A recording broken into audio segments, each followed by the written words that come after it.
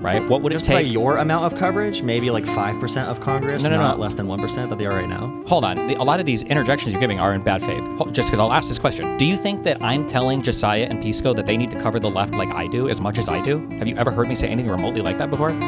Remember, Destiny said that I was a product of the Ratchet Effect when I said this, and he said that Abdul did not actually endorse supporting Haley Stevens if he lost. So Destiny right here just lied to you. What did I lie? Wait, hold on, wait. It Can't constantly be that they're all too busy making $1.3 million a year off their fucking anti-Trump YouTube channels, but they're too fucking afraid to say fucking anything. Like, if we end up losing that Senate seat in Michigan, it's because of people like Josiah, and it's because of people like Pisco. It is their fucking fault that we lost the fucking Senate seat, because they were too fucking scared to have any criticism for these far-left people until the Republicans came out with the army of BBC dildos and raped us over and over again with these comments, with these weak positions that they were too weak to call out.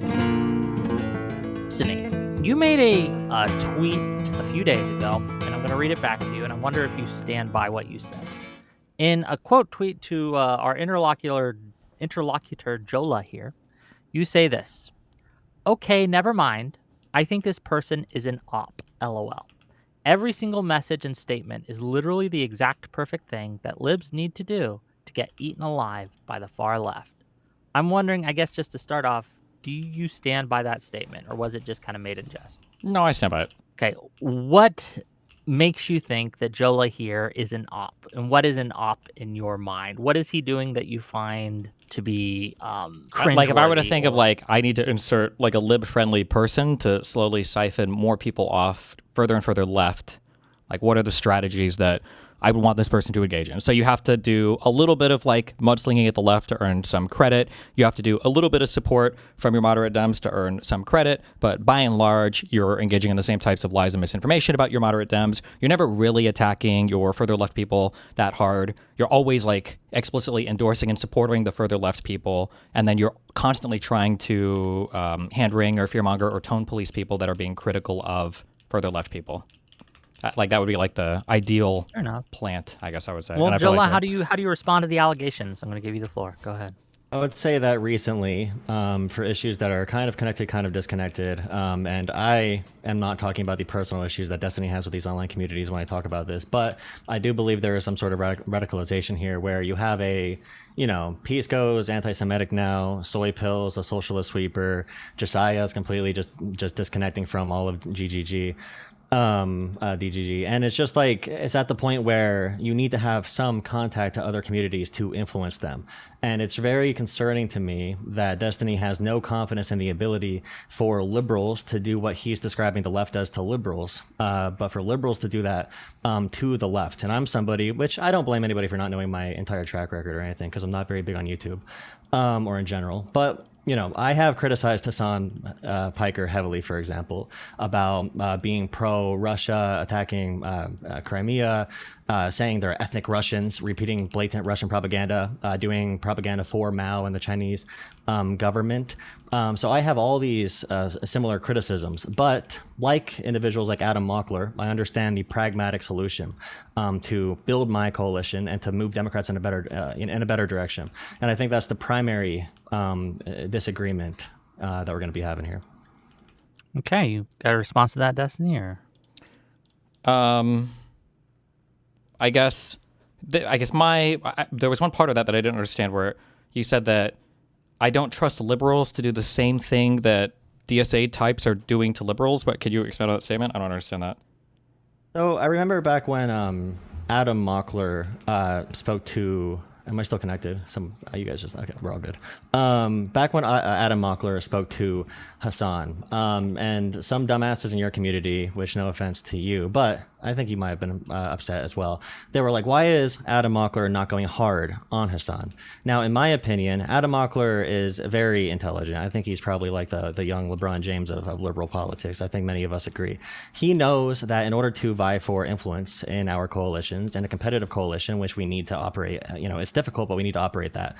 He needs to not go out and just be like, there's not going to be a big, you shocked your dog with the power of Zeus, and you are terrorist, and you are whatever. That's never going to happen. If anything, most of Hassan's fans, which you agreed with me a few weeks ago, when we chatted, or they see themselves as normie progressives. So when I see someone like Adam Mockler make that pragmatic decision to not go scorched earth with Hassan, I see very clearly the role he wants to play and the strategy he's using to get credibility with Hassan's fan base. So whenever there's a flashpoint, so whether it's an election or another big controversy or another October 7th or Ukraine or whatever it might be, then Adam Mockler has legitimacy with Hassan's audience, where he can be convincing to Hassan's audience and pull Hassan's viewers away from him way more effectively. Like, I think you have little to no impact in that arena. And people like Adam Mockler, Josiah, Pisco, you can argue they're good or bad at it, but I think that is the role they are trying to play, and myself as well. But your community assumes all of us are either useful idiots or, you don't think we can be effective in doing the reverse of what socialists do to your community. So the reason why I would say that they can't do the reverse is because you won't let that happen. So there's two easy questions that I can ask you. So the first one is, if Adam's fans watched the conversation that Adam had with Hassan, and if Hassan's fans watched the conversation that Adam had with Hassan, who's more likely to be pulled in the other direction? I believe that in the real world. No. I'm just saying in general, fans of these people, not like in the real world on CNN. I'm just saying towards Adam Mockler for sure. Okay, I think you're 100% wrong. I have confidence in liberals. You don't. That's the issue here. No, you want to act like we lost already to DSA. I don't agree. Okay, is that what you think I'm going to say? I'm going to say I have no confidence in liberals. What do you think I'm going to say? No, you'll probably say that we have liberals go on these shows. They are not antagonistic. Meanwhile, the left can be antagonistic towards us as much as they want and have endless charitability. And when we do the opposite, they just shun us. I assume you're going to say something along those lines. Nice. Okay, that was good. So a more correct answer did exist in your mind. You just decided to say the retarded one. That's fine. So Hassan has prepared that conversation. Hassan does not openly and blatantly attack people who are friendly-ish towards him. He's very explicit and very clear to that in his audience when he says things like, I think Brian messed up here deleting this tweet, guys. Like, I think that, but he's not an enemy, guys, right? But for people like Hutch or like Lonerbox, he signals these people are full-on enemies. You agree that Hassan does that signaling very explicitly, right? Or do you? Or do you not? 100%. Okay. So in a conversation where Hassan has already signaled to his whole audience who Adam Mockler is and, how to treat Adam Mockler, and when Hassan is the one trying to control the pace of that conversation, which he did halfway through, he was like, bro, why are you trying to debate me so much? I don't see how a Hassan fan watching Mockler is going to come away thinking like, man, this Adam guy made a lot of really good points. Like, they already know all the points that Adam's going to make. Hassan does a huge engagement already with like lib-left media. His fans already know all of those people and all those arguments. Adam Mockler's fans might not have dipped in as much to the far-left Hassan types, but it's not like Adam Mockler's position in that debate was significantly removed from the positions that he actually has. But Hassan was made a lot more palatable in that debate than he would be watching terrorist attacks and cheering them on Twitch. That's why I would say that in that conversation, a neutral Mockler fan would be more likely to have a much more favorable view of Hassan coming out than like a neutral Hassan fan who basically already knows what Adam Mockler is all about. Out of curiosity to Destiny, just real quick, out of curiosity to Destiny, is there anything that Mockler could have done in that conversation to change that dynamic for you, right? Like, it depends on what Mockler's views are, and it depends on what he's trying to accomplish with his audience. But I would want to fixate on some differences because there are beliefs that I think Hassan has that are beyond the pale for what I would want in my political party, and I wouldn't want my audience to be falling into those types of, I guess, I don't know if you call them radicalization traps or whatever else, but I wouldn't want my audience to like think that I'm supportive of that. That's fair. Sure. You had something to say, Jolah? I just wanted to ask that question before you went through. Yeah, so it's very important to distinguish what are we using to measure our units of success. So this can be, online followers. It can be a media environment that we're influencing. It can be a vote total. So for Adam Mockler, I believe that litmus tests that reside in demands that result in real world changes. So vote blue no matter who, for example, I think is a huge tool for liberals, which my response to you initially. Well, wait, real quick, just going back, do we disagree with my take on how I view the neutral Mockler fan and the neutral Hassan fan viewing like that debate? Because that was my reason why I would feel context. Yeah, I agree in an online context, but this is where I have no confidence in Hassan's politics to survive outside of the internet. So when I talk about flashpoints and vote blue no matter who, when there's another big election and Hassan is a little bitch baby about like not endorsing someone, I need Adam Mockler there, at least, you know, somewhat palatable to like Hassan's fan base, to be the guy being like super rah vote Democrat. And you know, Keith Edwards, he sounded like a dumbass in that other conversation from a week or two ago, but he was a cheerleader for voting for Kamala Harris. So far lefties that followed Hassan versus Keith Edwards, I would rather far lefties follow Keith Edwards for the overall pragmatic consequence or outcomes of overall votes moving towards the Democrats' direction. So I think Adam Mockler, there's more concrete demands that Adam would make with his content, and it's more actionable, where Hassan will fade into obscurity the moment that DSA, the moment like moderate Dems have good candidates against the DSA types. Sure. So then the second question, because I said we'd have two questions regarding that. Well, so the first was the performance, where I feel like a neutral viewer of both fans is going to be more pulled towards Hassan afterwards. They're going to get a more palatable view of Hassan. The second question I would ask is, have you ever in your entire life seen any of these lib-left people that have been cozying up to these weirdo commie types? Have they ever like been able to call them out on their platforms to hold them accountable for anything? Can we think of a single example of this ever happening ever? Now that's where, I mean, I would. Here's probably the issue you have with the other creators I mentioned. At the wait, hold on. You can answer and then give me your longer answer. But I was just, do you think that has that ever happened ever? And then you can give your longer answer. But I'm curious if you've ever seen that happening ever. No, recently there's been kids gloves in independent media for people like Hassan. So it did happen in the past? Or because you said recently, implying that in the past it was happening. Relatively new phenomenon. So so it's never happened. Okay, and then go give me your longer answer.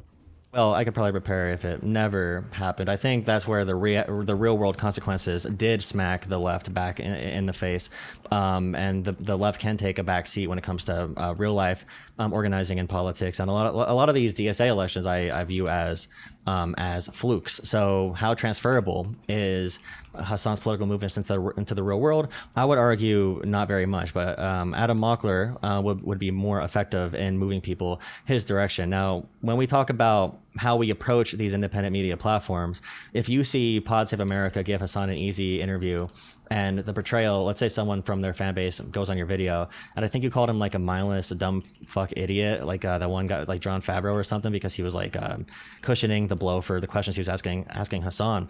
If a Pod Save America fan goes on your channel, or if a Pod Save America, if one of them looks at your channel, they are very there's a very little likelihood they'd ever invite you on to their platform to have a alternative opinion. And when you are on platforms like the Bulwark, after you talk to Tim Miller, he was talking to Pete Buttigieg about tankies, and Americans don't even know what tankies means. I'm not sure if you were the main influence for Tim Miller talking about tankies, but that type of language is not transferable to real politics, and I just feel like there's better ways to attack it.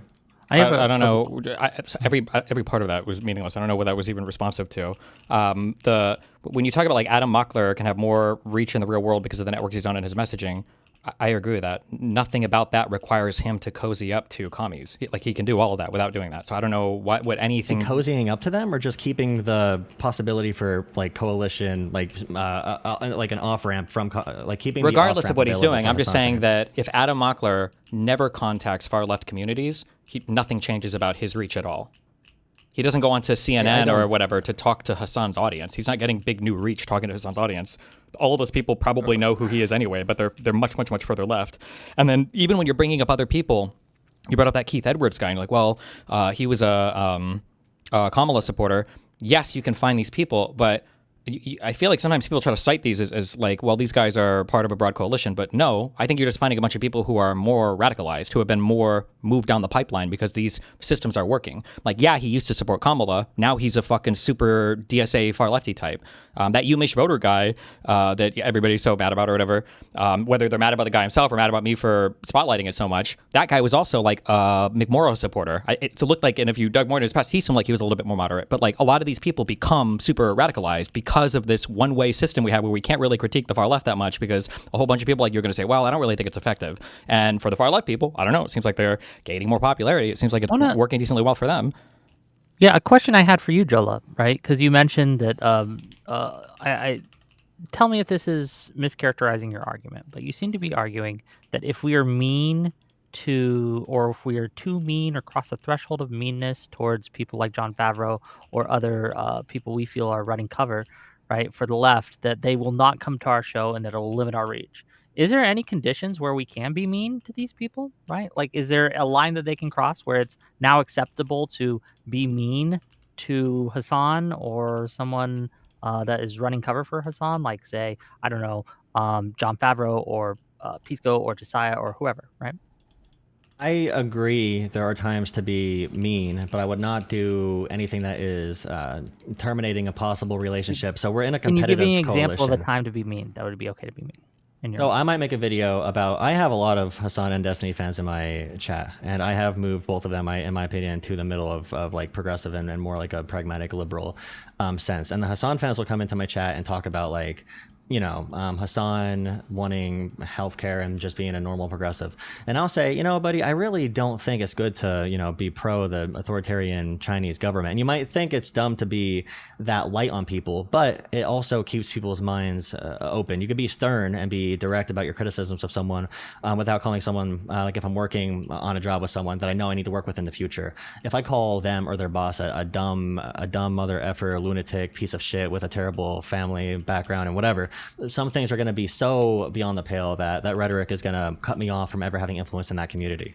This is totally non-responsive. If the conversation is just like, is there certain rhetoric that I engage in that's really radical and cuts me off from certain audiences, that like I would almost certainly grant that that's probably true. It's the way that I market myself online. I'm not saying that. Do you think that I'm saying that every single liberal needs to say that Hassan is a dog-shocking sex freak? Do you think that my criticism of audience? Well, no, wait. We're not getting talking. the Are we sense. just talking about just my audience, or is this about like the broader like lib left discourse versus like socialist discourse? That's the issue, is you talk about marketing yourself online. I'm talking about pragmatic action, and your audience does not follow pragmatic action, in my opinion, if they're going to be kicking out Pisco and Josiah, and even myself, someone who criticizes Hassan and the far left all the time. It's pretty ridiculous. It's not very conducive to coalition building, and this is a long battle of vying for influence in the Democratic Party between coalitions. That's why Vote Blue No Matter Who was so important, because that is the guiding principle. When it all comes down to it, like William Lawrence won in Michigan. He's a far left DSA Sunrise Movement candidate. He won because the field was split between two like more moderate candidates. He already, right when he won his primary, endorsed Hakeem Jeffries for the House. That signals to me that they are not seeking to destroy the Democratic Party. Anyone that is not seeking to destroy the party, who wants to compete aggressively within it and still move it forward, we need to be making some peace and working with them. What does this have to do with the question that I asked? Because, so if we have 100 Hassan viewers or 100 progressives or 100 members of DSA is largely going to be younger people. They have the ability to change over time, believe it or not. Many people want to join the DSA. I see DSA posts often saying, can you please join and help us moderate the DSA if you join? And you probably think that's a commie trap or whatever. But if you have 100 people who follow that kind of politics, and your message, are you seeking to influence anybody who's a member of the DSA to leave it, or are you just here to like yell about them and make people not join the DSA? My goal is not to de-radicalize DSA members or like believers. No, that's not my goal. My goal is to strengthen liberal arguments and call out the further left stuff that's like growing and cannibalizing a part of the party. So my function that I see myself serving right now is strengthening the lib-left resistance against the infiltration from the far-left element. I'm not trying to de-radicalize DSA members. Okay, I would argue that when I try to go into this, I'm trying to explain the thought process that someone like Josiah also shares. I think him and I are very aligned in this, where it's very complicated to orchestrate and to be a part of a competitive coalition like this, where you may say, if there's 100, more far left progressives, maybe your message can reach to 1 through 5 of them because of whatever reasons, because of the media landscape, because of your reputation, whatever that might be. But for Josiah and Pondering Politics, and he doesn't comment on, he's definitely not going to come out in the left moving forward. Let's say he can move 30 of them over or 60 of them over of that 100.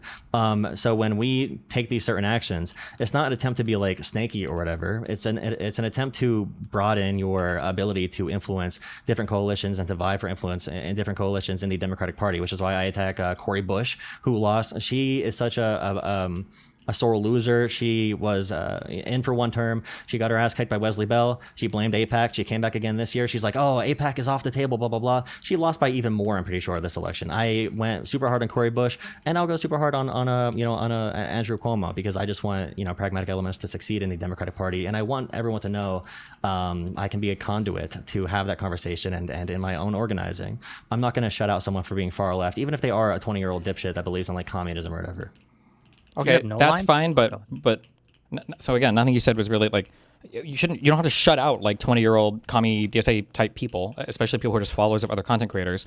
What I'm saying, the big argument that I've had with people is that fundamentally you will never be able to compete against that other side when it comes to taking members. They're always going to be funneling more from you than you are from them if they have no rules and you're held to a very restrictive rule set for how you can respond to them.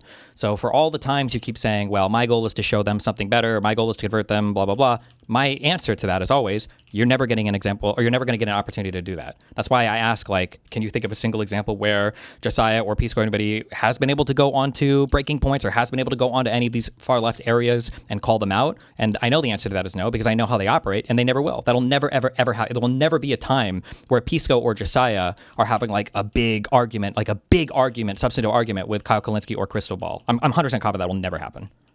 And you can say otherwise. Okay, then in that case, then all you're doing is facilitating an audience transfer to that further left area. Because what it looks like, and what the average person's perception that engages in these spaces looks like, is it looks like the left people who are me are like pragmatic, maybe left people, but like the better morally pure position is the further left position, which are like the Hassan type. That's like the impression. These guys are the ones who are like idealistic and they really want to do the best they can. And I guess sometimes we have to make these like dirty moderate deals if we're just trying to get some stuff done maybe, but like the better position are the further left people. And then that's reinforced by the fact that they can infinitely attack people to their right and then never really get attacked by people to their right. And that one-way transfer is just not possible. This is why I say there are no coalitions with people where the attacks are only one way.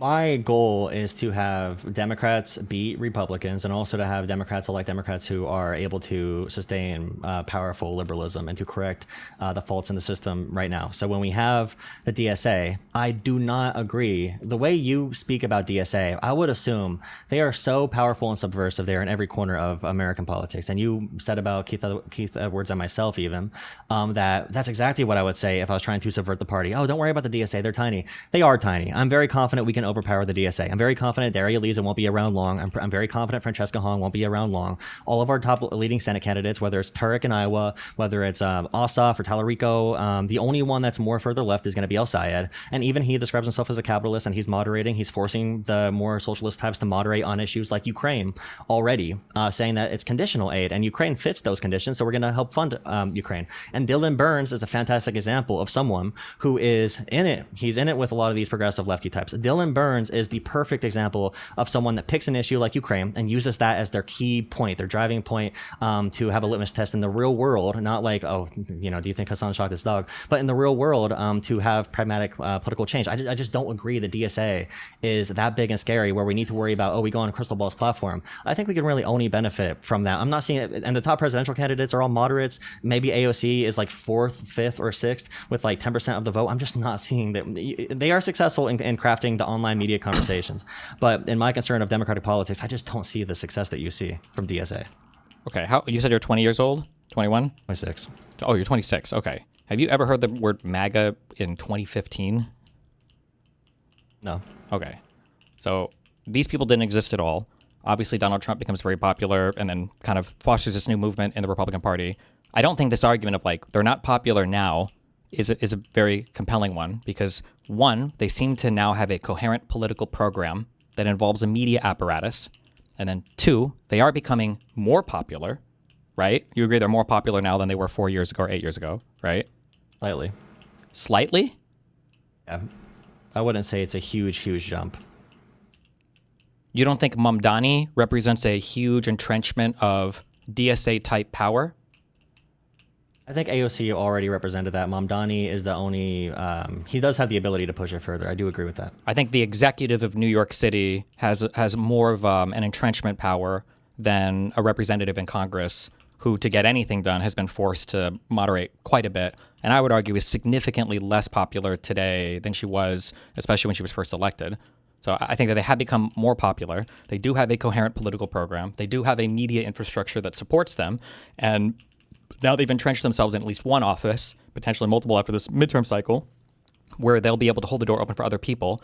And I don't see, and this is the argument I've made a million times, is I don't see people on the lib left having the ability or competency to push back on these people at all, because there are far left people that say you're never allowed to. And then there are people like you that say, they're not a big deal. I'm curious, what would be the marker for when they would be a big deal? When would you be concerned where you're like, okay, well, we need to dedicate like 5% of our media time to talking about this far left wing in our party?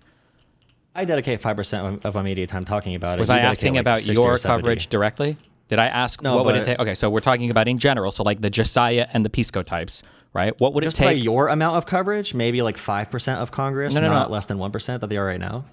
I'm not for my amount of coverage. I'm saying to like criticize them 5% of the time. What did I say with Josiah? Maybe for every 100 anti-Trump videos, you have like one anti-love video. These guys will basically never. That was my saying, but fair enough. You're still stealing valor here. I feel like I said it first and you stole it from me. You didn't realize. But regardless. That's not true. I tweeted it out. You may have read my tweet. Sure. Anyway. Hold on. Also, a lot of these interjections you're giving are in bad faith. Just because I'll ask this question. Do you think that I'm telling Josiah and Pisco that they need to cover the left like I do, as much as I do? Have you ever heard me say anything remotely like that before? No. Okay, so I don't know why you're saying to cover them as much as you do. I've never given that prescription. My issue is that they are never able to do it. And it seems like they basically never do, and then they're giving reasons why, and you've given reasons why they never should. So that's my issue. So at what point is the DSA large enough that maybe they should cover them 5% of the time in their coverage? If we have a strong, it'll be large enough when we have enough DSA members to say things such as they're not going to be following the line of like Mamdani endorsing Jeffries. Once they say they want to destroy the Democratic Party, which I think there might be one who wants to destroy the Democratic Party. Other than that, we need to compete for influence in the coalition. And when we talk about like overall media coverage and time covering them, I agree like we can do more to cover them, but the real factional fights happen in the primaries, and you guys barely paid attention to the primaries until they were pretty much already over. Zohran Mamdani, the mayoral primary in New York, if you really think about that flashpoint, like if Zohran Mamdani had a real competitor that was not Andrew Cuomo, none of this would be possible. Do we agree that Zohran is like a huge gateway for what's happening right now for DSA, for these other like DSA members from New York? Yeah, but that's my argument. They have a level of entrenchment that they didn't have before. But my question was, so it's just a messaging then thing? Like if, let's say that all of the DSA people lose their election somehow in the general in New York, and then let's say that Mamdani says we need to take over the Democratic Party, and they have even less power after the midterms, then you think it would be more of an issue because of the message? I have confidence that reality will conflict with them, and it always does. They either crash back down to earth or they will be out of Congress. I don't think they'll be around very long. Or they'll have to, like, Zohran Mamdani had to keep Tish, the police commissioner of New York. She's like the biggest, like, pro-Israel, like, billionaire-backed, whatever, like, everything the left hates. He forced the DSA into submission to accept her for pragmatic political reasons. I think that's a sign that their power is very limited. Like, what has Zohran actually been able to get done? Well, he endorsed 3 DSA candidates, one that everybody fucking complains about, and all of them very handily swept their primaries and are going on to now be members of Congress. I would say that's a pretty big deal. Okay, if a DSA candidate wins a competitive seat anywhere in the country, I will be worried if they win a competitive seat someday. Do you consider the Wisconsin general election for governor? Is that like a competitive seat in your mind? Or? So that'd be a sign of Francesca Hong that we'd have to be very, very staunchly in the coalition, but also against her. So I would say that it's completely harm reduction for her. So I do agree that's the biggest blip that we can see right now. Wait, I don't understand what that meant. So do you think then that it would be worth, like, when do we cover her negatively then? Would you argue that we should cover her negatively in the general? If she wins the general election and is able to be a popular governor, then I think it'll be a serious discussion. But I don't see that happening. I mean, I don't have much confidence that'll happen. I don't know why you keep saying I don't have much confidence that'll happen. I'm not asking what your confidence is that'll happen. I'm just curious where the line is for you. Because if it's Mamdani is in one of the most powerful political positions in the United States, right, second to president. I mean, the mayor of New York City is a huge political office. So Mamdani is there. We might have a governor in Wisconsin that it might be DSA aligned. Once she's governor, we can talk negatively about her. So so if I started to, or if Josiah or Pisco or other people started to give negative coverage now of the new democratically elected Democrat Party governor of Wisconsin, that would be okay? You wouldn't view that as like just furthering party infighting? Eliminate the threat of MAGA first, and then go ham on her. Is my position. How is it? How does that eliminate the threat of MAGA? Wouldn't you be encouraging After MAGA? win the election first, and then go after her. Well, but then what? Then somebody's going to have to primary her, and then there's going to be another general in the future. No, like wouldn't hurting her necessarily help the opposition party in the next election? I don't think she'll be a successful governor and win her next primary. I think that's a big evaluation to make when you consider the future success of these ideas. I do not think she's going to be popular. I think it's a mistake that she's even in the lead. The candidate was going to kick her ass, but her one of her campaign advisors or workers like double counted all the donations and lied about where the expenditures were going. They were doing huge campaign finance violations. But Francesca should not even be in the race right now. But all the good candidates dropped out, had scandals where like Mandela Barnes had a scandal where like a former staffer said that he abused their power dynamic and they hooked up, so he had to drop out. The other woman had the financial issues, and then Crowley is the only option. And I know we were joking about that last night about how I was joking about it, how he joined back in the governor's race because his wife saw a bird sent from God, a message from God, and he's not polling very well.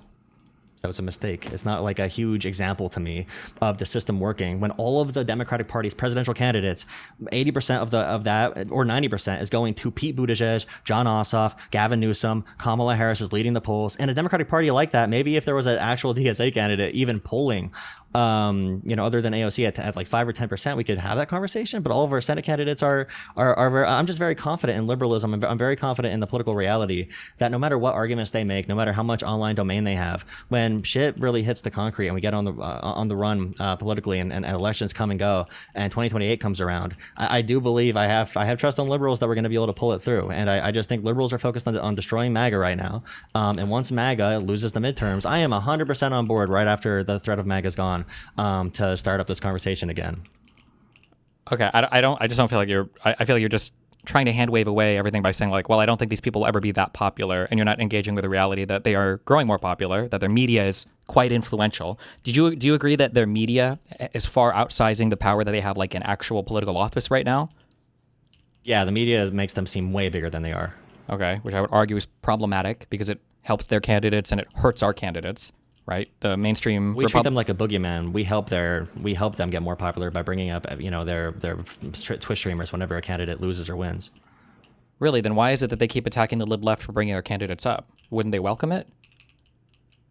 I would say that right now, whenever like you have the race in Michigan and a Democrat says, I can't vote for Abdullah Sayed because of Hassan Piker, the boogeyman, that's probably going to help aid in Hassan's image growing. I treat them like kids. I treat them like they're kids who we handed like a game controller. Do you think that's how the average Michigan voter is going to feel when clips of Hassan's insanity start getting repeated on news cycles of him talking about, supporting Hezbollah and everything? Do you think that's going to be the average feeling of a Michigan voter in the general? I think Abdul should separate from Hassan for sure and should denounce him, but I'm not. Hold on, I don't. That wasn't a big impact in this election. I got you. That was not responsive at all. So let me try again. Do you think that the average Michigan voter is going to feel like Hassan is just an irrelevant boogeyman when there are clips of him and El Sayed being buddy-buddy, and then the stuff is being played of Hassan, like watching terrorist attacks and supporting it and talking about how it's better when rich white women are getting raped instead of middle-class or working-class white women? Do you think that they're going to be like, oh, this guy's just a boogeyman, ha ha ha, like this isn't influencing our opinion whatsoever? Yeah, I think Abdul is going to need to separate from Hassan. I don't think it's going to have that much of an impact, though. Okay, so then it's not just a boogeyman then, right? It's substantive, right? There's a real thing there that it's going to be damaging. When we get to the overall point of the conversation here and we talk about competing for influence in the Democratic Party, and we have creators in the space that we want to encourage to be better, that I don't want to jettison from our political angle. I understand this just real quick because you keep saying this and I keep challenging your point. I love what you're saying. I think that I agree 100%. It would be cool if we were challenging creators to do better and be better. But the fundamental issue I've always had with this is I don't want to be in a political coalition where they're allowed to attack me and I'm not allowed to attack them. Because if that functionality exists, then the function that you're talking about the sides strengthening each other, that never happens. That's why I keep asking you, is there a single example of a Josiah or Pisco type person ever going on these shows and fighting against the far left points? Not only is there never an example of it, Pisco said he doesn't have to go on to even do that. He said he'd be fine going on Fox News and never challenging their narratives. So in that case, every time you keep saying they're going to make our candidates better or this fight is good for us, I would say, no, it's not, because there's no fight. It's just a one-way backstab. I don't think we need to directly challenge the creators in order to gain influence from their audience. Is my whole point. We don't need to challenge them directly. If they, and this is bad on like Crystal Ball and Kyle Kulinski for them not engaging in these conversations. But that's It's also not bad. political It's media. intentional. That's It's good the for them. reality of our coalition, though. That's the reality of our political coalitions. No, it's not. We When has have that ever been Democrats the right reality now of our coalition? not engaging at all with Kyle Kulinski or not engaging at all with any of these audiences. Do you think that's an option? Disengaging completely. You wouldn't favorably engage with them, and you'd give them negative coverage. When we talk about Democratic voters, if they see Kyle Kulinski favorably, if I want to influence a Democratic voter and they think Kyle Kulinski is a nice progressive, he's angry about MAGA because he covers mostly Trump, they think Hassan Piker is just a progressive, will I be able to influence them better if I tell them like their favorite commentators are dipshit assholes, or should I just focus on getting them out to vote for Democrats? I don't understand neither. You created a dichotomy that's false on both sides. I'm not saying you have to call their content creators assholes, and I'm not saying that we shouldn't encourage them to vote for Democratic candidates. What I'm saying is people should honestly cover Kyle Kulinski and what him and Crystal Ball stand for. That's all I'm asking for. So when Kyle and Crystal, like the interviews that they give, moderate Dem candidates are fucking wild. They're crazy. They're hostile as Fox News, if not more so. The Adam Smith interview was fucking crazy. The Mallory McMorrow interview from Crystal Ball, these are fucking insane interviews. A complete and total silence from your lib left people about those interviews. I'm saying, why not cover it? Like they did when Bill Maher, who's an entertainment comedian guy, said, I don't know, I might support fucking Vance and I'm fucking retarded. Why not cover those interviews and show how crazy that is? I mean, Adam Smith had one of the most dominating primary performances of any Democrat. I just don't think those interviews have that much of an impact. Okay, they don't have that much of an impact. Every single thing context. you are saying in here is strengthening my opinion because you always try to create some rhetorical escape for why you should ever hold these people accountable. You will never, ever, ever. This is why I asked you your line earlier about what you would say. Like now, it's probably worth covering them because the answer you gave me wasn't even real. You said, "Well, if their rhetoric becomes that I want to explicitly take over the party, that you don't even believe that. What if they had one state assembly seat in Alaska and then their rhetoric changed to that? We would never talk about it because they're irrelevant." Right. So I don't understand why you keep it sounds like there's always a reason why you would say not to give these people negative coverage or not to push back on them. Like, do you think that Bill Maher is significantly impacting like the Democratic elections in Michigan or some places? And if that is the case, have you been critical about Josiah? Because I'm pretty sure, doesn't Josiah say like Bill Maher is a fucking idiot or whatever? Doesn't Josiah go pretty hard on Bill Maher in that conversation when he represents like potential outreach to moderate voters? Yeah, to piggyback off that, you would never treat Trump kindly because you're worried about like putting off potential MAGA converts, right? Like you would never make the argument that, we shouldn't be mean to Trump because if we're too mean to Trump, we're going to alienate possible previous Trump voters. No, you would never make that argument. So why are you making that argument now? I'm sorry, rephrase that again? Sorry. Sure. You would never make the argument. You made the argument that we shouldn't be mean to these people because we might want to win them over to our side. We might want to convert them. We might want to make them Democratic voters. Fair enough. But why wouldn't you do this with Trump, right? Trump voters are gettable in some cases. Would you not want to treat Trump with kid gloves because you didn't want to piss them off and you want to be more amicable and open to draw them in? Why doesn't the argument work that way? If I talk to a Trump supporter, I know that they... in my opinion, social identities and social issues dominate politics. So I know that versus DSA, a Trump supporter is probably going to be highly religious. They probably are very close to their identity as a white person in America. And that completely conflicts with my vision of a future for America. And then when we talk about DSA getting more popular... White religious people conflicts more with your vision than people who are overtly trying to take over the party from the inside, who are pro-Marxism and pro-Putin and Stalin? Yeah, because in American history, in all of American history, America has been more geared towards white religious men dominating politics. George Bush justified Iraq by saying we're going into a holy war. Republican politics has always been primed. You know that's for not cult true members. about George One Bush, reason right? why- That's not even remotely true. What? I could find the quotes. You don't have to find the quote. I watched it live on TV. He did say that I think he prayed and he talked to God, and this is the right answer. America went to war because we got terrorist attacked, and George Bush could have thrown a dart at basically any country on the planet, and we went to war with it. He didn't say I don't think he was. This was not like a call to religious people to go to war. Like, yeah, he uses religious rhetoric. Every president does. But I'm sure you would agree the Republican Party has been far. It's easier to have a cult mentality in a highly religious evangelical group that's all the same race and culture versus the Democrat Party or the DSA, which is like every single minority group together. Well, the Democrat Party, yes. The DSA, no. I think the DSA is perfectly copied. There's a reason why El Sayed brought more white people together in Detroit than has ever happened in the history of the United States of America. Like, there's a reason why these audiences, and by the way, all the content creators that seem to refuse to disavow or attack any of these socialist people, your Adam Mocklers, your Josiahs, your Piscos, all of these people also happen to be young white men. I don't think that's a coincidence. It's why one of the biggest pain points for this DSA types, for people like you included, and people like Keith Edwards, also young white men, were Jasmine Crockett. I don't think that's a coincidence. I can't think of another candidate who has taken that approach towards their primary opponent that they lost to after promising to campaign for them. That's the only reason why I spoke on. Did she? I don't believe she ever promised to campaign for him. I don't think I've ever seen a quote where she promised to campaign for him. And after she lost, when she was on stage, she said that she'd support the entire ticket and she was going to actively campaign for black members who are down ballot. She never disavowed Tallarico or said she doesn't support him in the general or she doesn't like him or whatever. She just said she was going to spend her time doing down ballot campaigning, but she supports the ticket. She said that explicitly. Yeah, if Haley Stevens or McMorrow, or if Tallarico lost and did the same thing, I'd be criticizing them very heavily.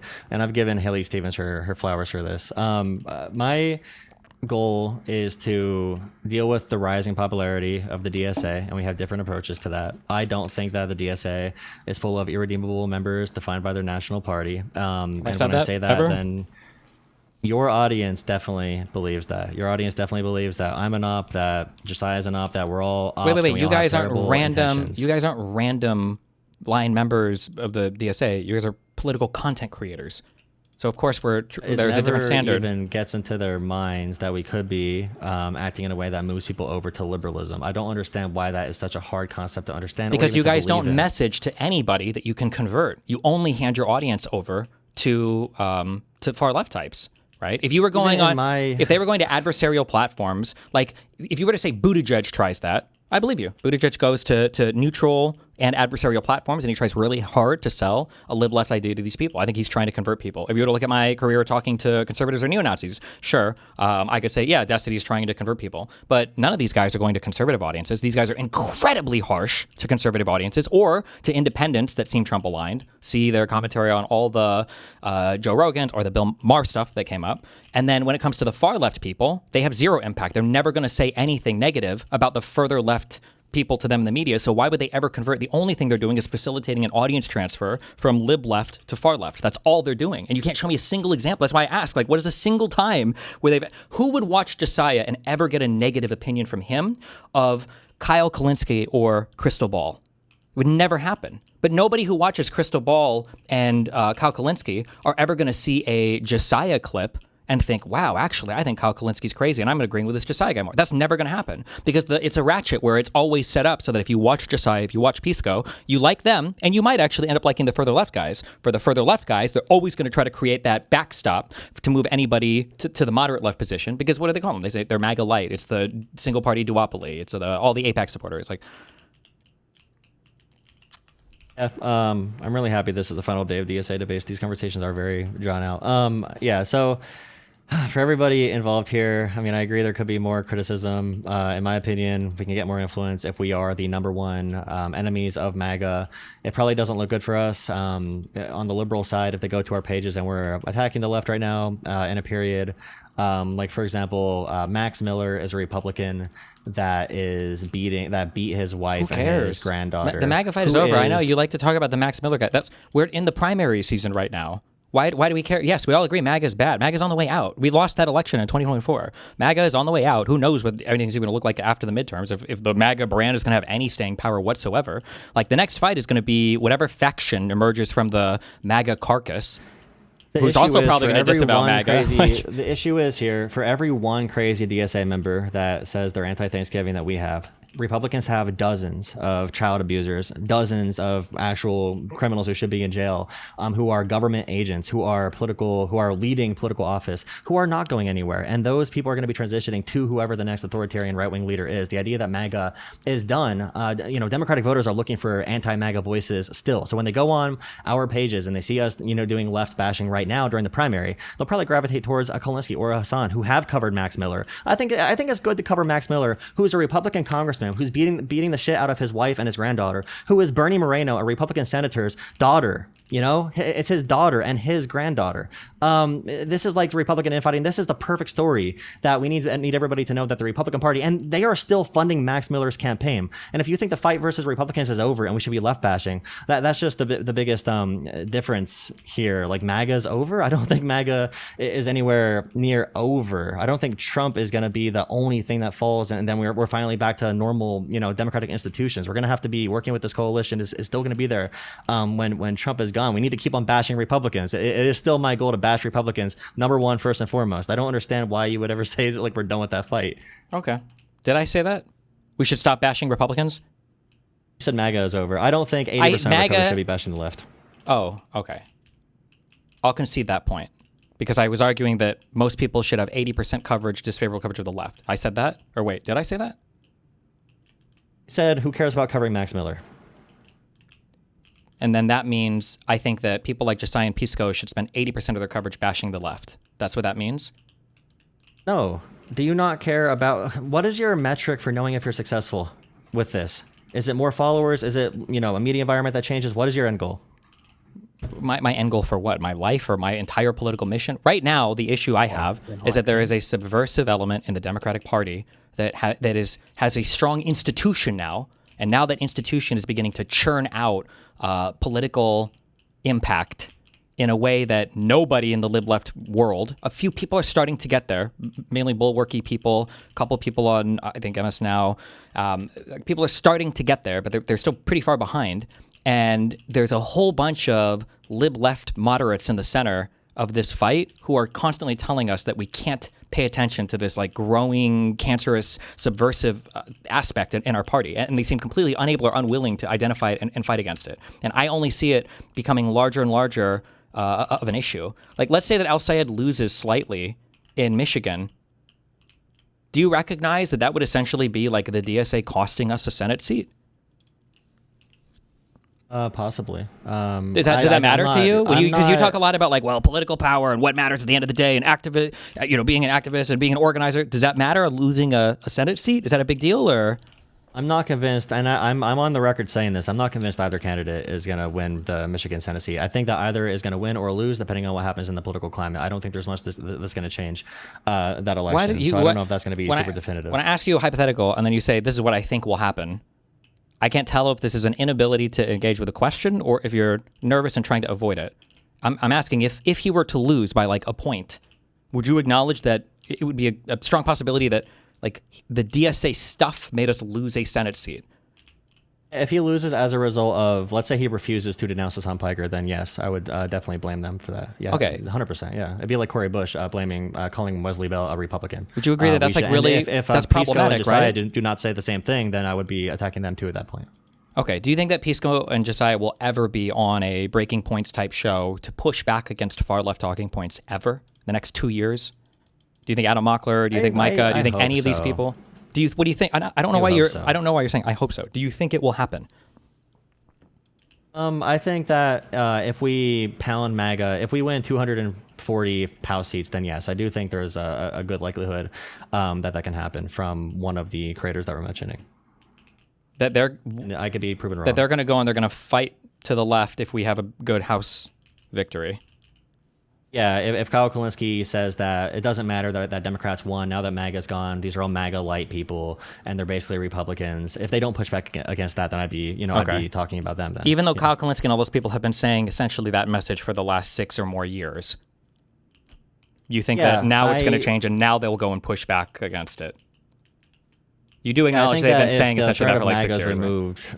whenever the threat of MAGA is removed, I think there's more potential for left infighting. And I said this to like Bernie people too a couple years ago, where if Trump is in the picture, everybody's focused on beating Trump. If you want to deal with stuff on the left, it's going to be in primaries, especially if we think Republicans are not presenting the threat they are right now, because no one is in the mood to like bash anyone on the left. And I agree with you that the people like Hassan who did not endorse Kamala Harris are benefiting from the wave that's currently happening.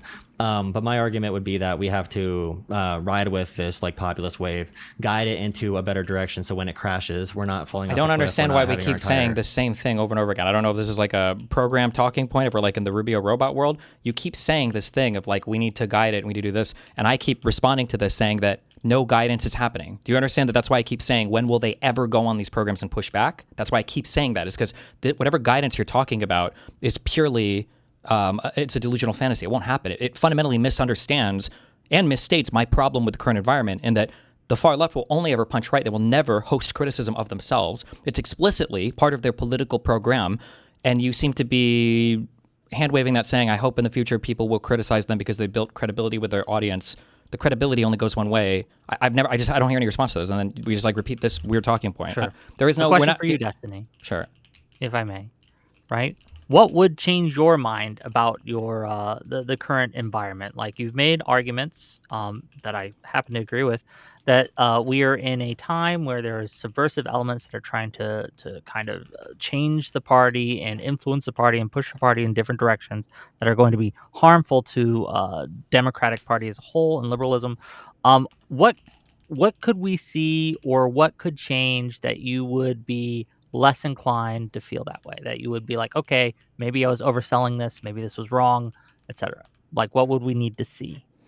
I mean, my biggest worry that I said over and over again was the inability for any of these people to ever punch left ever. Like, I think that probably the epitome of this in my mind maybe would have been the whole BLM riot stuff, where there was like the riots all over the country. There was the whole defund the police thing that a lot of lawmakers were complaining about, behind closed doors, that there was a lot of radical messaging coming from the further left element of the party that for some reason the establishment wasn't able to accurately push back on, or adequately push back on, like either. Like there was just no way to do that ever, and it always was a disaster for any Democrat that tried to do it.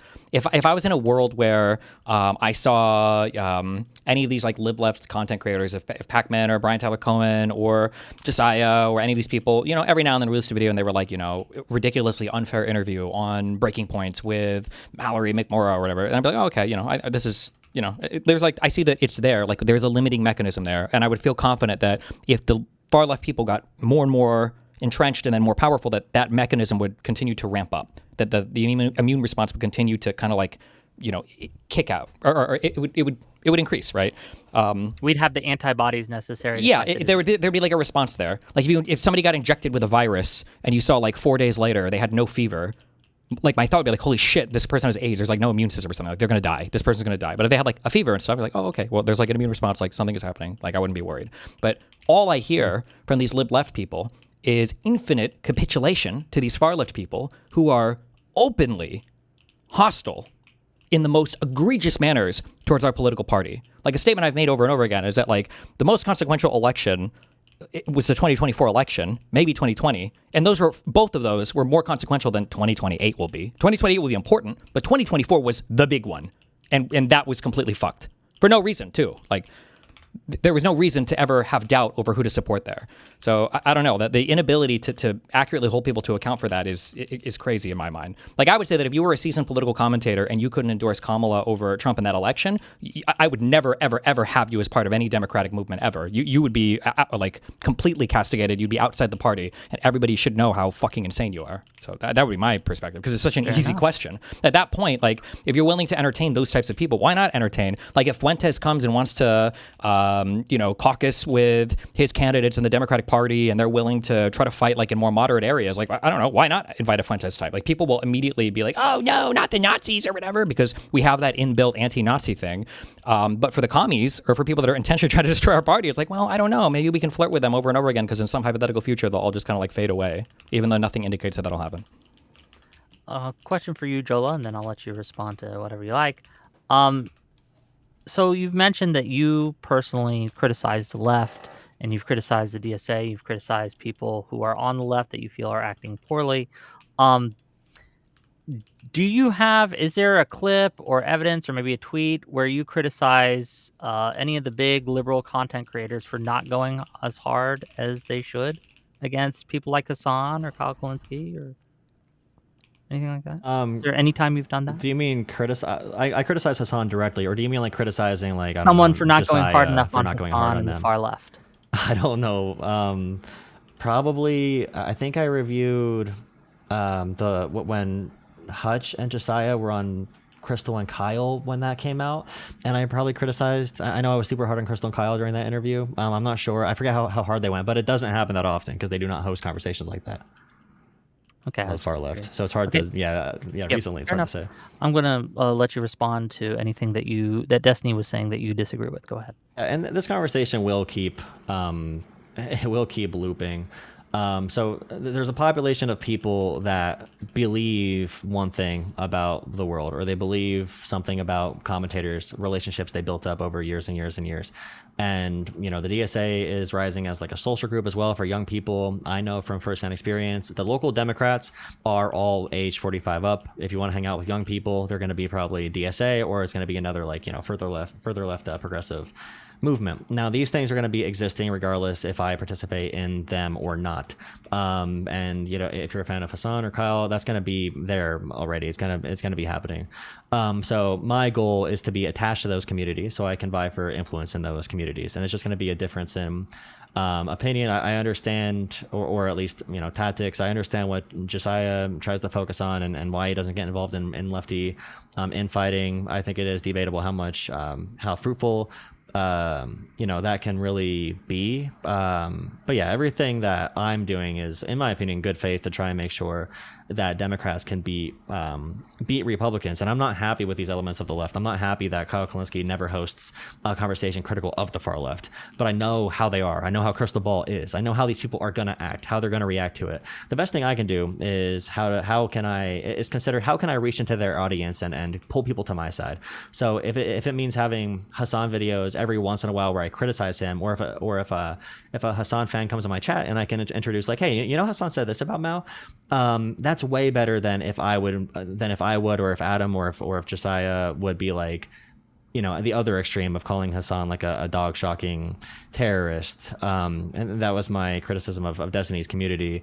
To consider me, you could just say I'm dumb or whatever, but saying I'm an op is kind of crazy. If you want to say I'm a useful idiot, I'm going to be abused by the lefties, then that's fine. But at least I have the opportunity to vie for their audiences. I would say that Destiny's and his community have almost zero potential to do that. And he could definitely influence the Bulwark, which I think you definitely have gotten in with the Bulwark. But yeah, it's just a difference in goals. So this conversation will keep on looping. The one we had with Wick earlier, Wick is much more aggressive, I think, about like the DSA overtaking Democrats and whatever. But yeah, maybe I am. Anything you want to respond there, Destiny? Any? Yeah, I agree. It's a loop. He keeps saying that he will have pull on these other audiences, and I'm just going to say that it's never going to happen, and it won't. That's why there's no examples of it happening right now. But maybe in the future I'll be proven wrong. But I don't.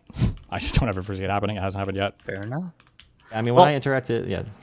No, finish, and then I'll... When I interacted with Destiny's community in the past 2 weeks, I got brigaded with messages from the far left, complimenting me, asking me to join their side. They're like, we don't care if you're a communist or a socialist. We don't care.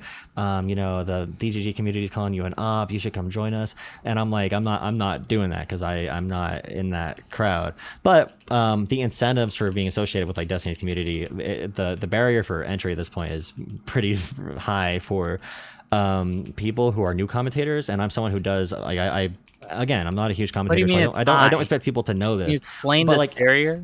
I criticize Hassan all the time. I make videos criticizing Hassan. I do it to Hassan fans, and I've gotten some of them to back off from Hassan a little bit. If I do that, and I'm not out here because you always ask the question, did he shock his dog? All these other like litmus tests. Then the audience Destiny has, and I think for good reason, for the the stuff that happens with the snarking, and I don't even want to get into that bullshit. But yeah, there doesn't seem to be a very easy way to enter. Wait, you don't want to get into that bullshit? Community. You mean the stuff that people like Hassan explicitly and constantly spread, right? And I think that's the fight you're participating in, and that's why. Well, wait. Do you think I want? Do you think that's the fight I want to participate in? No, that's why I started the conversation acknowledging there's things that are going to be disconnected from like on the ground politics, and I'm talking about the on the ground politics. And Wait, you but have these are other part of reasons, it. I don't want to talk about my sex life all the time. That's Hassan who pushes that issue, yeah. right? No, I 100% agree with that, and that's why. But that's they do it. I Why do you it's think he good, does it? yeah. He does it intentionally. Yeah, to make sure no one ever listens to anything you say about him, because Exactly. they'll never. And then they're trust the friendly to criticisms, you yeah. because you function well as an op against liberals, right? I don't. I think they just know that your community is going to call me op, and they want to try to get me to their side. But the moment I say no, they call you. I believed the same negative things. Then. But you don't like. For instance, if I were to go through any of your coverage, have you ever gotten any facts wrong that were disfavorable towards far left candidates? In the same way that you seem to have gotten so many facts wrong against like moderate candidates, like the Gillibrand jihad thing. Is there a single one that you can think of, like off the top of your head, where you're like, oh, I said this about Al Sayed, and I was actually really wrong on this? I said like a week ago that Abdul did not commit to endorsing Haley Stevens. I said that on Twitter, and I said I expect him to come out and say this, but I got berated with a comment saying that he did say he would endorse Haley if he lost. So I did spread that, and I had to retract it because I thought he did not. Wait, did he? Yeah. Where? I'm not sure if they did on the debate stage. Let me see. I can find that tweet if you guys want a video of it. Well, not the tweet of you pushing back. The tweet of did he say he would endorse her if he'd lose? Yeah, he like said, he just said to the reporter like, I think you might have. I did read this, and for the reporter, he absolutely didn't. So now you're giving me an example of you giving a lib left take, and you're an example of the far left harassing you out of that take, and then you changed your take without even seeing any evidence. This is the ratchet effect He happening. said it on Pod Save America too. I could try to find that clip. This sounds like the ratchet in action right now. Like this is literally it. I'll give you a second to find it.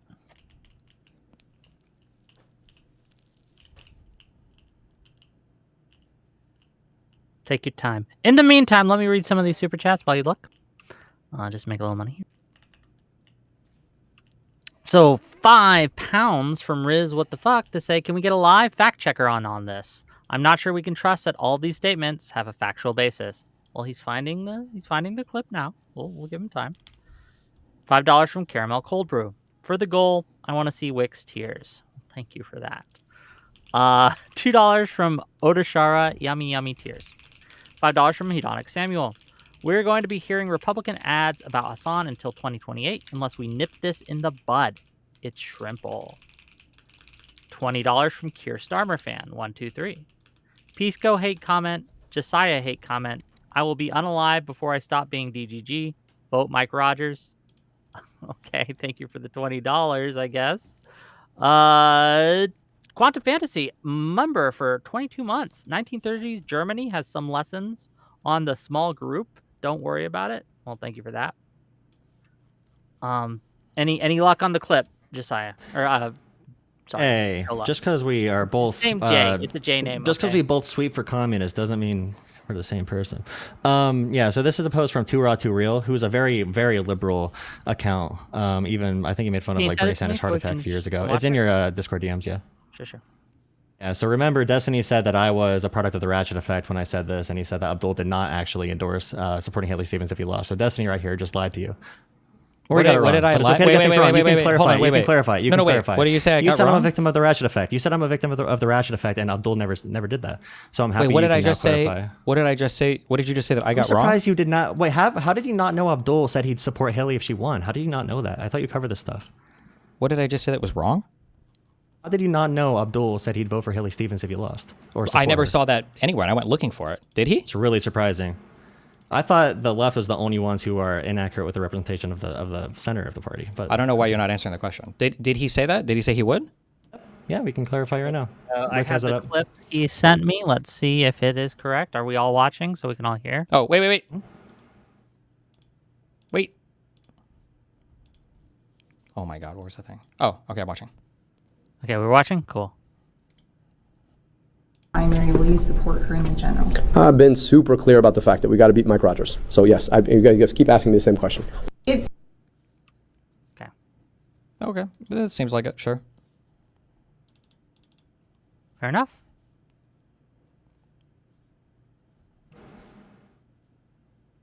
Okay. We found the clip of him saying yes. Great. do we think that, I guess, well, where do you guys want to go from here? I can invite callers in. We are looping, though, right, at the end of the day.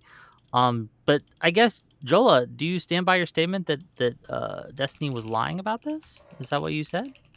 Yeah, I think smearing me, saying I was a victim of the leftist ratchet effect is really crazy to do off the rip before even having proof of what happened. That's pretty crazy. Well, to be clear, I said that because you referenced the article that I did read on stream, and that article does not say what you just said. That's why you have a video clip now from another thing, which is like, and I'm granting it, but that was a pretty light answer, but that was the issue, is that you cited an article. Charitability your community has shown me. You're getting what? It's very stupid. The same charitability your community has shown me, I'm giving it the same level. Like it's very annoying when people just act like you're like being unfair about something that you should know already about the primary in Michigan. You should probably know that Abdul. You talk about it a lot that he said he would vote for Stevens. It seems like something you should know. It seems like something I should know, and you've been critical of me not covering these primaries until the last minute, right? Yeah, this is. Then can you tell me if I should know this? Really know. Can you tell me why you got it wrong then, and you had to be called out on other people to correct the misinformation? Because you said that you yourself also had this belief, and you said you cover this far more than me, but you had to get called out on Twitter to change your mind on it. So why didn't you know? Yeah, I knew that 10 days ago. I got corrected because I engaged in conversations about the primary. So Usually when you talk about the primary, you learn stuff about it. Sure, so you didn't know. Yeah, right? yeah, So I learned about it because I actually covered the primary. I found out about it. It's a week after the primary. You still don't know. That's kind of sad. Because nobody's ever produced that clip. That I guess that's like a 6-second clip before, but yeah, because your audience also does some things, sometimes not as bad.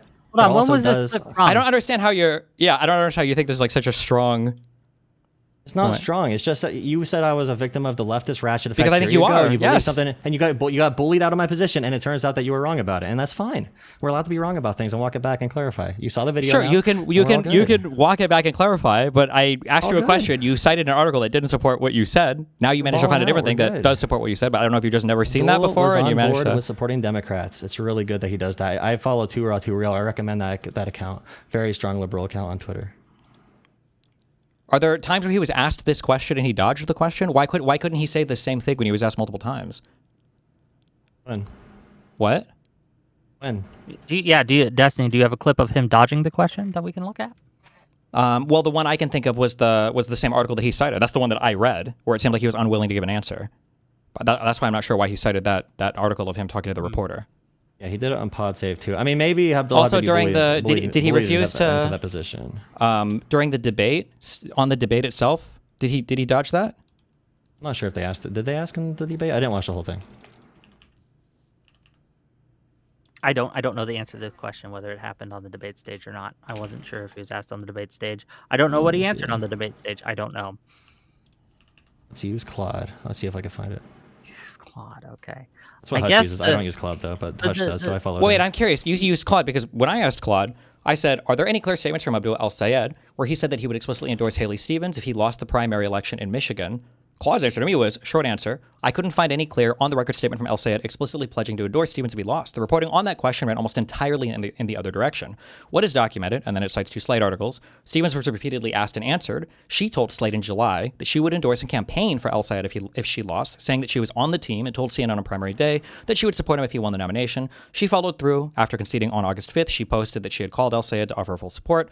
And then the closest analogs for El-Sayed is from 2024, not this race. As a prominent backer of the uncommitted movement, he said at the time that he would support the Democratic presidential nominee over Trump in the general election, a general commitment to backing the party's nominee. What did you ask, Claude? Because clearly I prompted wrong because he didn't find anything when I asked. Looking for right now. I just remember seeing that Too Raw Too Real put up that clip because Too Raw. I mean, you'll have seen clips of him before. He's more of it is from the reaction room, and so if this is a reaction room from one of the debates or the primary.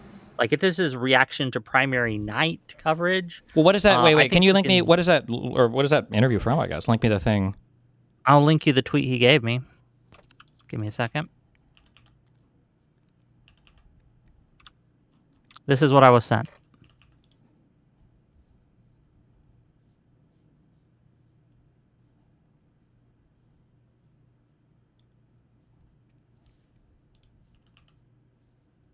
Would it be fair, though, while he looks at that, would it be fair, Jolah, to characterize El-Sayed as having perhaps been less vocal than he should have about endorsing the candidate? Would that be yeah, a I think fair- El Sayed. I criticized him for not being hard enough on the left for helping out Stevens, if he did lose. So I would agree with that characterization. Yeah. Okay, this seems to be a post-debate conversation from July 27th, 2026 is what I see on a Fox News website. So that's I'm that's happy a few both days candidates said before that at the- least. A few days before the. Well, their statements were not even remotely equivalent, right? Stevens was far more committed to supporting whoever won than... Yeah, I agree. I agree with that. Yeah. Okay. Also, to Jolah, you understand why we might need fact checking from you, given your mischaracterizations of both Haley Stevens on the Obama endorsement and also Kirsten Gillibad's statements about Mamdani from last night. You understand why DGG might be a little skeptical of your claims in the future? I think that picking apart the TikTok I made is very stupid. I did say that was wrong to say that Obama endorsed her, and I clarified to say that they were using it, which I also give credit to. If Obama said anything nice about me or my candidate, I would be blasting that shit everywhere. So good job, Haley, doing that. I agree with that. With Gillibrand, I still refer to her apology. I still think that she chose her words wrong and did say Mamdani was referencing jihad and intifada. Did she call Zoran a jihadist? No, but I think that most people would infer that she was off the shooting from the hip at that point on a random radio show. And I Wait, think what that's was it why in she response walked to, it back. though? A caller called in and said something about Zarwan being anti-Jewish and being unsafe for Jews in New York. What was that in City. response to, though? Why do they feel that? Because of the DSA in New York City, I'm guessing. Wasn't it And, because of his October 8th. refusal to disavow the globalize the intifada statement? Oh yeah, he initially said that he would be unwilling to police the speech, and then he discouraged it later on. Yeah. So don't you think if somebody already is talking about globalize the intifada, it's not like Gillibrand just brought up, he jihadist. It's not like that language came from nowhere. And also, she didn't call him a jihadist, right? But if that's the language, I mean, that is what globalize the intifada means, right? It's a reference to jihad. So I don't understand what our huge criticism is of Gillibrand here. You just said shooting from the hip. It doesn't feel like she was shooting from the hip at all. It seems like she was responding to something pretty in particular now. I'm referring to that she walked it back a day later and clarified what she meant by that statement and said that her and Zoran spoke with each other. But I agree. It's good to fact check each other. So I'm happy we were able to do that tonight as well, and as well as last night. It's good to do. Thank you, Wick. You're welcome. I try to make sure that everyone stays within the bounds of reality. Very fair. I don't know. You're very fair. Look, I think that when it comes down to it, at the end of the day, not to insert myself too much, even though I love to do it, I think that you can say all day that you're trying to be a conduit to pull people from the DSA or from these far lefty chats and make them more liberalized. But until we see actual results, I think it's healthy and good to maybe doubt the effectiveness of your strategy, because what I see happening isn't what you're saying of these DSA folks getting more liberalized. What I see happening is the opposite. I see extremism rising amongst especially young Democratic voters, right? Or young people in general. A lot of them don't vote, unfortunately, right? And so I wonder if maybe the tactic that you're using might not work. It's a long-term plan as well. As I said before, it's not going to be one big fight where we're like, oh, this is definitively the end of the DSA. My goal is to pull influence from different areas as much as I can and influence things in a better direction. And again, loop. But yeah, that's going to be my position. I don't know if there's anything else we could throw in to make it any particular debate topics we can throw in to make it more So poignant. you have or no not, other issues with Destiny or how he's conducted himself either towards you or towards the leftists in general, or let's say, anybody? here's a question just on the vein of the last question. If there were far left people and their goal was to ultimately subvert the Democratic Party, and they were to try to create lib left people to facilitate that, how is the people that they create, how would they be different than you, Josiah, or Pisco? What would they have those people do differently? I would probably say that I do think I have some issue that there's a lack of coverage. I haven't seen too much of Pisco's coverage about like Hassan. For myself, I think I'm in the clear with how I cover Hassan pretty evenly. But I'll have to think about that question in particular. How would they design a liberal? They'd probably pick like a Keith Edwards in particular. And I think Pisco and Soypill and them push back against Keith Edwards. So he does strike me as somebody that might be a little bit sus. But wait, so Keith Edwards' ideal coverage is identical to Josiah's and Pisco's and everybody else, right? Like their coverage is in line with his coverage. Yeah, and Josiah was sweeping for him the entire time in that conversation, right? Soypill was the only one really kind of pushing back on him. Josiah said, I think he called into Pisco like the other night and said that it was a terrible performance by Keith, but I'm sure. But that's a lie. That's a lie from Josiah. What he means is he's trying to sweep for Keith, who has legitimately deplorable fucking views. And Josiah's doing like the standard MAGA sweep where you're like, oh, it was a bad performance, or oh, like he was goofy. Oh, but he wasn't goofy. He stated what he meant clearly. To be clear, Josiah did push back against, and I was there for this, Josiah did push back against Keith Edwards on Hassan. And he said that you should, and I remember this clearly, Josiah told Keith Edwards that you should reconsider your views on Hassan. Hassan is a net detriment to the Democratic Party. He did say that, so I will give Josiah his flowers for that. Yeah, I won't. That's a crazy softball statement, but okay. Especially given the sweeping it for the entirety of the conversation, yeah. I think Josiah could be much and should be much more harsh and hard on the left. And I will admit, I might be a little personally in one direction just because Hassan and the people around him like consistently green light or make death threats towards me, and I might get assassinated at some event because of them. But I understand why people like Josiah wouldn't give a fuck about stuff like that. But in my mind, that's like kind of fucked up. That's just how I was going to make that point, but, where I was going to make that point as well, where when like the community calls me an op, I think it's rational to have your community be closed off. So I think that's rational. But also, if anybody from your community, thinks that's how you engage in like a local Democratic Party, that's one reason why I comment on it. But I do think I don't blame you. Like if it's not like the assassination threat against you directly, but it's against other people in your party, then it's still okay. But if they were to do it against you directly, then it'd be bad. I think that's actually a really reasonable and fair position to take. The idea, as most of us, that's why I don't really mind a lot of the MAGA stuff, because I'm not black and I'm not an immigrant and I'm just like a white evangelical voter, I guess. So I don't care. Like, the Hassan fans, I would wager that probably 90% of Hassan's fans don't know that happens. And those people are who I'm trying to talk to. That's fine, and they're never going to hear it from somebody like you. So I mean, it's at the end of the day, that's the strategy. I can convince them to come to my political side and be away from Hassan. You can't. Other You'll never talk to them. They're never going to hear you. You're never going to have access to that audience like that. It hasn't happened yet, and it's never going to happen. But I mean, we'll see, I guess. But well, I hope I'm proven wrong. Support anybody who's going to be my community can support people. What do you mean?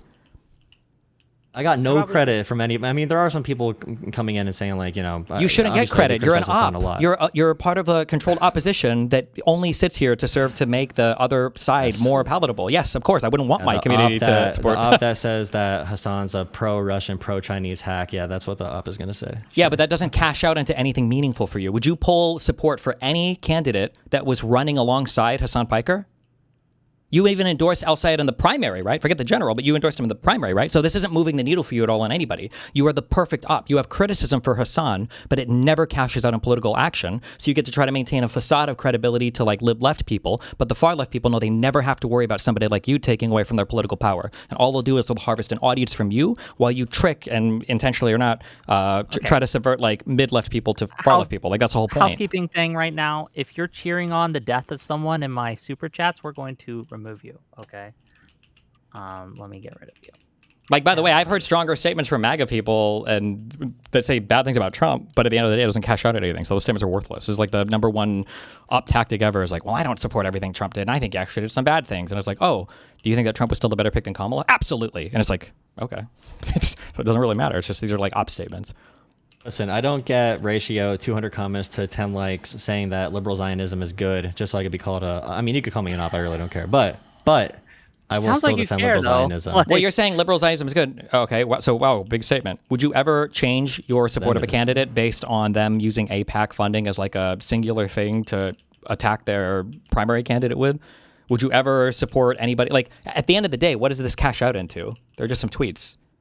I think Cori Bush probably gets into that realm. I would not support like Cori Bush, but like Abdul, the money was insane.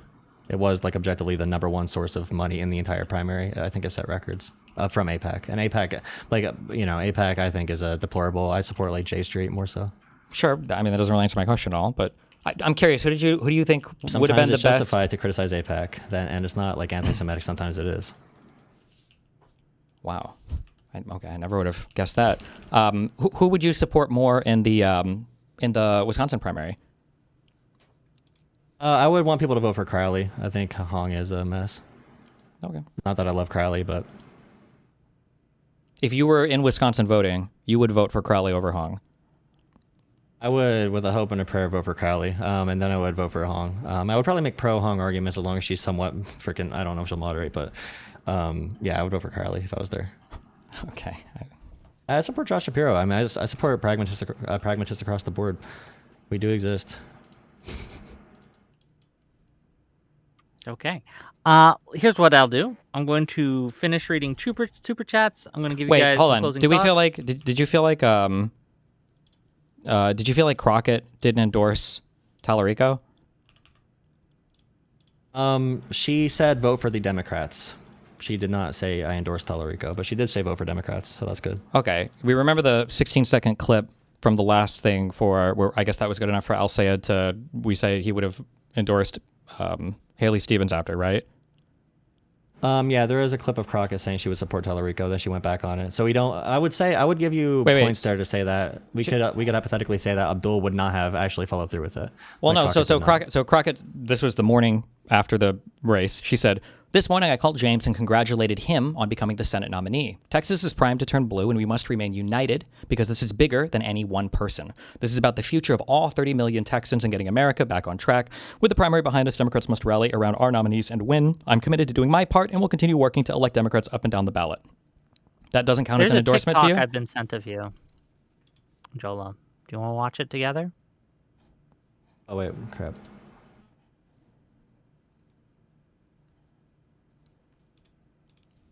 Hello?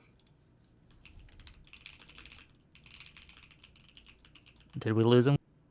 Don't worry, he's coming back. Hello? Jolah, are you still here, buddy? Lovely buddy. Are you here? Did we lose him, gang? I have a TikTok he did on July 9th about the Tallarico thing and what he said, and I'd like to see his comments. But I want him here to see it.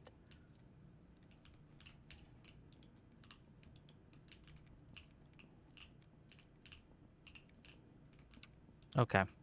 We're going to give it like another minute. In the meantime, let me read some more super chat. Hopefully he gets back. Okay, where did I leave off? Okay. $20 from Bangarang. Thank you for the $20. There is nothing to gain from siding with socialists, communists, or any DSA member in general. They are controlled opposition with the goal of stealing the party from libs. They are not allies. They don't see the libs as allies. Good point. F4 in leader for $20 more. What is the obsession with keeping the door open, quote unquote, for lefties when they never support our candidate? Why not focus on strengthening our own party instead of reaching out to these people that slap our hands away? Thank you for your $20. Thank you for the tier 1 membership, Mythos GG. Really appreciate you, buddy. Thank you. I think we lost our connection there. Well, that sucks. How do you think the conversation went, Destiny? I mean, I feel like I'm looping on the same points. I don't know if these are like talking points that go around between like all of like these weird like lib left sweepers, but it's always like the same weird collection of things where it's like this, we'll hold them accountable in the future. And I was like, no, you won't, right? That you can't do it now. And like I said, and I think this is really hard for people because like our elections and all of this have gotten more and more extreme as time has gone on. I really do feel like our huge moment was 2024. And if you weren't willing to show up there, I mean, if they refuse to support a moderate candidate in 2028, I will be less mad at them than their refusal to support Kamala in 2024. That was such a fucking killer, monumental moment in U.S. history where a guy who tried to fucking coup the fucking government got reelected. I just can't, what an indictment on U.S. democracy that fucking happened. And then all of the criminal investigations on him are killed. They're never coming back. The amount of personal enrichment, the amount of potentially irreparable harm to the government, to our institutions of science, to our reputation around the world, to the security of huge regions. Now the entire Middle East is hanging on by a hope and a prayer. I don't even know what Iran is going to look like in the future. Ukraine's position is obviously far more precarious than it should ever have been. Taiwan, Hong Kong is completely gone. I don't know what the future of Taiwan looks like. Like everything is just in such a worse position that like USAID is gone. We don't even care about that though, because it's mainly, I guess, black and brown people that are dying. The Department of Education is gone. I don't know if it's going to take another bill from like there's so much damage. Like like Jesus, like it's just fucked. The idea that it's like, well, they got as long as they come along with the next one, it's like, holy fuck, you missed the train. You missed the moment, bro. So, like, sorry. Here's what we're gonna do. I want to watch this TikTok anyway. Get your thoughts on it. I wish he was here to comment on it, but it is what it is. Then I'm gonna finish reading these super chats, and we're gonna take some callers, and then we're gonna just let you go. So if you have substantive disagreements with Destiny, if you think that Jolah was right and won that exchange, I'm going to make sure that you get preferential treatment to come in first. So just let me know, and we'll do that. But let's watch what he had to say about Jasmine Crockett. Let's see. Are you watching? Yeah. Okay. Commenting on Jasmine Crockett. Okay, so Republicans are amplifying Jasmine's words just recently, today and a couple days ago, of her saying James Tallarico runs racist campaigns, and that has the goals of making us fight each other and also in suppressing voter turnout. So black voters in Texas don't come out to vote for Tallarico, which Jasmine is also suppressing voter turnout for black voters in Texas. Let me be clear, she is actually increasing black voter turnout for... Wait, she is increasing black voter turnout? Wait, is he correcting himself? Sorry, fuck, never mind. I all of the statements he's making, I like, just because of how I've seen him comment on things, I would have to like fact check everything. Like, was Crockett actually saying these things, or were people fighting against the crazy white people from outside of Texas who were being racist towards the Crockett supporters? Were they saying these things? Like, I don't know what the answer is. There was a lot of hostility. Like, I will say this, there was a lot of hostility, it seemed, against Tallarico from the black community, and from everything I've seen, I don't think Tallarico said or did anything to warrant that. But all of the negative racial response was coming from the outside people like Jonah commenting all of the outside racial commentary coming into Texas. That was my impression. That's everything that I've seen on that. Yeah. Okay. Sorry. But I'm sorry. I share that. Oh yeah. Do you want to? Can you replay this from the beginning? Because I feel like I've yeah. We got Jolah back to answer. So Jolah, are you here with us? Hello. Oh crap. Yeah, I should be. I'm here. I can participate. I'll have my camera up in a second. My bad. Yeah, that's fine. Are you able to watch the stream? We're watching this TikTok that you had. Yeah, I know that TikTok. You can watch it. I have it on my phone. Thank you for permission, but I just want to make sure that you're able to respond to it. But we're gonna go through it. We're gonna see we could do a little, Jasmine. I need to save some of it. I'm doing a dedicated debate with Tom Foolery later, and I already pushed his debate back to 9 instead of 8 to do this. So we could do a little bit into it, but I don't want to do like the full thing. I'm saving it for Tom, but. If you guys want to do that, we could do it for Tom. But sorry. Yeah, we don't have to talk a lot about it. So for some reason, he has TikTok. So again, we watch this one. Jasmine Crockett. Okay, so Republicans are amplifying Jasmine's words just recently, today and a couple days ago, of her saying James Tallarico runs racist campaigns, and that has the goals of making us fight each other and also in suppressing voter turnout. So black voters in Texas don't come out to vote for Tallarico, which Jasmine is also suppressing voter turnout for black voters in Texas. Let me be clear, she is actually increasing black voter turnout for her selected candidates, but for James Tallarico, she's making it very clear he's not on the team. For whatever reason. She says it's not her job, but I've been called a dumb racist white boy a lot, and it's been great being called a dumb racist white boy for expecting a Democratic Party leader to endorse the U.S. Senate candidate that she lost to, like every other Democrat does, when the Supreme Court is on the line. The U.S. Supreme Court, federal courts, and federal judges. We talk about the clean air and water, investigations into ICE. ICE, remember, they zip-tied a bunch of black babies in Chicago and threw them in the back of a freaking van after coming out of Black Hawk helicopters in Chicago because a landlord wanted to harass their tenants. So we saw black babies tied up, zip tied. Like, for those investigations to really happen and have an impact, we need the U.S. House and Senate. We need, that's the reality. Votes will be cast. Someone will be in power. We need that to be James Tallarico. And all hands need to be on deck for that to happen. And Jasmine, if she's not going to do it, you're right. The conversation should be over. I had fun engaging in the discourse, but yeah, let's move on to another topic. Things are big, things are moving, things are happening. I hope Jasmine turns around and says, I'll join with Tallarico on stage and be united, but it is what it is. 1 second. Okay, I did retract the racist campaign statement. So that was off of the Colin.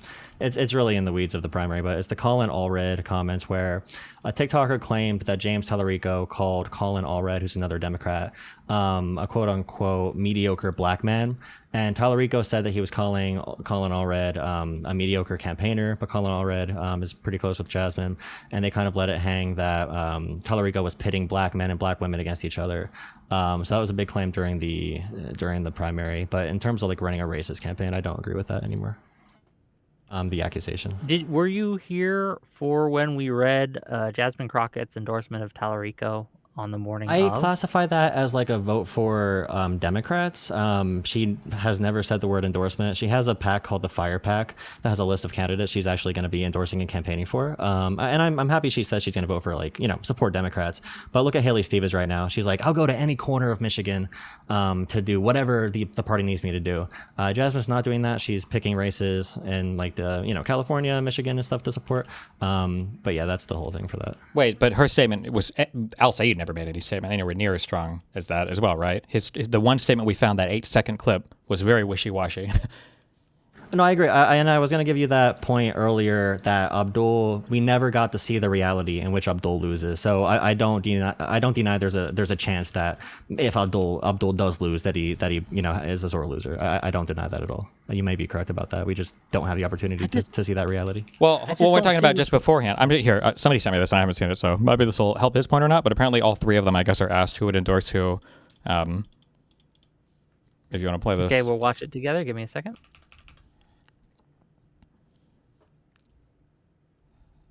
My camera. Oh yeah, there you go. Okay, everyone watching? Yep. Okay, let's go. If you are unsuccessful in this primary, would you endorse the successful primary candidate and encourage your supporters to do the same, Mallory? Absolutely, yes.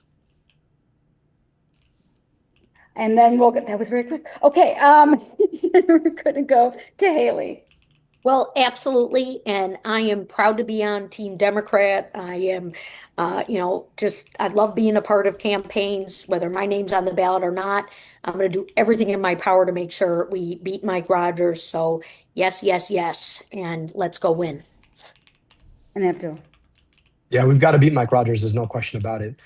Beyond an endorsement, the most important thing we can offer each other is an understanding of the folks who supported us. So I think the hope I have is that all of us will sit down and share perspective on what it takes to really win folks over. We live in an era right now where the internet offers a level of transparency. Endorsements don't matter nearly as much as they used to. What's critical is that we have policy that really can inspire key people to come along. And so my hope is that all of us will sit down, whoever the winner is, and have a real conversation about what it looks like to unite the party and the real kind of significant changes that we may need to make in order to be able to bring folks along that we may not have been able to make in the primary. Okay. What do we think? Long-winded. I would say no. That to me sounds like there are some things about these other two candidates, that are a bridge too far. But if one of them does manage to win, hopefully they're willing to sit down and have a hard conversation about them needing to drop certain issues to earn his and his voters' endorsements. Do you think that's an accurate representation of the clip we just watched, Jolah, in your opinion? Definitely possible. I think Abdul has always had a attitude towards him that needed addressing. And Mallory McMorrow, after the primary, went public that she said to Abdul, he ran a good messaging campaign, but he needs to stop making everybody his enemy. So I think Mallory was sending a message with that after the primary too. So yeah, I agree that Abdul was not like super quick. Like Haley and McMorrow were like, yes, yes. And he took a, long-winded to, make it clear he would want concessions. So yeah. Okay. Well, in your so to be opinion, clear, the Jolah, concessions, that's not an endorsement.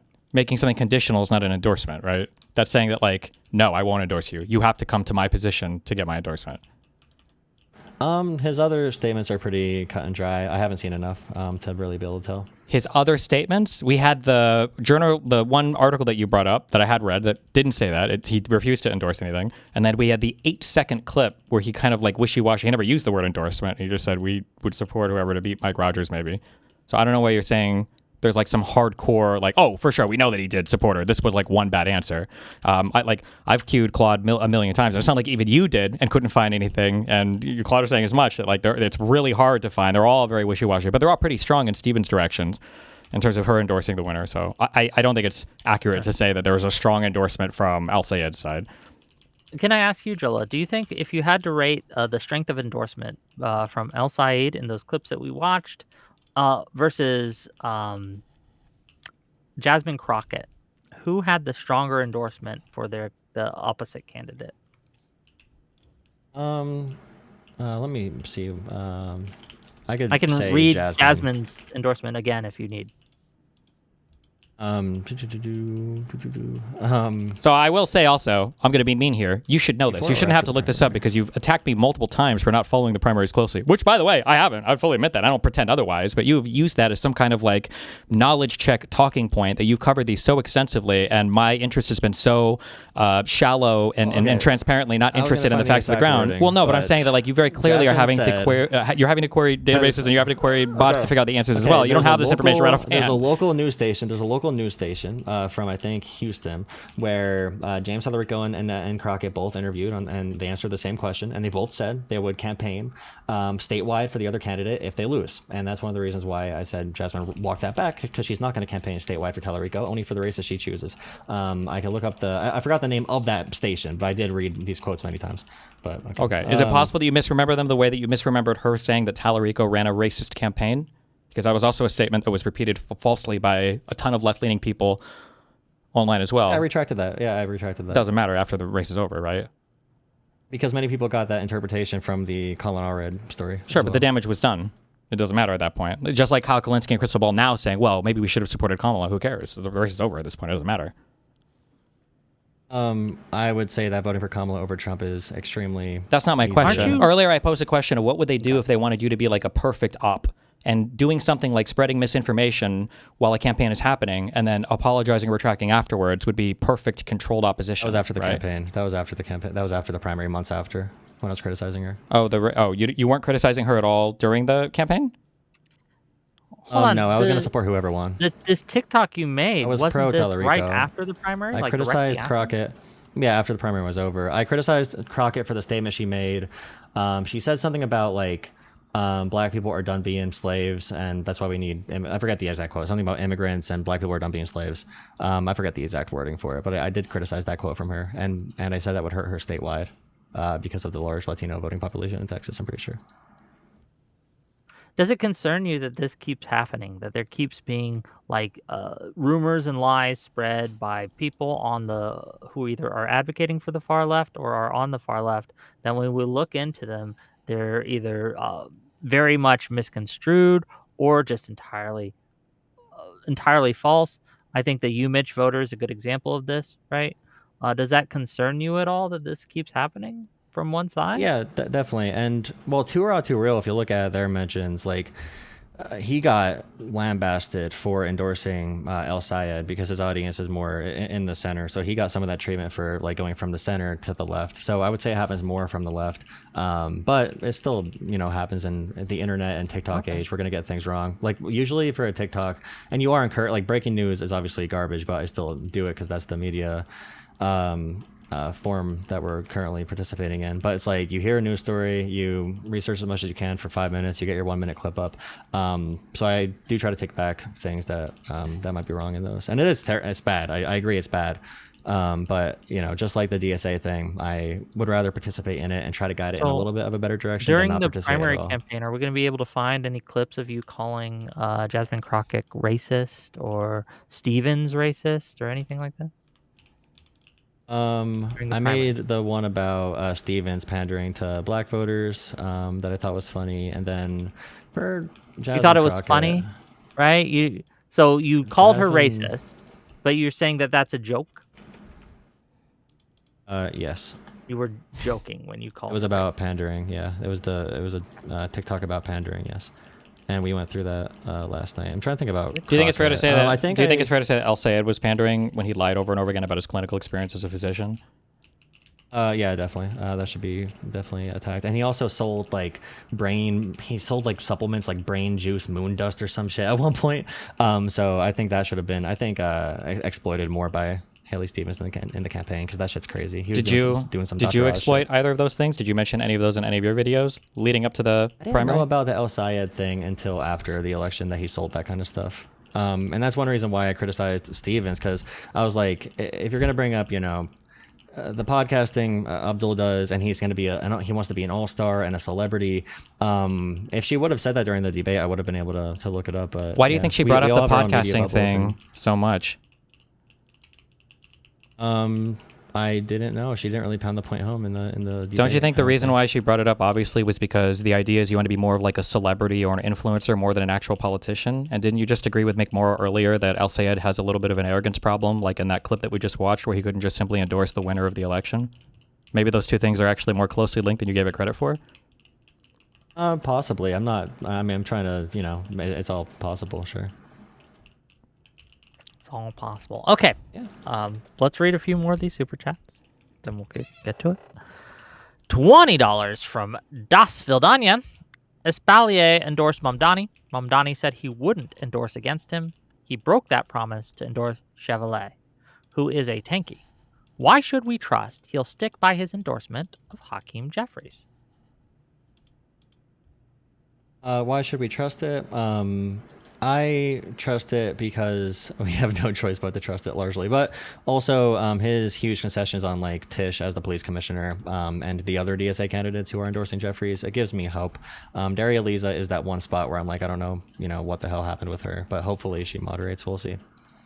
Well, what do you think happened? Was it just random, or did he have a aneurysm, or? I think that the local DSA put her up as the candidate. It was a winnable race for the DSA, and he said he had a conversation with her to shut up about things like Ukraine and to just try to get political power. So I definitely do see that calculation happening for sure. Okay, so then it wasn't wacky or random at all. It was strategic. Sure. Okay. Well, if you think it was $20 from strategic, why Fear. would we say it was random and we don't know why it happened? Why don't you just give a decent theory of mind for why you think it did happen? Sure. And the candidate there barely campaigned, and it was he could have easily won. Espaillat could have done a better job too. Sure, that's her. completely non-responsive. But I'm just saying that you had an answer where you're like, I don't know, this is so random. But then you replied with the Destiny answer of like, actually, I think they're very strategic with how they operate. But you didn't give that until pushed a little bit. These are the types of things that don't give me any confidence that anybody will be able to push back against the far left because they never have any of these things to say. Just my... Well, until after the campaign, then they apologize after the damage is done, so that they can retain a level of credibility because people will forgive them, and then they'll repeat the cycle in the next primary session. But anyway, $20 from Fear Darkness 2. Didn't know Halloween was today.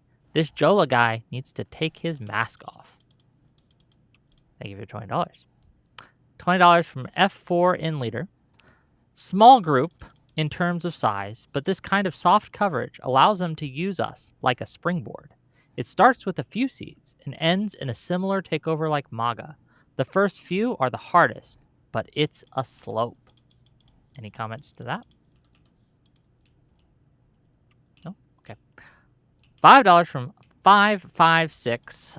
Jolah, welcoming the commies in just to beat MAGA in the short term is wrong. Cut it off now.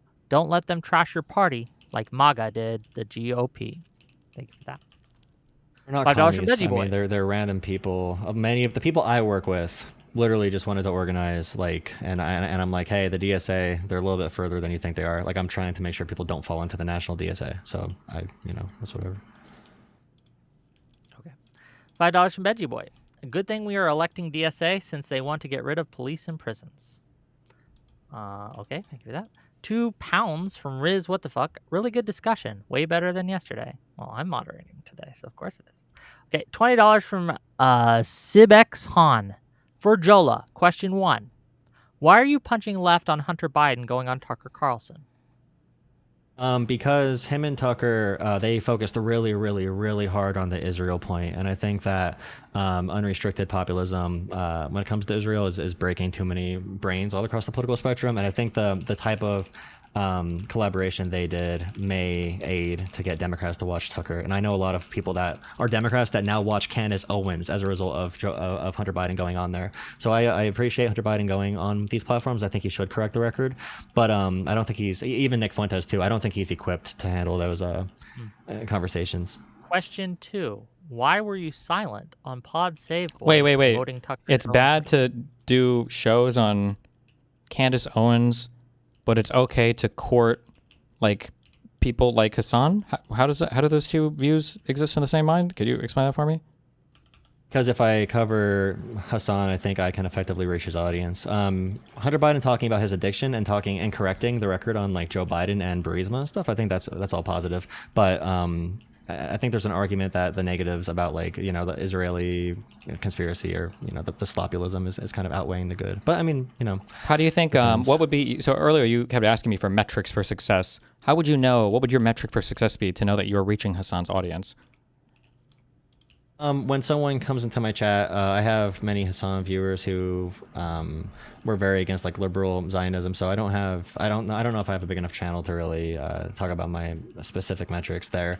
But just explaining, for example, to Hassan viewers like why it seems anti-Semitic to deny that Jewish people need protection at all in the Middle East. It's like, oh, we could take this liberal democracy or this illiberal country like Israel and combine it with another Middle Eastern illiberal country and somehow have a liberal democracy and have no protections for Jewish people. I've been able to get that point across to them that I think, and I think if I had more videos calling Hassan like a terrorist and stuff, I would not have them in my audience to have that conversation with. And you can think that's not going to be effective. Like, well, so I'm just curious. So then you think that you have convinced some Hassan viewers that like Israel has to exist as like a Jewish protected state? You think that's the case?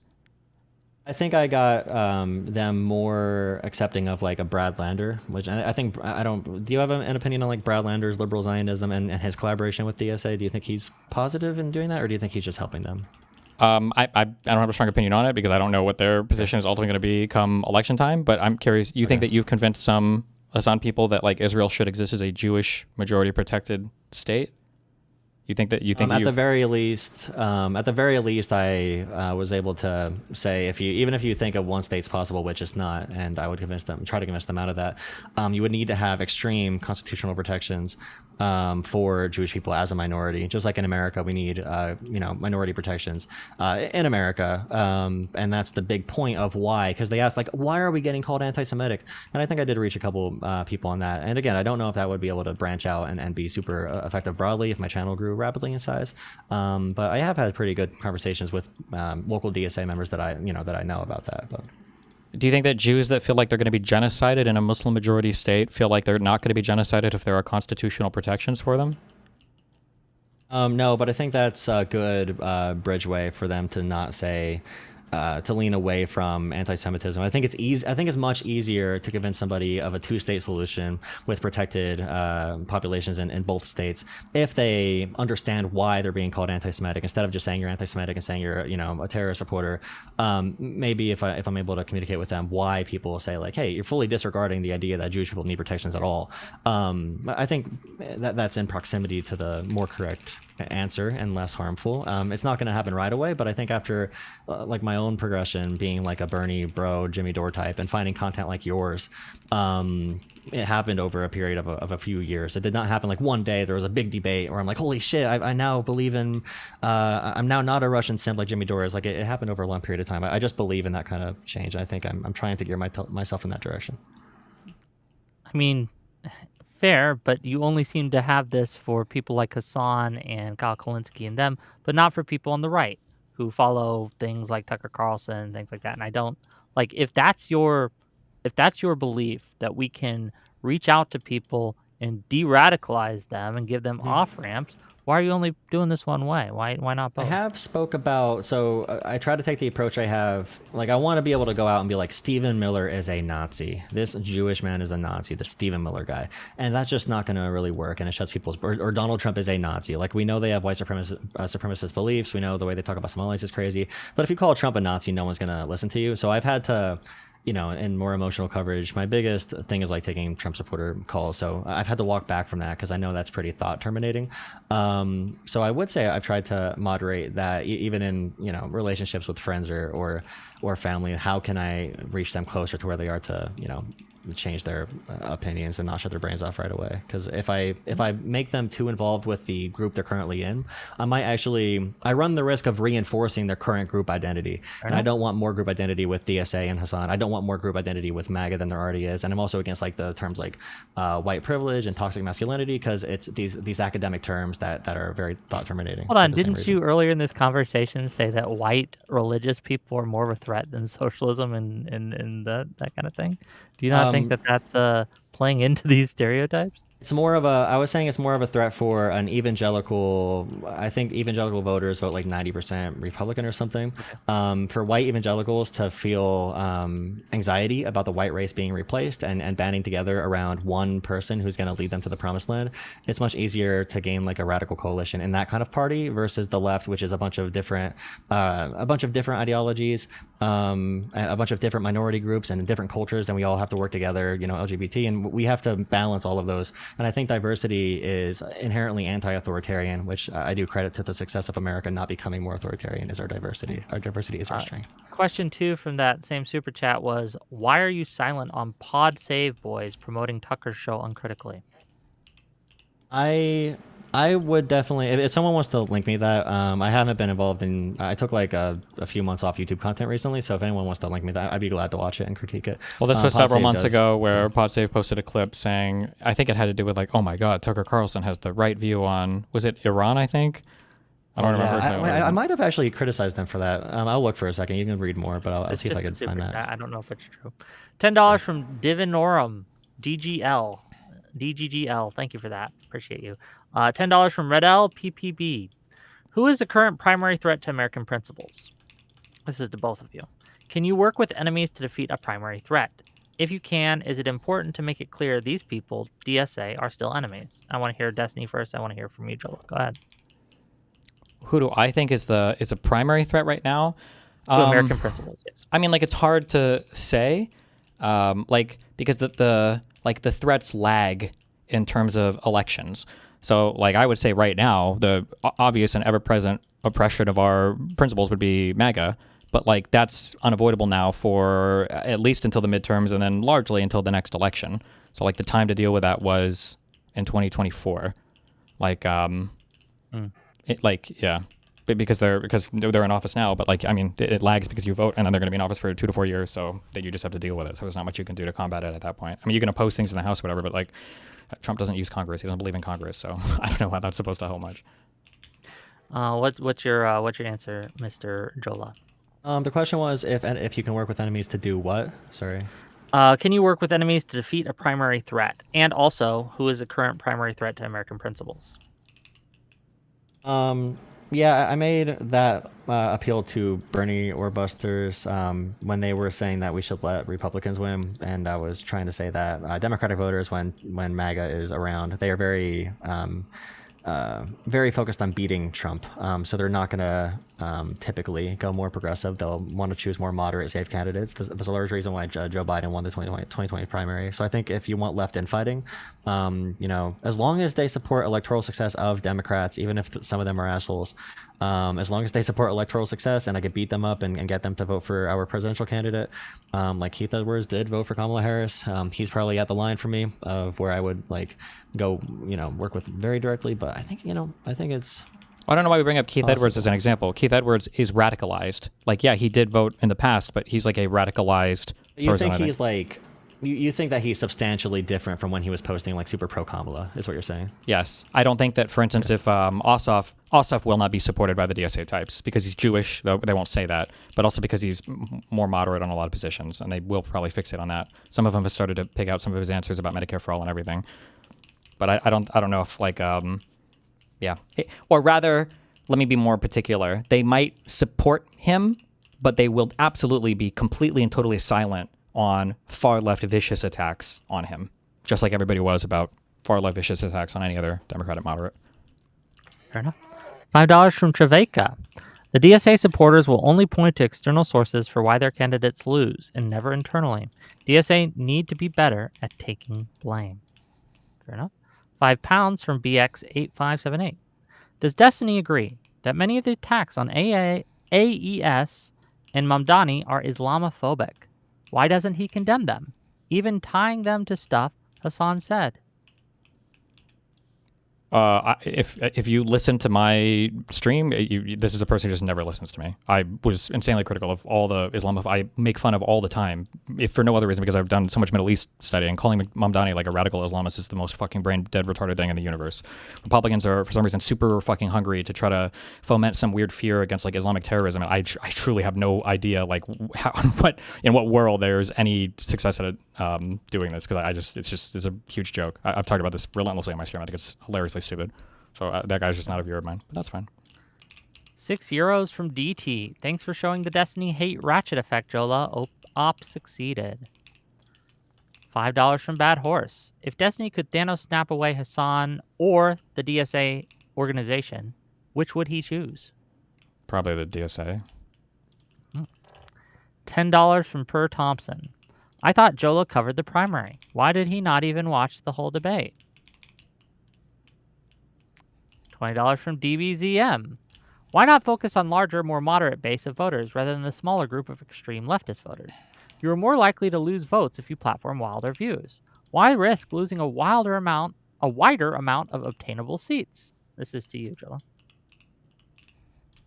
I think you can play separate roles there without elevating those voices to the front. I'm not choosing to do that. If the algorithms do that, then I have to work with what I'm working with. I don't have control over the exaggerated effect of their platform. So I would say that I would approach both issues separately. But I think we can manage to do, we could rein in the DSA and also have a moderate outward-facing message as much as possible. I still don't understand this. I don't understand how this answer. I don't know if there's a program talking point. We keep saying can rein in the DSA, can moderate the DSA. That's never. Where is that ever happening? When you're saying over and over again that you can never criticize them. It's not going to be. It's going to be difficult to give a definitive like here's exactly where it's happening, because it's like I said before about those social groupings. If I want to meet people my age, I need to go to a more leftist event, and that's not really going to be fixed necessarily. And some people might have different experiences in democratic politics, but that's what I hear from people in New York and liberals that I know. They're like, hey, the DSA is Zoran Mamdani and I'm going to join it and have fun. I'm not going to find a specific moment. It's more of like a social understanding that, I want to maintain contact and not cut myself out from the group totally. So if I'm not going to be able to move their more radical beliefs away, then it's kind of how I deal with my more like ignorant, like conservative, like cousins or something, where I'm like, yeah, bro, like, yeah, sure, Candace Owens is super base, bro, but also maybe don't vote Trump. Like I'm just giving nudges in the right direction. You might think that's a full game, but it's hard to really. It's just a predisposition I'll have towards how I treat participating in like a competitive coalition. £5 from Riz What the Fuck. Has Jolah made any videos falsely portraying any DSA tanky candidates as being racist, or does he only make them about normal Democrats? Did I cover any DSA? I don't know if I really covered any DSA candidates. I think I may have said like don't vote Hong. Yeah, I more so covered the Senate primaries and more competitive ones. €2 from DT to say Wick actively advocating against his own tagline. I'm not sure what that means, but fair enough. $5 from Cooperation. This guy is just describing his networking scheme to us and pretending he's doing politics a great favor. $2 from Mini Mumdu. D thinks it's funny to unalive people. Remove him. Do you think it's funny to unalive people, Destiny? I thought it was funny when Hitler killed himself. $20 from Chachi McSwack. Jolah is the exact position Soy Pill is, just worse at hiding it. Culturally, radical, woke, progressive, obsessed with white bad, men bad, Christian bad.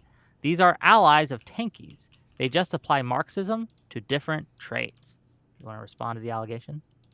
I don't know how if I was like white bad, I'd be like, I don't know. I actually I'm like extremely moderate on my trying to moderate my discussions around like white people and stuff because I'm from a very conservative rural area. My actual real political engagement is more to do with like flipping red seats. I live in a very Trump area, so like the internet conversation just totally gets away from me. But yeah, that's no, I don't know. Yeah, I'm a I hate the whites. Fair. Slovakia for $5. Question to Jonah. It's Jolah, but fair. Which endorsement is more harmful for a Democrat candidate, Hassan Piker or Liz Cheney? Hassan. I don't think Liz Cheney had any impact, positive or negative. Okay. Real serious for 100 ARS, whatever that is. I say take some advice from the commies instead of constantly critiquing them. Lenin, quote, put no faith in words, subject everything to the closest scrutiny. This is the motto of the Marxist workers, end quote. Okay. $5 from Mr. E713. So we can criticize Crockett, but not Hassan? I criticize both. I mean, I have a record of doing that, so. $5 from Germsro Solino. Jolah using lies, half-truths, and I didn't know about that at the time. This is why they call you guys Blue MAGA. It's like watching a MAGA debate. $5 from Dodger Jim. DSA is a cancer to the Democratic Party and must be excised, not welcomed. $10 from Per Thompson. Jalopy, confronted with his lies, but not caring about how much he's gotten wrong, says everything you need to know about him. He'll keep spreading these jokes and lies. $5 from King Wanted 982. What did Jolah mean when he said, quote, someone please get me on with Kyle Kalinske. I'd love to shit talk Hakeem Jeffries with my childhood hero, end quote. Did you say that? Yeah, I probably did. I like Hakeem Jeffries now, though. So you were just radically joking pro then? Hakeem. You changed your mind? No, I changed my mind. I'm radically pro Hakeem right now. I'm still anti-Chuck Schumer. Fair enough. DBZM for $20 or 20 pounds. I'm sorry.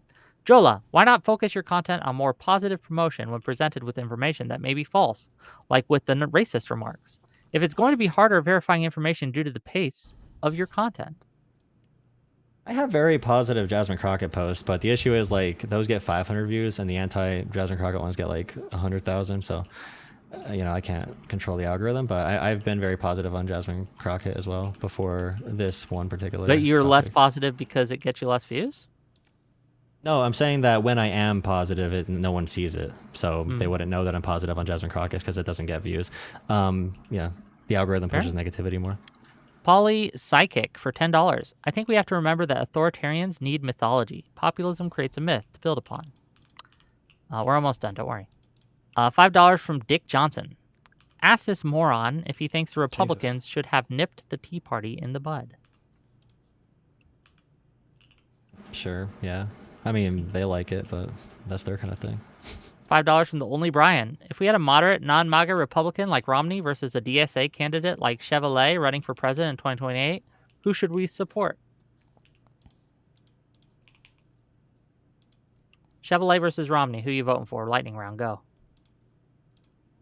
The problem with the weird binaries is that I would have to take into account like the political stuff that exists at the time. This is why I gave that one hypothetical that I would rather have Hitler than Donald Trump as president, because I think most of America still hates Hitler. I don't think he would have a very good time getting his agenda passed. So in a world where you still have MAGA, I don't know for Romney. I don't know how much Romney would be willing to push back against the worst instincts. It's the same way that I evaluate the DSA types, to where it seems like the lib-left people can't have any pushback against these far-left people, so it makes me really, really, really reluctant to ever support any of these far-left people. But if you had a strong Republican Party that did have some kind of moral backstop, then I'd say I'd probably support Romney. But if you had a strong lib-left Party that had a backstop against some weirdo commie shit, then I'd probably support Chevrolet or whatever, however the fuck you pronounce her name. I had two questions. The first one was just, I'm a daily watcher, Destiny, and I'm trying to. I just think that I'm just wondering if, and I know most of your community disagrees with me on this. On the content, I agree completely, but I think that sometimes we're a little too personally mean to people like Jolah and Josiah. But that's my opinion. Nothing else. Is just my opinion. It turns me off a little bit because I am a nice guy. My other question though is more to Jolah. I was just going to ask this because Destiny was earlier. He was talking about how people often say, "Oh, I think Trump did X, Y, Z. It's bad," and then they go vote for Trump or they vote for a MAGA candidate. as a Jew in America, for me personally, and a lot of my family has been Democrat voters for the last 75 years, all through hundreds of people, or not hundreds of people, dozens of people.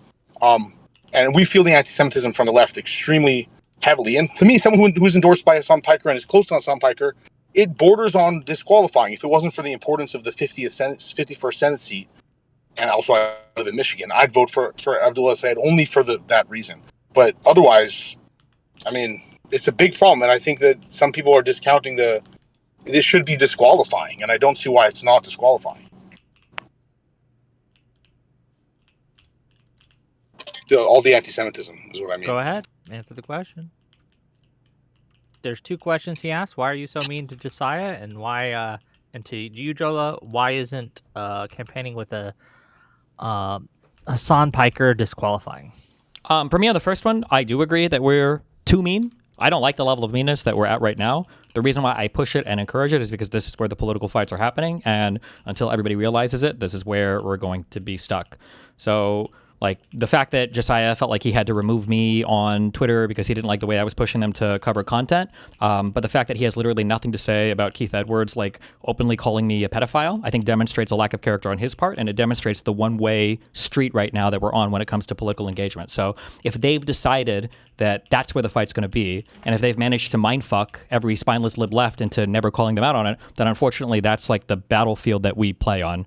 I don't want to be here. I don't like it. I feel like policy and everything is obviously way more substantive. My highlight fun streams for me are researching SARS-CoV-2 and Israel-Palestine, but right now it's just all about calling each other pedophiles and rapists because that's where people like Hassan have decided that that's where the conversation is going to be, and then they are greenlit by every lib-left person like Jonah, who decides they're not going to call them out, or Jolah, who decides they're not going to call them out on it. So I think that if any of these candidates were to be appearing, for instance, on TV with people like Nick Fuentes, I think that these people would have massive problems with it, and they would immediately say something about it. But but I've gotten more death threats from Hassan's community, Hassan and his orbiters themselves, than I ever have from like Nick Fuentes or any of these people. But for some reason, there's the reality is I think it's just because they agree with like way more for these far left types than they actually say. But obviously, there's no way for me to know that directly. But that's my perspective. And Jolah, his question for you: why isn't campaigning with Hassan Piker disqualifying?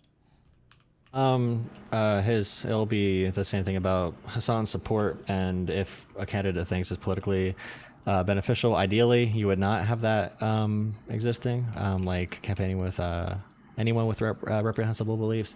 But yeah, I would prefer that it was, but the Democratic voters, I need to convince them of that first. And so in 1960, so someone was campaigning with David Duke. Would you feel the same way?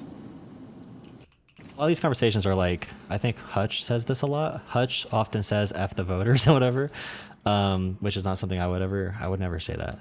But sometimes. Well, most Americans are stupid, and as a math teacher, I can say that definitively.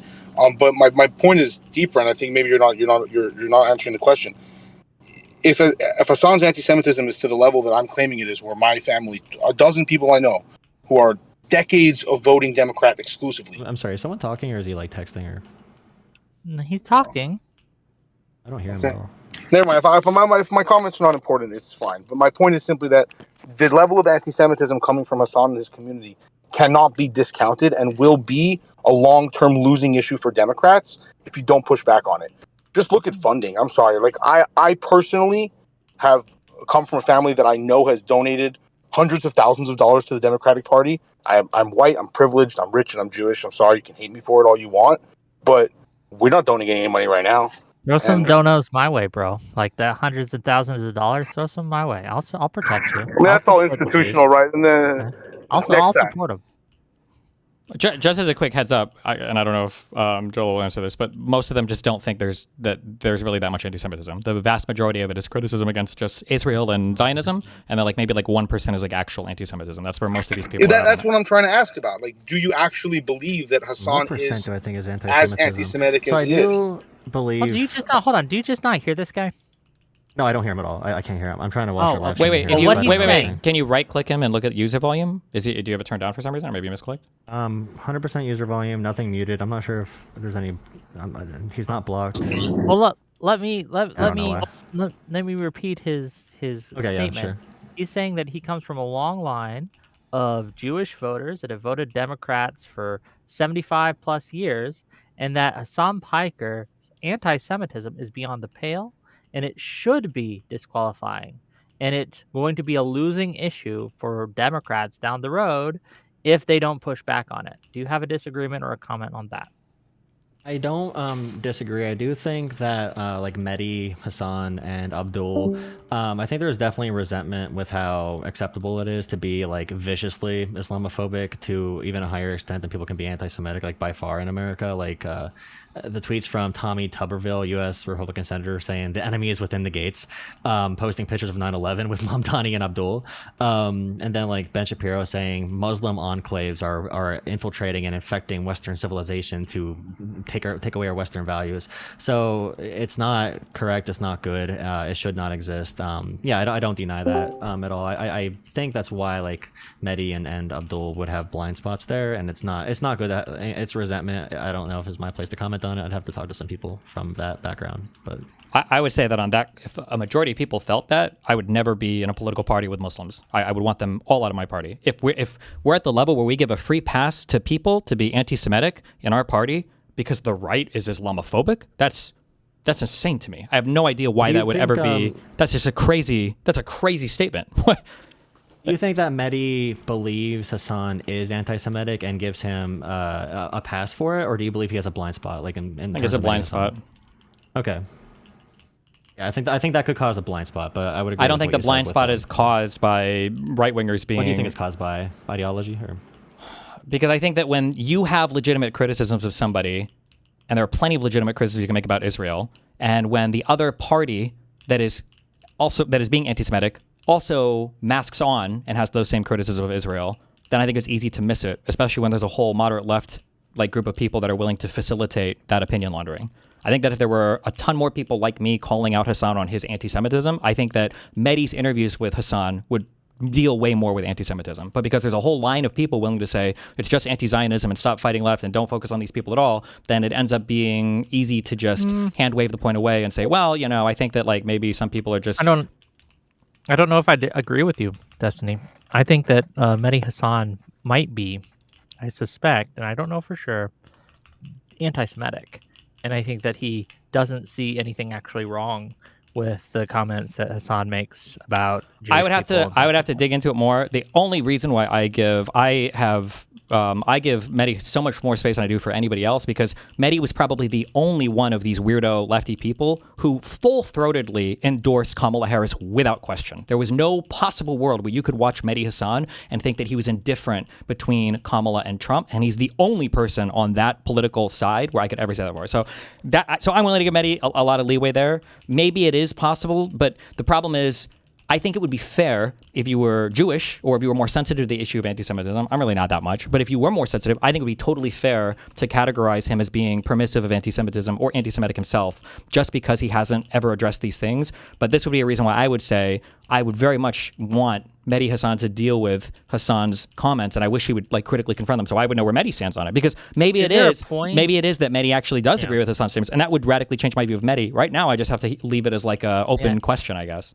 At what point with him making comments and sweeping for Hassan over and over again, at what point does your mind change on Mehdi? I understand giving him grace because he was full-throated endorsement of Kamala, anti-Trump. That's good, right? But like everything Mehdi Hassan has said regarding Hassan is to run cover for Hassan Piker, to be clear, to run cover for his comments around not just the Jews, but just everything in general. So.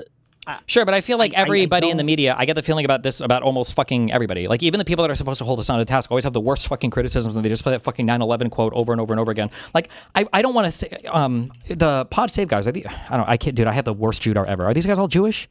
The Pod Save guys are any of these guys Jewish? I have no idea if they're Jewish or not. Where are my Nazis at? Apparently y'all are Nazis, so you should know. But like it seems like I don't think that the pod. Yeah, I don't think the Pod Save guys are anti-Semitic, but I don't know, they're just like mind fucked in that, because they're not mind fucked. This whole permission structure has been created where you can always attack the moderate Dems and never push left. And I think in that world, it's easy to fall into this trap of thinking that like, are they really anti-Semitic? I don't know. I don't think the Pod Save guys are necessarily anti-Semitic, but they just never end up pushing back on these views of Asana, and it's just an open question. Sure, I don't think that you have to personally be anti-Semitic to promote anti-Semitism, though, right? Like that's true. I agree with that. Yeah.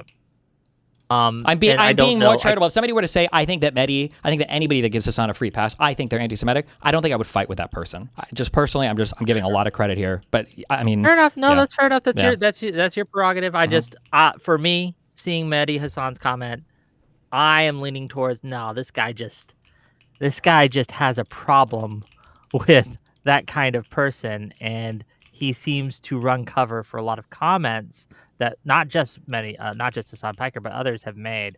But maybe I'm wrong. I could be. Okay. We got another caller, Rick. You said you're a socialist.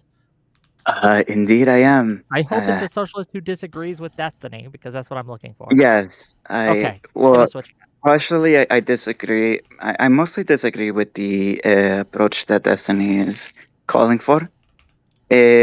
I disagree with the DSA primarily on their stance when it comes to like international issues. I don't like how they don't, take a stand in Russia's imperialism against Ukraine.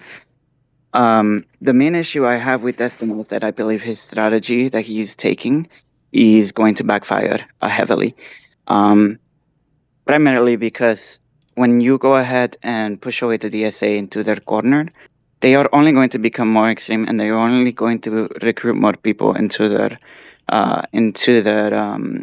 I guess, what would you say, party? Whereas if you went ahead and adopted, these people, allowed them to moderate and pass the legislations and policies that you want, that Democrats generally agree to pass, you would be able to basically deal with the fervor that the political, the voters feel right now, the populism. You would get rid of it if you pass like universal healthcare with majorities, and you need the support of not just DSA, but socialists like myself. Like, I am not DSA, but I am a pragmatic socialist. And I do think that your strategy is just going to lead them to be isolated and fall into the hands of Hassan. And one more thing, one of the major issues I had is that you have shown that you are open to El Sayed as a candidate, and it doesn't even seem like you disagree with him much, especially since he is a capitalist and not a socialist. But it does seem like you are allowing El Sayed to basically like, because I would agree that his association with Hassan is terrible. I do not like Hassan. He's an illiberal. But why don't you go ahead and adopt El Sayed on your side? That way you can go ahead and say, look, my support base, my DG, your community's name, they support El Sayed, and he is going to be a capitalist, and he's not a socialist. He supports my policies more than Hassan's, and if he knew Hassan's real takes, he would probably disagree with him more than me. And so why don't you take that strategy of co-opting these politicians? I guess somebody is making an incorrect choice then if it comes to me adopting that strategy, because the strategy that you want me to adopt is the strategy that they want liberals to adopt. So now the question is, are they making a bad calculation? Or are you making the bad calculation? Because they want us to try to, quote unquote, adopt their candidates, and they want us to try to, quote unquote, play nice with them and convert their people. But by the rules that a lot of moderate left content creators, and by the rules that the socialist people are laying out, we can never truly challenge them and punch them the same way that they punch us. It's imagine trying to blame the non-committed or unaligned, or I think they call themselves the uncommitted movement, for not electing Kamala. All of those people, Crystal Ball, Congolese, all of them will rage at you and scream at you and shout at you and say, oh, no, you can't do that. But if you try to blame Kamala or Biden or moderate Dems, that's great. That's approved. So you're asking to enter a structure where the other side can instantly attack you, and you can never really attack them.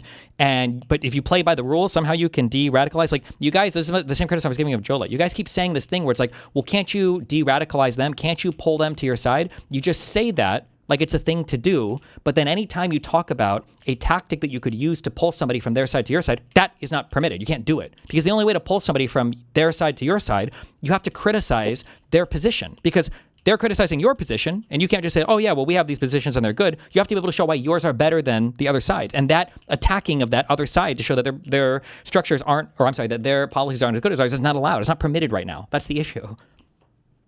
Yes. So I will tell you why I think that your strategy will fail, and that is because as a socialist, I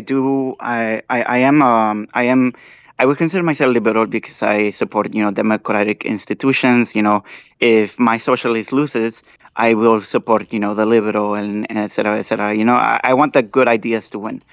The problem here is that the illiberals are counting on you to push them away, because that is what they use in order to argue, hey, you see, we try to work through the electoral process. But I completely and totally disagree. I don't think so. I think they rely on us. They rely on us welcoming them in. That's what they want. They don't want us to push them away. That's bad for them. That's why they fight against when people try to push them away. They like it because the idea is this: is when you push them away, what happens is they get to say, see, we try to work with the institutions. The institutions are stacked against us. You can't use the institutions in order to move your political goals forward. So these Democrats are going to only answer to the money, to the billionaires, to the Jewish whatever that group is called. They're going to go ahead and use that against you. Instead, you should go ahead and say, hey, if you guys are pushing for healthcare, if you want, higher wages and all this, easy. Democrats, join us. We push for it. Democrats already do that. What happens? Democrats already push for that stuff. But that's the thing is, like, that's why like I am a bit frustrated with you, because I think that the Democrats are pushing for the correct strategy here, because basically what they're doing is they're saying, hey, you people are voting for these Democrats that are a little more leftist and moderate. Okay, if you guys want these policies, it's because the voters want, you guys want change. So let's deliver that with majorities. And then once we meet those majorities and all that, and we pass these legislations, do you really believe that people are going to become, no, the institutions, they only passed this, but they didn't pass it all the way. They didn't give us single payer, so it's not okay. You think that's literally gonna, what they do now. Yeah, they all hate Barack Obama. They call him a war criminal who should be in The Hague. They hate the ACA. They think it was just a handout to insurance companies. They hate any kind of incrementalism. They all attack the Scott Wiener guy. They attack anybody who's even remotely positioned on Israel, even if you voted against funding for offensive weapons because the Iron Dome is too much. Yeah, they always move it like more and more extreme. They're never content ever with any kind of incremental progress. But like, that's part of the political strategy. They can't be okay with incremental progress because it damages their movement. But my question to you is, do you believe that these people are just... Okay, one more thing. Then I was going to ask you if you believe these people are fringe or not, but I guess my main question is actually to you, Wick, because I highly oppose you and your perspective, because I feel like I live in a red state, and to give you an idea, people really hate Muslims here. Like, one of the funniest things is that our governor tried to pass like this thing where like Bibles are gonna be in every classroom, and so it's just so funny to see it, because like they think that Sharia law or Mandani getting elected is going to bring in like Sharia law or like all these terrorism and all this here. Okay. But then the governor is literally doing that, but for like Christianity in the classroom. And it's like, and so my point to you is that I think that it's great that you're standing on principle, because I do think that that's honorable. But the problem is that I do feel like you're able to take that stance because you're not being affected by these policies. Because I live in a community where I think like 60% of the community has been deported at this point. So it would be important to minimize the amount of states that Republicans have power in, correct? Yes. Okay, we agree. We just have a different idea of how to minimize that. I think by sacrificing and sitting at home, to be clear, not voting for MAGA, but sitting at home if Hong wins the primary tonight, which it looks like she will. If I was in Wisconsin, I say we should sit it out, and I do not endorse Hong because I think by doing that, I'm going to save 10 elections down the road that if we were to go and back Hong, we would lose. Okay, So we have that the is a same strong goal. argument, and I think that if you aim that towards the people who didn't support Kamala, is it Kamala or I forget how to pronounce it, but if you directed that message to the people who didn't vote for her, I agree.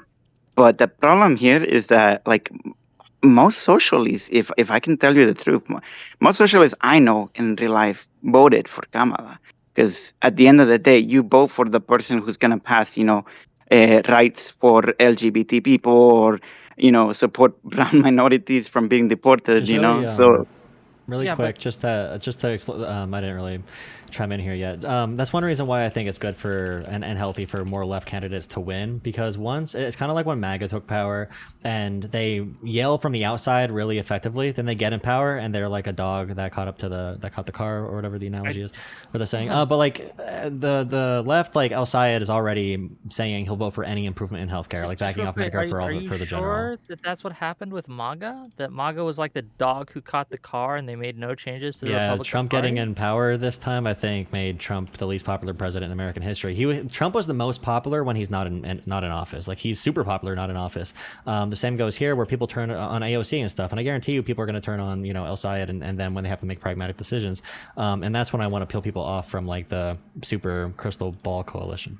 Yeah, I think that we need to stop them from getting the power, because once they get the power or the influence, it's going to be very, very hard to dislodge them, because we'll make the argument like, oh, look, they're not so bad, see? And then people like Mamdani will hold the door open for worse and worse and worse candidates to come on in to promise they're going to endorse the incumbent, but then fail to do that and go back on their promise and endorse the challenger instead because they align with them. I just think it's an op.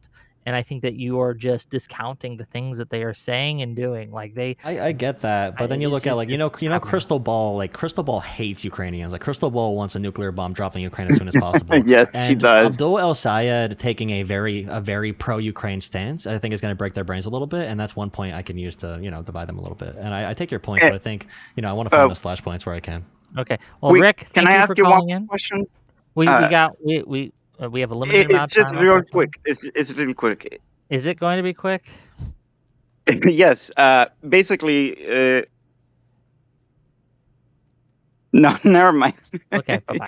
Thank you. It's not going to be quick. Okay, we have time for probably one more caller. Hello, you're live. What's going on, y'all? Hey, so I wanted to ask a two-part question here. So first to Jolah. Why must we contrast or qualify every criticism of the far left, but no contrast or qualifications needed to criticize, let's say, liberals or the moderate left? And secondly, can you name how many people you've swayed over to your side from the far left and how you managed to do so? I think the conversation we're having is based around the far left. If you want to have a conversation, I mean, you can call in later about the opposite way. We could definitely have the conversation about the center of the party, and there are many qualifications and changes we need to make there as well.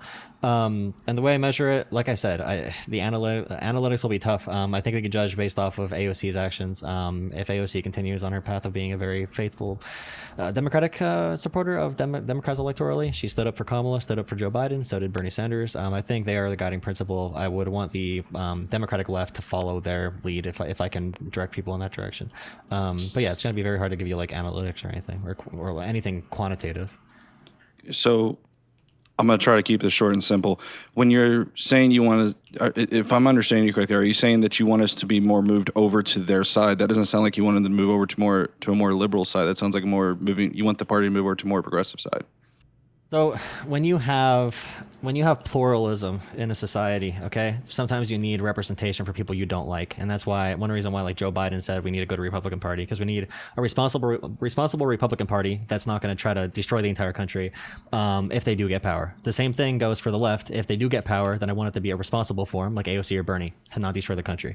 So it's a very basic pluralist belief. This feels like you're almost saying then that liberals would somehow destroy the country then. Like, I mean, like, you're not saying it, but... Ask me about liberals. You're asking me about the far left. If you ask me about the far left, I have different like qualifications for them, and they have a lot more proven bona fides of being safe to support our Constitution. So there's less concerns there. This conversation is about the DSA. Of course, it's going to be focused on the far left.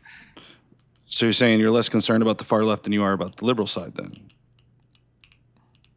I have concerns all across the board. Okay, I have concerns with ineffective liberals. I think that there should be some changes with the DNC, with Chuck Schumer, with a candidate, recruitment. I think there's some 80, 90-year-olds, including, you could even include progressives like Bernie Sanders from the left, by the way, and Murky. But like, yeah, I have criticism. This conversation is about the left. If we have, and like I said, if you want to call in and have a long conversation, I know Wick is almost done here, about the other side of the party, then yeah, we can have that conversation too. I do that as well.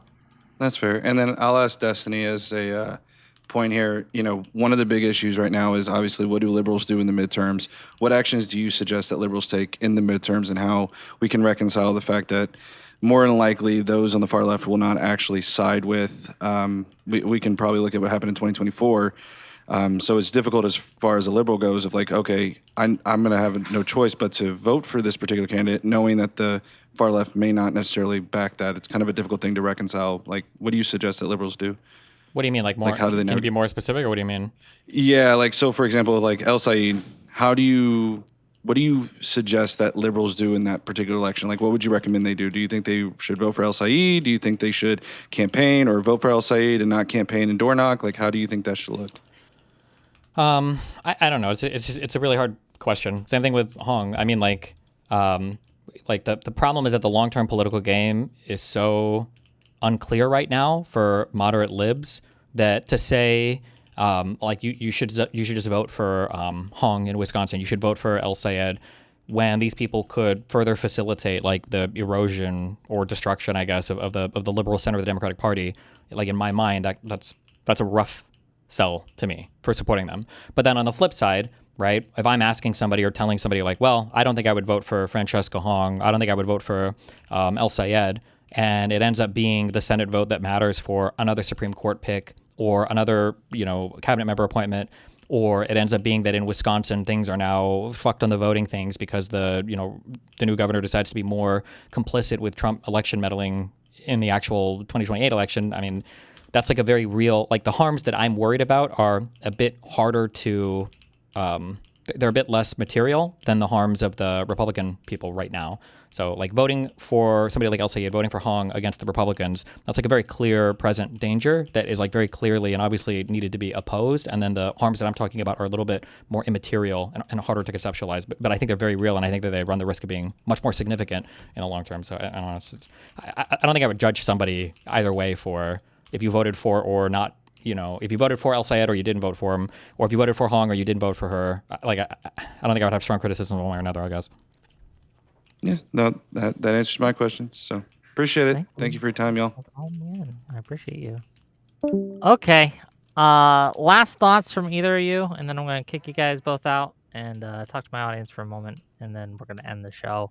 Just to let you guys know what's coming up tomorrow, we got a 2v2 between Tashika and Hunter Dunn, who's been on Jubilee a lot, okay, and Tashika's blowing up, versus Dr. Rippy and Streamrift on which party is better for minorities. It should be fun. And then on Thursday, we're going to be talking to Sid about the U-Mitch voter situation, and then Magdi Jacobs at 8 o'clock about the harassment that she has received from El Sayed supporters and Hassan Inc. So those two conversations should be fun.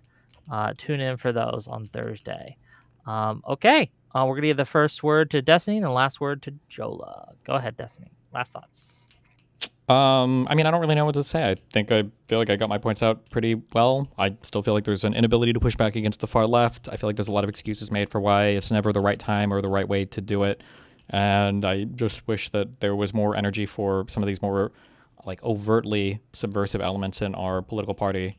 Then it seems like there's just no pushback against it. It bothers the fuck out of me. Fair enough. Jolah, final thoughts.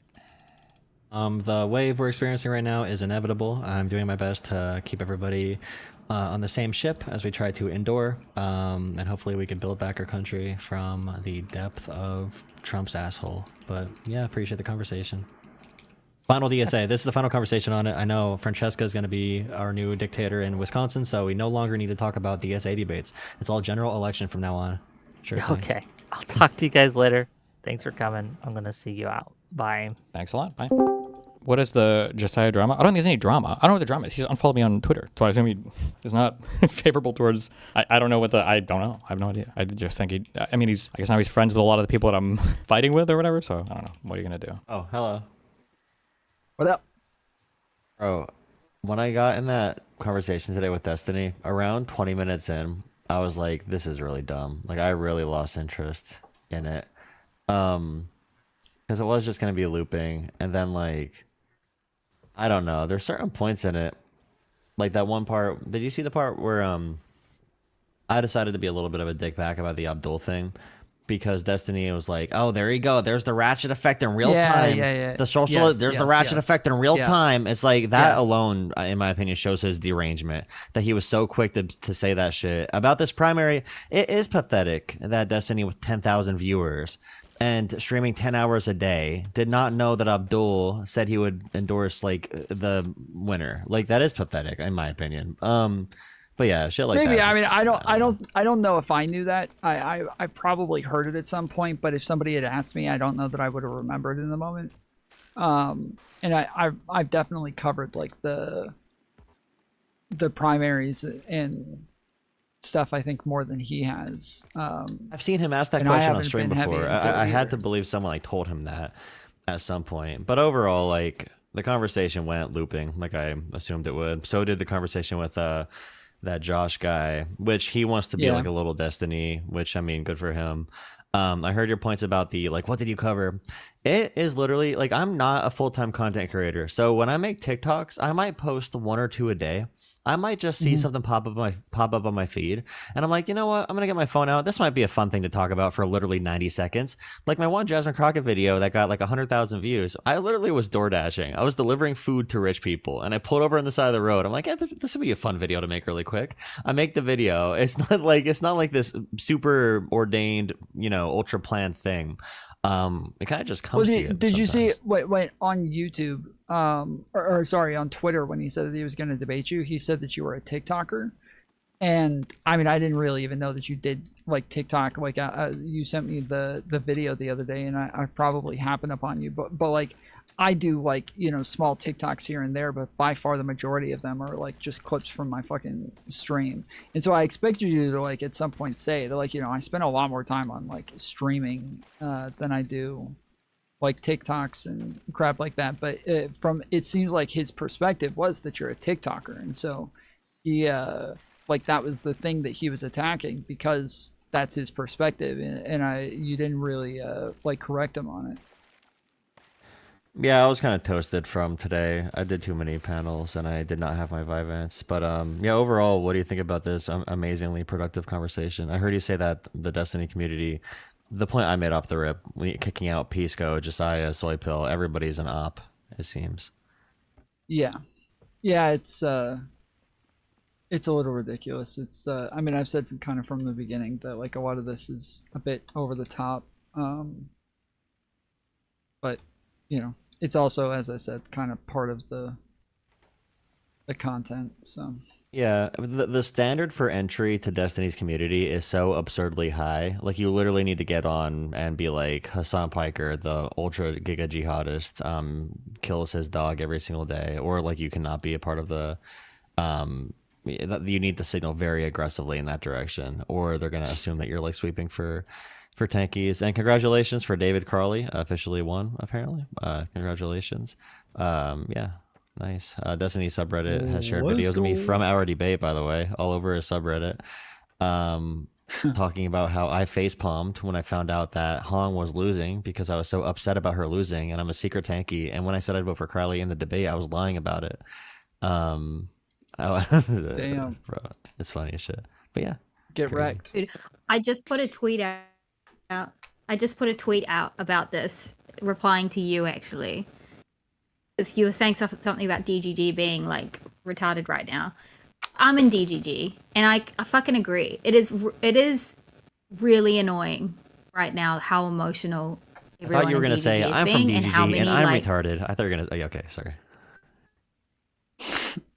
shut the fuck up. No, it's disappointing. I think It's he meant that disappointing you were gonna because call there's so him many retarded. like. You can do that too. No. I tweeted out and said I agree with you. Like, I just think I understand like not liking the DSA and being worried about socialists and there are like he's not wrong about if an op was going to come in, they would kind of at times say and do things that you do. But I just don't. For me, it's really easy to see when someone's being like kind of really Weasley or sneaky or is just playing the subversion game, like that Keith Edwards guy or whatever the fuck his name is. But I guess I've known about your content for years. I've watched you. Like it's just to me, it doesn't scream that way with you at all. And I think it's just taking it way too far. Like DGG is getting very fucking hysterical, and it's because Destiny's being a little bit hysterical at the moment, and he knows he's being hysterical. I think he's playing a game that he plays well. He's taking a side, he's staunchly defending it, and that's his role in the media space. Like he said, he's not a politician, he's not politics speaking, he's not good at optics, he doesn't give a fuck about optics, to be fair. If he wanted to play the politics game, he could do it a lot better. So it's not the game he's playing. So he's playing a different game, and the hysteria is like part of it, I suppose. But fuck me, man. As a DGGer, I'm gonna cop a lot of shit for this. Maybe someone's gonna clip this and give it to Destiny, and I have to fucking answer for this. But bro, calm the fuck down. It is really annoying. Like some of the people coming out, I think almost and everybody's arguing taking with into like consideration. Isco, like. Well, hold on. I on the first part that you said, I think almost everybody's kind of taking this aspect into consideration, that like the populist aspects of like what makes them popular, what gets a following. The most like ardent aspect of this is going to be the fact that they have an enemy. They have clear enemies that they're able to direct people at, and they're able to kind of like go after. And that's not new for Destiny. That's not something that's like a new thing for him. But that's definitely something that coalesces a group of people who all feel like they have some similar beliefs to one another, and that there are other people that they're able to kind of aim their ire at and say, oh, those are the guys who are against us. Those are the bad guys. Yeah. We got to go after them. I will say this is by far the biggest drainage I've seen from Destiny's community that is like non-scandal related, where it's a bunch of people just saying like, I think this guy's bad at politics. And Destiny even said in my conversation with him today, like, that's my brand. When I told him about like, adjustments that people have said in the past for him to make, like, yeah, it's your brand, then you don't really care about being maximally effective, and that's fine, but don't tell your audience that it's an effective way to do politics when you're talking about like combating snarkers. Like, it's a completely different realm. Like you're doing a different fight, a different battle. If you're going to be like a snarker station and that's going to be your whole role, that's fine, but don't act like you're doing real politics. It's just, yeah, it's a different game. Like, it is a different game, and it overlaps at times. Like, unfortunately, like Hassan is like getting into the politics sphere, and he's doing the politics thing, and like I'm sure he has fucking like J-Stalk and like actual snarkers helping him with his little clips and old things, and like they're all still partaking in it to a degree. But I don't know. It's just, I think. Oh, yeah, I got so many messages from the far left. I bet you did, dude. Like, yeah, I bet you did. They love just like waiting for somebody to fall out with them so that they can prey on them and get them to like do their little dirty deeds and shit. Yeah, it's like I think Destiny knows what he's doing. It's just, as someone who's a fan and like watches him, and I still think he's like super smart and blah blah, all that stuff. Like, it's it is hard to get behind like some of the conversations happening right now. Like, I've got to be honest, I find Pisco fucking really annoying. Like, I'm not out here defending Pisco or anything. He is a sweeper. I just think he is sweeping pretty hard at times. And Josiah is real disappointing. Like, I agree with. See, what I mean is, like, I agree with Destiny. I just don't take it. I wouldn't take it as far as to, like, call Pisco an anti-Semite or, like, to cry about Hassan constantly, like, shocking his dog. Like, the Wick saying, did Hassan shock his dog? Litmus test thing. All of that crap. Me, yeah, it is just immature and pathetic. And it just, I fucking hate it, dude. I think it's dumb. Well, I'm still a subversive op, so I am unwelcomed in that community. It's just very stupid. It's very dumb politics. It's very dumb coalition building. Well, it's not coalition building. It's the opposite. I'm already getting clips of that guy that I debated with Tom, and he's like sharing stuff out of context to try and smear me already. So it's like, why would I ever engage in these debates or conversations if that's going to be how it is? And Destiny has a chat of 10,000 people trying to find whatever tweets or whatever, you know, might help Destiny in that debate. Like, it is exhausting. So like, why would I?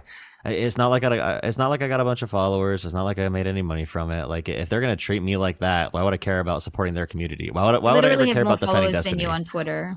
Why would I ever defend Destiny, like, ever, based off my engagement with him? He gives no benefit, no incentives, unless if you agree in lockstep. So Wick and Hutch are the only two people that he likes right now, because they will basically, like, Hutch is a Destiny waiting room right now, and his numbers are benefiting from it, and I'm happy for him. But that's really what it is. Yeah, and I like Hutch, but that's the reality of it. And Wick's career, he makes a bunch of money off Destiny too, and that's good for him too. You know, that's great. But anybody who's not going to be those two people are going to be kicked out, at least in this era of Destiny's, you know, YouTube career. I mean, it's always a little bit like that in this space. Like, there are kind of teams. it's just, I do think recently the team sports, because of like the snarking stuff and drawing some boundaries there, and then because I genuinely think because Hassan has gone into politics and the lefties are like actually going into politics and playing politics a little bit now currently, because this is the time for it, it's getting a little bit hot. So I understand why it's all happening, and I understand that some lines do need to be drawn. It's I don't know. It's, if you guys, how do I undo this? I really accidentally X'd out of this shit. How do I undo the Xing out of? Sorry, go ahead. I have a question for both of you guys about Factorio? Destiny's rhetoric. Destiny's rhetoric towards do you need help with that quick before I ask a question? I don't know. No, go ahead. If you nobody knows how to play. Yes, they do. If both of y'all could close your eyes and not know anything about the current political environment, you don't know like how much how much power DSA has. You don't know how many seats they have. You don't know what races they won. If you heard your only information was Destiny's rhetoric towards the DSA, what would you assume about the current political landscape? So my example would be, if I only heard Destiny's rhetoric, I would assume that DSA is growing rapidly. They have maybe 50 seats in Congress. They are taking over multiple governors' mansions. They have a few U.S. senators. They are flirting with having like an actual socialist presidential candidate. From his rhetoric, I would assume all those things are radically happening. Like, would you guys assume that based off just the rhetoric alone? That all of what is happening exactly? Yeah, I would think that that they are taking over. He literally just set like an entire thing. Yeah. Like, would you assume, like, just hearing his rhetoric, that the DSA still has like 1% of Congress? Like, they can't be competitive in any swing districts. Like, I would assume, based off owning his rhetoric, that holy shit, bro, DSA, holy shit, bro. They must have won a seat in. Just to be clear, that's the progressives as well. Like, everybody is doing that. Like the left, the far left is doing that. CNN's doing it.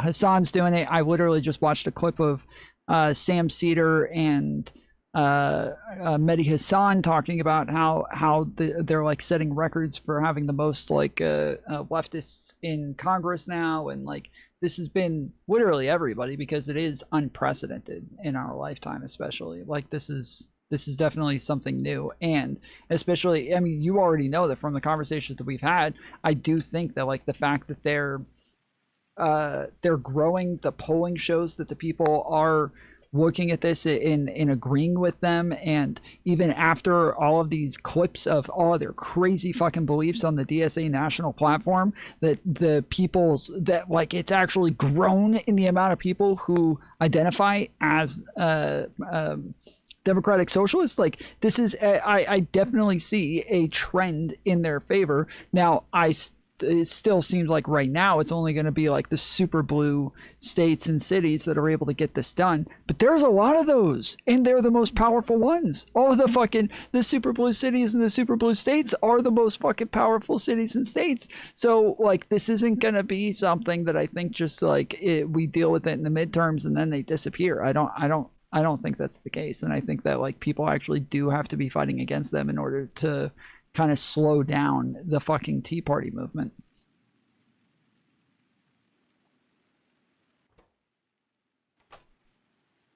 Ham was the one who was helping me with Factorio earlier. He's I don't think he's here now though, and this is fucked. Do you think, Mantis. Tom, that you'd be able to possibly... I don't want to interrupt you. Oh, Mantis left. I thought... Oh, okay. I thought she was going to answer. I wonder if it would be possible... I know you tried like a phone number thing before. I'm trying to think of... I've been getting into Facebook more recently, and I feel like I could find a whole room of just like 45-year-old Trumpers. Yeah, we hear you. Wonder if that'd be content. Okay, sorry, my mic just fucked out. If you try to do what? If I just like DM, like if I DM'd random people on Facebook, like Trumpers that, like I put up a post on my Facebook has like 100 followers, and I put up a post on the WNBA bullshit where the former NBA failed players are like, I'm gonna be twins and deal with the WNBA, and I got like 500 comments from a bunch of dipshit MAGA people, and I'm like, should I just get them in a room? Like, should I just invite them to a room and see what if I can make content out of it, like Facebook? Yeah, randoms, I've thought about spending like I don't think it is. Like I've thought about spending like an entire day just like messaging tons of like C-listers and people, you know, that just to see who I could or couldn't get onto a fucking show, and just like, you know, throwing shit at the wall, just seeing what all I could do possibly. But yeah, who knows? I mean, the well's running like it's running dry with actual creators to talk to. Like it's really running dry. A lot of it's a lot of repetition, and yeah, it's been difficult. I feel like people, the creators are talking a lot at the moment, like more than normal. But I guess I've been, like Tom, you've been a bit disconnected, so it's been different. But now, yeah, I guess. But now there's like some bridges burning and like severance happening. So I was just gonna say to what you were saying before, Tom. I agree. Like I think this is the moment for the hysteria. So even though I fucking hate it, this is kind of the moment where you do have an insurgent wing of like the Democratic Party, who aren't even in the Democratic Party to be fair, trying to take over in some way. Whether they're not going to get like as much power as it seems like everyone's like crying about right now, but it is happening and it is crazy, and it is unwanted by moderates and by liberals and by people who actually know. Like the problem is a lot of people don't actually know the way Destiny does someone like Hassan and the movement he's been trying to do, like create for years. So someone like Destiny, it is kind of his job to be the loudest about it. Like he's the one who knows fucking everything about Hassan. And it's just, now is the time to do it. Like the primaries, you know, this is the time to like try and make the party what you want it to be. So I get it. It is annoying though. Like I think the kerfuffle could still be happening, but in just a bit more of a reasonable way at times, instead of, in my opinion, DGG coming across as like really pathetic, like focusing on drama, online crap that no one gives a fuck about in reality. Yeah, it is. That's the annoying part for me. But yeah, I don't know. It's hard because I think now's the time. Hysteria is warranted in terms of like an insurgent thing taking over. But yeah. What? I don't know. Within reason, I guess. what I'm trying to get across to you, Jolah, is I don't want you to downplay the fact that it is actually happening. So like you admit that this is actually a thing happening and that it's fair enough for people to be worried about socialism, right? I think that the Wisconsin primary today should ease people's nerves a little because they did everything they could to lose that freaking to lose that race. So like the original candidate, Rodriguez, I think her name was, she had the campaign like fraud issues with her like staffer. The Mandela Barnes had a a former staffer say about like some sexual impropriety or whatever that might have been. And then this random Crowley guy, he's a bad candidate too. Like he's boring, no charisma, just a random guy. He comes back from his campaign after his wife sees the red bird sent from God, and is able to pull it through barely over Hong. And it's like, holy shit. Campaign? Did he barely fucking campaign? Yeah, barely, but he did with the with the current governor as well, so that definitely helped. And I'm sure the Thanksgiving quotes Hong put out and everything kind of hurt her as well. But any normal functioning Democratic Party would have beaten Hong by like 50 points. There's no reason she even should have been in a position to be anywhere near winning a governor's mansion. And I think the fact that they messed up so bad and she still lost, even with the so-called establishment messing up, should probably ease, nerves at least, about this being like a widespread thing. If Hong won, that would have been a truly, I think that would have been, an alarm bell for me, for sure. Yeah, definitely. Thank you. God, she was so terrible. Holy fuck.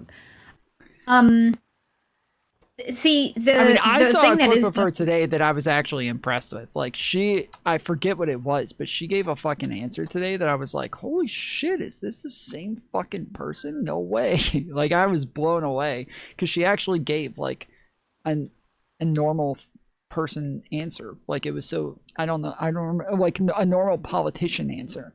And she actually engaged. Like it was so fucking strange. It was so weird. I couldn't believe she actually said this shit. Oh my god, can I read you this fucking tweet out from Mike from PA? I want to actually kill myself. Video game. He said, disappointing night, but one thing is clear. The establishment is perfectly willing to overlook serious flaws in their candidates and rally around them. Progressives frequently... What is it? What? We're the people that were like, let's maybe not... Okay. Progressives frequently fail to rally for their candidates and miss huge opportunities for no good reason. I don't understand what they're saying a lot of the time.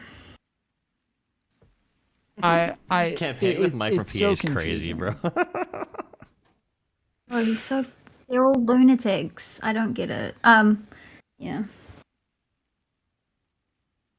Yeah, I don't.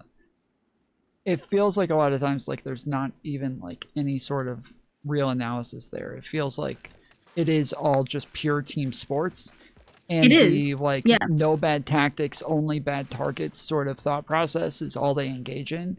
And I've used this as an example a ton of times. Like there was a couple of times where a number of people had like made up some lies about Matt Walsh. It was like some weird shit about him being like a pedophile and him like it was some weird shit. And so when I went and like I debunked it, like I went through like kind of calling it out, I literally got so many fucking comments, and this has happened a ton of times, where I'll get leftists who come and comment on my videos saying, but who cares, he's bad. I get that so fucking much, where they literally say, who cares, he's bad. And I'm like, what, like, how the fuck do you trust anything you ever hear if you think that that's like a standard that the people that you're listening to are using? How can you ever trust anything that they ever say? Like, I would, if I thought that that was like a normal thing, then like at what point? At what fucking point? This is like the craziest slippery slope of all time, where you're just justifying the most insane bullshit.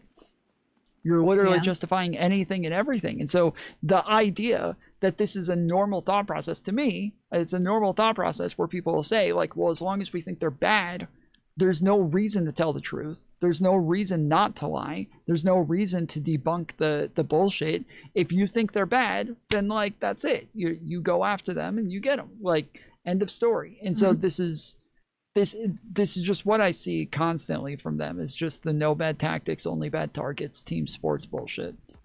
And I think that's what it is with liberals. Yeah, but that's why it is frustrating at the moment, because I think that's kind of what DGG in some ways, or just what liberals are kind of doing. That's how it's coming across, is like they're starting to do that, and I get it, because if it's happening on the other side and you're constantly like losing, and this is what Destiny keeps saying over and over, is like, if you're not playing the same, you have to be playing the same game. But it's like, that's the game you want to play? Like, I don't know if it's working for them. I don't know if that's I think that we call them lunatics for a fucking reason. Like, we don't need to do that. We don't need to become the guys who just no bad tactics, only bad targets, you know? Well, but it's by also the way, someone that Destiny is always going to turn and say, like, but if they're doing it and they're the only ones who are doing it, then we just fucking lose every time. Like, we're not losing. That's the issue, though. We're just not losing. Whenever he says we're losing, we're not losing. He's losing. He feels like he's losing. He feels like he's going crazy because the online media landscape is tearing him apart and giving benefit to Kyle Kalinske and Crystal Ball and Hassan. That's what he's mad about. It's nothing. It's not a real look at like the political landscape. That's totally incorrect, Jolah. I just went over all the fucking shit with you. We just went over it. We just talked like just a second ago. I just went over the fact that like the socialism is rising. The amount of people who identify with this shit. The amount of people who like this shit. Yeah. Like you're on TikTok. And they're still voting for Kamala Harris. They're still voting for James Tallarico. It doesn't matter. Kids say fun I do things. agree though that the media space online is like definitely makes it out like they're more they're more successful and they're more popular. No, he's not an anti-Semite, Tom. They are online. They are online. TikTok is flooded with it. Like, they are online. Right now in our political sphere, obviously, Hassan is still hugely popular. Like, Kyle and fucking all these retards on the left are really popular. Moderates aren't really that popular online. Like, it is coming across that way online. So I understand. I kind of agree with Jolah on that one. Thank you. See, Tom, you're wrong. Democracy 2v3. No, he's also correct in that it is happening. No, in the I'm right. political I'm right. sphere. I heard I'm right. Goodbye. Good night. I'm. Oh my god, this guy! I can't believe that guy's even awake still. He was so like brain dead by the end of that last debate. He should be asleep. I don't even remember what we were talking about or what I said. You guys agree that the Jolah guy got absolutely and totally fucking raped in our conversation earlier, right? At times, yes.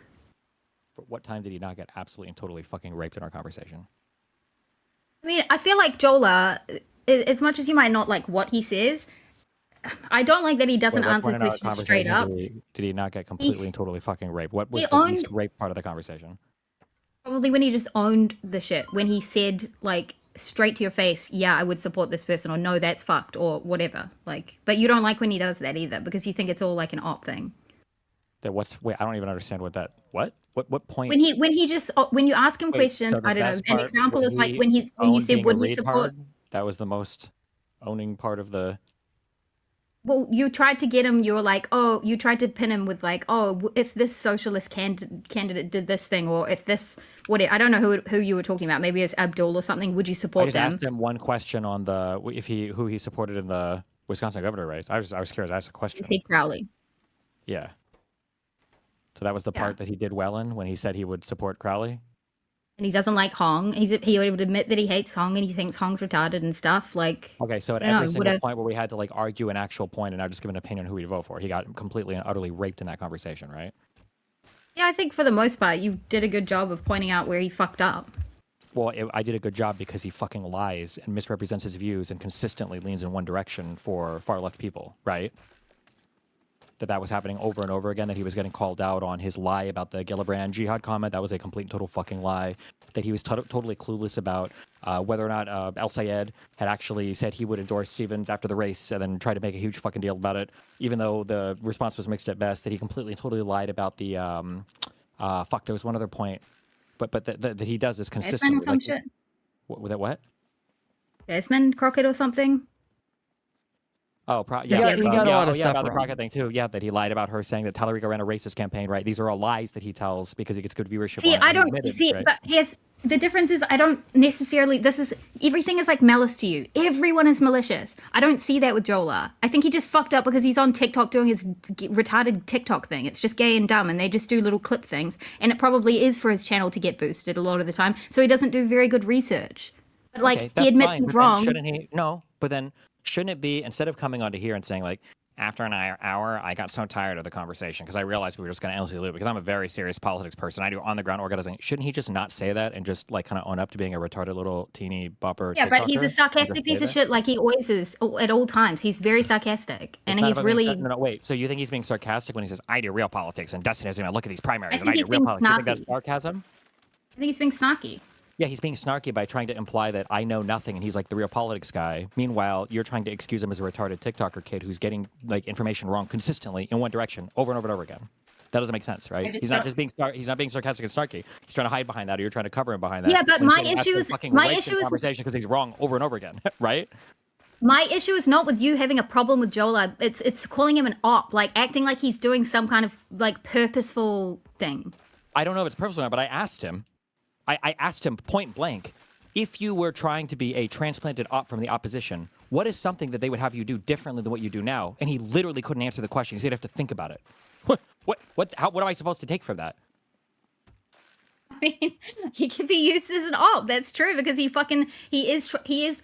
If you're gonna play the game of politics, then he'll be treated as an op, right? That's fair. If he's too retarded to understand, that's fine. But he has to be treated as an op then, right? Because he's doing the work for the enemy. So I don't know how else. And then he's out here being snarky and I'm so bored of the combo because I'm such real politics. Like, well, of course you're an op. You be treated as an op. You're controlled. Yeah, but I don't know if it's intentionally or unintentionally. But how are you supposed to treat him at that point? I get that this is like what you have to do is you're drawing really hard lines in the sand because you like this is your job, I suppose. But I guess I just don't like it. Real quick, just to specify, my hard line is in the sand is people who support terrorist attacks and people who make death threats against me. Do you think that's a ridiculous line in the sand to draw? That's crazy, he right? Doesn't support. Are you talking about Hassan? That's a ridiculous line in the sand. Do you think that's an insane line? Are you talking about Hassan? I'm just asking you real quick before we get to Hassan. Is that an insane line in the sand to draw? No, that's not an insane line in the sand to draw. He doesn't support Hassan, so I don't know why you would have a problem with someone like Jolah, who is pretty outwardly against like the dummies in the party. Then why is it that every piece of misinformation that he propagates happens to favor them? I don't know. I don't know. Why is it that he spends so much time in this place trying to tone police other people hitting the far left, but will never tone police the far left hitting moderates? Because he'll never talk to them about it, by the way. Well, I don't really. Most of Jolah's content that I've known Jolah for has only been shitting all over Meg. I haven't seen him barely. I don't watch his TikToks, so I'm probably not the right person to talk to about his fucking dumb TikToks. His TikToks is for losers. Yeah, I was going to say the same thing. I don't know. It's in one direction because I don't ever see his TikToks. But personally, from everything I've ever seen of Jolah on YouTube, which he hasn't been doing for the last however many months, it was all fucking just, let's just rape MAGA retards. That is it. Rape. As hard as he can fucking go. And he was really snarky and he was really good at it, and that was it. Like, I don't... That's cool. So he's more progressive. He's more progressive than me and Tom, for example. He's probably... Yeah, he's probably I'm too old at this point for that one. I'm sorry, but the whole, he's just way more to the left. No, bullshit. It's a sweeper. It's a socialist op. They just don't want to admit it. No, 100%. That's every time now. That's just what it means. I don't think anybody to left to me is not a fucking socialist at this point. I'm sorry, but that's where I'm at. Because you can't just, I understand that's where you're at, but this is my problem is you can't just call everyone who's like to the left like a socialist. This is my problem is that people like you and all you guys keep saying like, oh, he's being unhinged and he's being crazy and he's being irrational. And then every time I have a conversation, it is just pure, unadulterated NFL BBC rape against everybody that tries to argue against me on all these points. And it's embarrassing. If you could have a single person that could bring a single point to be like, Destiny, I think that your position on this is unreasonable, then I'd be like, oh, okay, fine. But instead, I'm getting more excuses from you than I'm getting for a 95-year-old grandma with Parkinson's shitting herself at the fucking family Thanksgiving dinner. It's insane to me, and that it's always one way, and nobody has any other counting points. But it's like, well, I think you're just kind of being irrational. Do you think that's like a little bit frustrating from my perspective? I understand that it's frustrating from your perspective. I get it. I'm usually fully on board with you. I just think at times, like, okay, for example, like the whole going at Pisco thing. I fucking agree. Pisco's a sweeper. He's been fucking annoying. He's being a pussy. He's weak. And I think it's fine to accuse him of being like pulling way too much weight for those cunts. And same with Josiah as well. Josiah was fucking disappointing, and I would fully go in on him, and I have been going in on them on Twitter, but I wouldn't call him an anti-Semite. I understand that you're doing this gay little functional anti-Semite thing, but why do you have to cross the line from like reasonable, he's a fuckwit, into like unreasonable, or now he's just like hates Jews and shit, or like he's an anti-Semite. Like it doesn't need to go into that unreasonable territory for you to make the same fucking point. Pisco would have been a Nazi in World War II. I don't know what you want me to say. I don't know if like the woke like time period, like the reaction to it, like broke all of your guys' minds when it came to any kind of social understanding ever. What the fuck do you think it means to be bigoted? Bigotry doesn't mean that you were born with an extra touch of evil in your heart. It means that you've created a permission structure and you have some beliefs that's biased against a certain group of people that you use to facilitate mass hatred towards those people. I agree. So I fucking agree with you, but what is the difference between Pisco? What is the difference between Pisco and a standard anti-Semite? Okay, the difference between Pisco and a standard anti-Semite is Pisco is a fucking autistic retard. That's what I'm saying. I'm saying you give way too much weight to the male side. Oh my God, thank you. You got it. Yes. But I genuinely believe that Pisco has lacks social like skills. I think he is an autistic fucking Then he can be a retarded. Then he can be a retarded anti-Semite. Then that's fine. I'm sure there's room for those people too. But functionally, it's the same thing. You can't just say I excuse. When you're in an argument and you have to start making these insane bullet bites. These are the largest bullets I've ever seen bitten. They're like the fucking bazooka monsters in Super Mario World, where he's saying things like, well, if you put up a sign outside of your store that says no blacks allowed, but you just think that the black people are too poor to buy your stuff, I actually don't think that's racist. Do you understand how fucking retarded that sounds? Like when you have to contrive things to that level, what am I supposed to think about that? I do know how retarded that sounds. I call Pisco an autistic fuckwit. It's fine. You can call him a fuckwit, whatever you want. That's a luxury belief for you. If you're a Jewish person, and now in the U.S. everybody fucking hates you, and you've got people like Pisco who are totally okay with that environment because they're autistic. But by the way, also, I just want to put a pin on this as well because you're also doing this bullshit. He's only ever autistic in one direction. Ever notice that? Isn't that crazy? Isn't that crazy? He's only ever autistic in the way that always consistently favors the far left fucking lunatics. Isn't that really weird how that works? You know what's really fucking funny, Destiny, is I'm the one on Twitter and wherever the fuck Pisco is, calling him out and triggering him because I agree that he's enabling. I call it enabling. I don't have to call him go steps further and put all this malice in him. I can just call him an enabling fucking idiot and say what he is enabling. It is better to just be like, your behavior is enabling this, even if you don't mean to do that. You are. Same with Josiah. And You're I an used to agree with that. cunt. I used to agree with that. And then I stopped and I thought for like 112 seconds. And I was like, in any other form of bigotry, would I not call this person racist? Would I just say, I don't think they're a racist. They just happen to have all of the exact same beliefs as racist, and they happen to enable racism, and they happen to enable structural racism against this group of people, but I don't think they themselves are racist. I don't think I would ever draw this distinction between any other group of people being bigoted ever. I can't even imagine it. Okay, but now you sound like a lefty fucking idiot. You sound like one of those woke retards who just wants to call everything because of power and prejudice. Oh, let's add it all together because it actually affects you. That's what you fucking sound like. He's the last SJW. You are the last SJW, you dumb fuck. I'll take it. Well, then I'll take it. You know what? That's fine. Because... Why do you want to sound like that, though, when you can just call him enabling racist and it's just as fucking effective? I can stand around all day saying, Pisco, you're enabling racist with your autism. He Stop doesn't care being autistic. about enabling racism. It's fine. Why does he care about calling anti-Semitic then? I'm just a fucking retard anyway, so who fucking cares? Do you know why people think it's dumb calling somebody an anti-Semite? It's like, you know how you cry about, oh, the lefties have used the word fascism too much and the righties have used the word socialism too much and now nothing fucking means anything, wank, wank, wank. That dumb conversation that we've been having for so many fucking years on this dumb platform. You're doing the thing. You're adding to that. I'm not doing the thing. I'm complaining now because I can't use the thing when the thing is actually here. Pisco is more openly anti-Semitic than Fuentes or any neo-Nazi can ever be on a public platform. What are the two key components of any neo-Nazi theory? It's that Jews are secretly controlling every fucking thing in society, and it's that they're doing so to the detriment of everybody else. This is like the key fucking, and all of the APAC funding everything. And even the Great Replacement now in fucking Spain is being orchestrated by the Jews. And the Jews are secretly in charge of every fucking race. Like, these are your huge key components for anti-Semitic thought. And Pisco essentially endorses, if not those things himself, every single person that endorses those beliefs. I think we were trying to. Like if you replace Zionist with Jew, or just look at Zionist because it maps on 90% of Jews anyway. It's every neo-Nazi conspiracy theory is endorsed and embraced by these people. In what world would I say? Well, I just think he happens to like be. He just supports anti-Semitic people. It's So I I wouldn't even would say. never draw that distinction for anybody else. Sorry.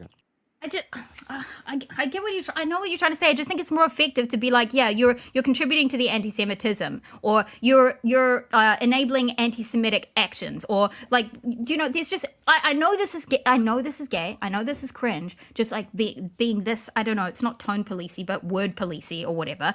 It is, that is as simple as it is, though. If you move into the territory of calling someone an anti-Semite, everyone's brains fucking shut off. They stop listening. You're the unhinged one, and it's dumb. And instead of doing that, shut off. The brains are already off. So why not call it like I say? Do you think that Lauren Southern legitimately ever hated black people when she was on the boat shooting the flares for the mic? No, there's no such thing as a race. No one actually hates anyone. Racism. Exactly, that's my whole point. But I would never say like, oh well, I don't think the Project Europa people were racist. I just think that the way that they acted was enabling kind of like racist That's so fucking retarded. You would never draw this distinction on any other form of bigotry ever. People who are misogynistic usually don't hate women, right? Don't you No, think she's saying she's not drawing a hate distinction, are you, Alex? No. Okay.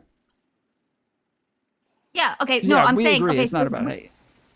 When you... it's definitely not about hate. It's not. But when you were talking to Lauren Southern, did you just call her a racist? I know a lot of people did, but did she fucking hear any of that? Or is Lauren Southern someone who would have said... Like, if you said, maybe you don't feel... It's not about fucking hatred, you dumb bitch. It's about the fact that you're double line. And you explained it to her. I don't think that any of my old lovers like, no, I don't think Lauren is racist when she's on the boat shooting the migrants or shooting flares to stop the migrant ships. I'm pretty sure I probably just call that racist. It was literally a white identitarian group. So who qualify? I'm just curious. Who would you consider anti-Semitic? What would I consider anti-Semitic? Would you like consider Nick Fuentes anti-Semitic? I don't think he's ever outwardly said he hates Jews. Yes, I would.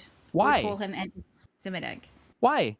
I mean, I do believe he has a genuine. He unfairly discriminates against Jewish people, and he enjoys it. Unfairly discriminates. And Pisco claiming that every single AIPAC contribution is a disqualifying thing for a candidate, and that all of these people and all of the beliefs related to Israel and Zionism need to be stamped out of American politics, or at the very least, he gives a free pass to every single person who believes that. That's not basically the same thing? I mean, what if somebody said they just want money? Why do you want... I don't want to be defending this fucking position here. Do you think hey. Do you hear that? Why don't they just say that? Yeah, I agree. Let me ask you answer the question. I don't care what you're going to say. Answer the question. No, let me ask you to answer the question. Why don't they just say that? Why didn't El Sayed? Why didn't all these people say, we want money out of politics? Why did they focus on AIPAC? I think those people are being anti-Semitic. Oh, so Pisco's being anti-Semitic, and he enables anti-Semitism. I've never heard. What has Pisco said? The thing that Pisco does is he just... In my opinion, I've never even heard him say he supports like any of that shit.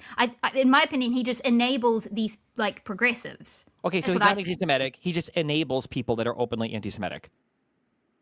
Or are you saying that he says that like anybody who supports AIPAC or Israel is automatically disqualified? No, but he gives a free pass to every single person that does and never seems to call him out on it. I don't think I've ever heard him call out the AIPAC talking point before. He might even support it. I'm not sure. I'd have to go and check. But we would never draw this distinction between any other form of bigotry ever. I mean, I'd honestly prefer that you just said he was functionally an anti-Semite. It makes more sense. No, because I would never say somebody is functionally racist. That's like such a weird... You so would. Yes, you would. You fucking would on your stream. You would probably explain that to your fucking chat. You would. This is the Alito argument for the Voting Rights Act. This is like the whole well, somebody might do a gerrymander that's racist, but they might be just doing it for political power. And that's actually A-okay. So if you want to prove that a gerrymander was racist, you have to show that it wasn't done for political power first. That's impossible, by the way. If I wanted to be anti-Semitic today, why would I ever call it Jews? I would just say Zionists, and I've already got every single thing there. Actually, it goes even further, because Zionism allows me to literally target like Jewish history and shit. I don't have to focus on the Jew of today. I can literally be like Vosh and say Jews shouldn't be speaking Hebrew. They should be speaking Yiddish or whatever fucking insane shit all these people are saying now. Like you can go even harder because you're saying Zionist instead of Jew. Just my issue is just the like crossing. I don't know how to put this into like. I don't know how to explain that. I just feel like you lose effectiveness. That's what this was all about. When you like cross it. Pisco is too afraid to even mention my fucking name. I'm Voldemort to these fucking spineless pussies. They wouldn't even say my name on any of this shit. Way before I didn't call them like anti-Semitic. It's not like these people don't they don't critically challenge anybody to the left of them ever, and they have no desire to do so ever. It's not like my criticisms are landing on them stronger when I don't call them anti-Semitic. They have no desire to do it. They get paid too much by it. They have the friendships over there. It's too scary to attack them because they're getting shit on by everybody on the internet for doing so. Like they know where their bread is buttered, culturally, socially speaking. And then you can claim like, oh, like what did you guys say earlier? Fuck, you pulled back so much now. I got so triggered listening to you fucking retards. Bullshit, I've pulled back so much now. That is so. Don't fucking call me a little. I'm not a little fucking snake. I'll say it to your face, motherfucker. I don't know if you said this or Jonah said it. One of you fucking retards was like, the entrance to get into Destiny's community now is you have to say Hassan electrocutes his dog and is a terrorist supporter and blah blah blah. And it's like, both of those statements are fucking true. So it's crazy that you're pretending that my qualifier to be a part of my community is that here's my issue. My issue is that these people are openly giving a free pass to people that have literally death threats to me. That's crazy. And who openly support terrorists. And now for you guys saying like, oh, well, it's not a big deal. Oh, it's not a big deal. Destiny makes such a big deal about this. Destiny makes it. You guys have told me this for 6 months. Hold on. Shut the fuck up, bitch. You guys have told me this for 6 months. And now we've got potentially the first Muslim senator on TV being asked about Hassan Piker's comments 50 fucking million times because all of you spineless fucking losers were too fucking afraid to say anything about it. This is all of your faults. And now you guys are saying, oh, Destiny's too unhinged because I'm the only fucking left guy on the internet who's willing to say, isn't it kind of fucking weird that the fucking dog electrocutor rapist guy is actually out here openly praising terrorists and now he's campaigning with these people? Don't you understand how that it's like a little bit fucking crazy that you guys are like, I can't believe Destiny thinks that like you have to openly acknowledge the most insane shit ever that Hassan is saying. Do you see how like that's weird on my end? I do see how it's weird, and I fucking agree with you. And I literally am in your community, and I support all the shit that you say against these people. I just, when it comes to the effectiveness of like in the political sphere, there is a line that has to be drawn with effectiveness. That's all. Like I'm literally trying to help. So I have to draw the line on your side with all of this. I agree that they're weak. I agree that they're weak. What is the different? What is the different behavior? My point is, I don't think throwing the baby out with the bathwater is going to get them to not be any less weak. It's just going to give them more fucking leash. Now they have this huge fucking leash. Now you're out of it. You don't get to join in on these conversations. I've literally been out of it. What do you mean? I've never been on Libelord a single time. All of these people treat me like Voldemort. The soy pill was already distancing himself prior because he feels too much fucking heat from the fucking left, and he's got people like Gisticle coming in his fucking like soy pill asshole all the time. What? Like soy pill feels heat from people like me, by the way, because I do call him out. I was calling him out before you were calling him out. Sister, my New Zealand queen, I love you, but he was never feeling heat from you. He's feeling heat from the people on the far left. There was zero fucking pressure for anybody to be pushed into this fucking direction, into my fucking community. This is the most high pressure area ever, where if you're here, you're getting fucked by all the fucking people on the internet. So the idea that he was feeling some pressure, not to attack you or Tom or anybody else, but like generally speaking, if it's like people on Twitter that are giving a little bit of pressure versus all of the fucking far lefty crazy people that are like openly doxing and making death threats to people, the pressure's not even remotely close. Well, so just real quick, because I don't know, and I don't know if my audience knows what you keep saying that like Pisco doesn't call out any of these people, and that he has like friendly relationships with these people. Who are we talking about when we're talking about the anti-Semitic people? That all of the I can't even make the argument because it's so cringe, but like the anti-APAC obsession is largely powered on the far left by a combination of a hatred for the United States of America and for a hatred of the Jewish state of Israel. It is. It 100% is. And I can prove this a million different ways.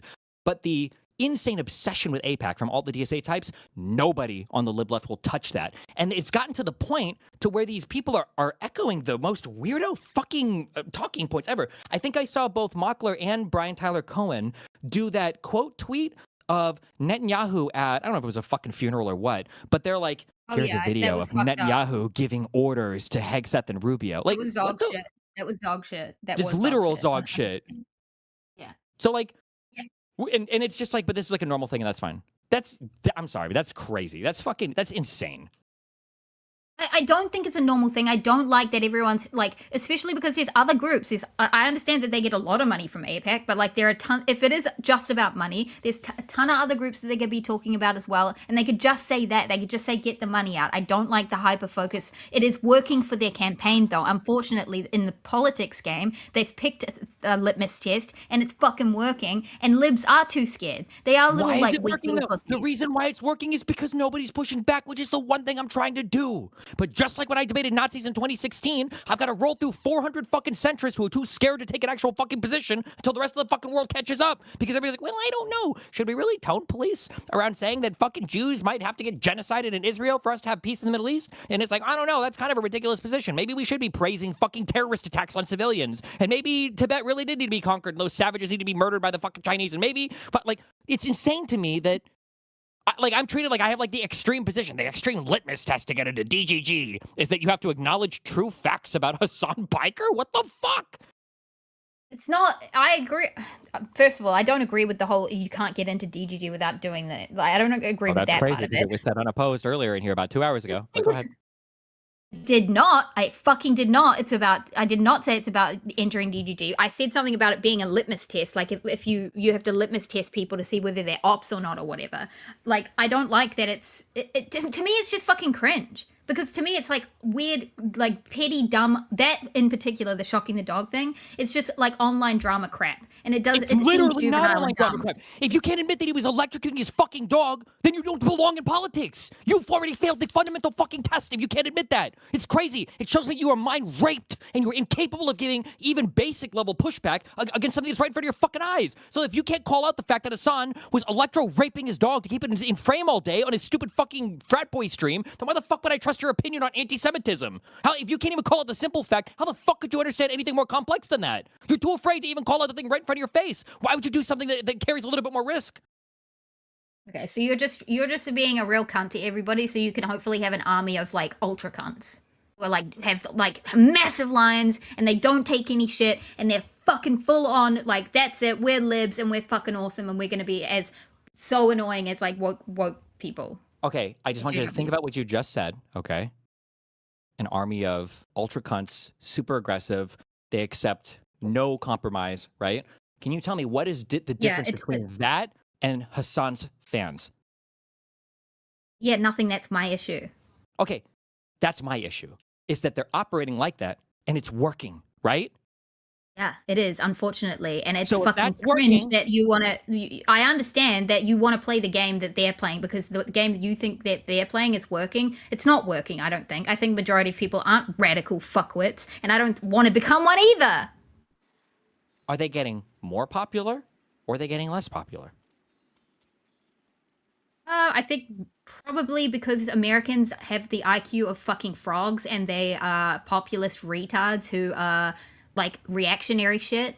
It's probably getting more popular currently because right now you have a like pretty big enemy on the right as well. You think that they're using bad strategies, that them being hyper exclusionary, that Crystal Balls, who gives the most aggressively insane fucking interviews ever to moderate Dems, they're all making big strategic errors. All of them are making mistakes.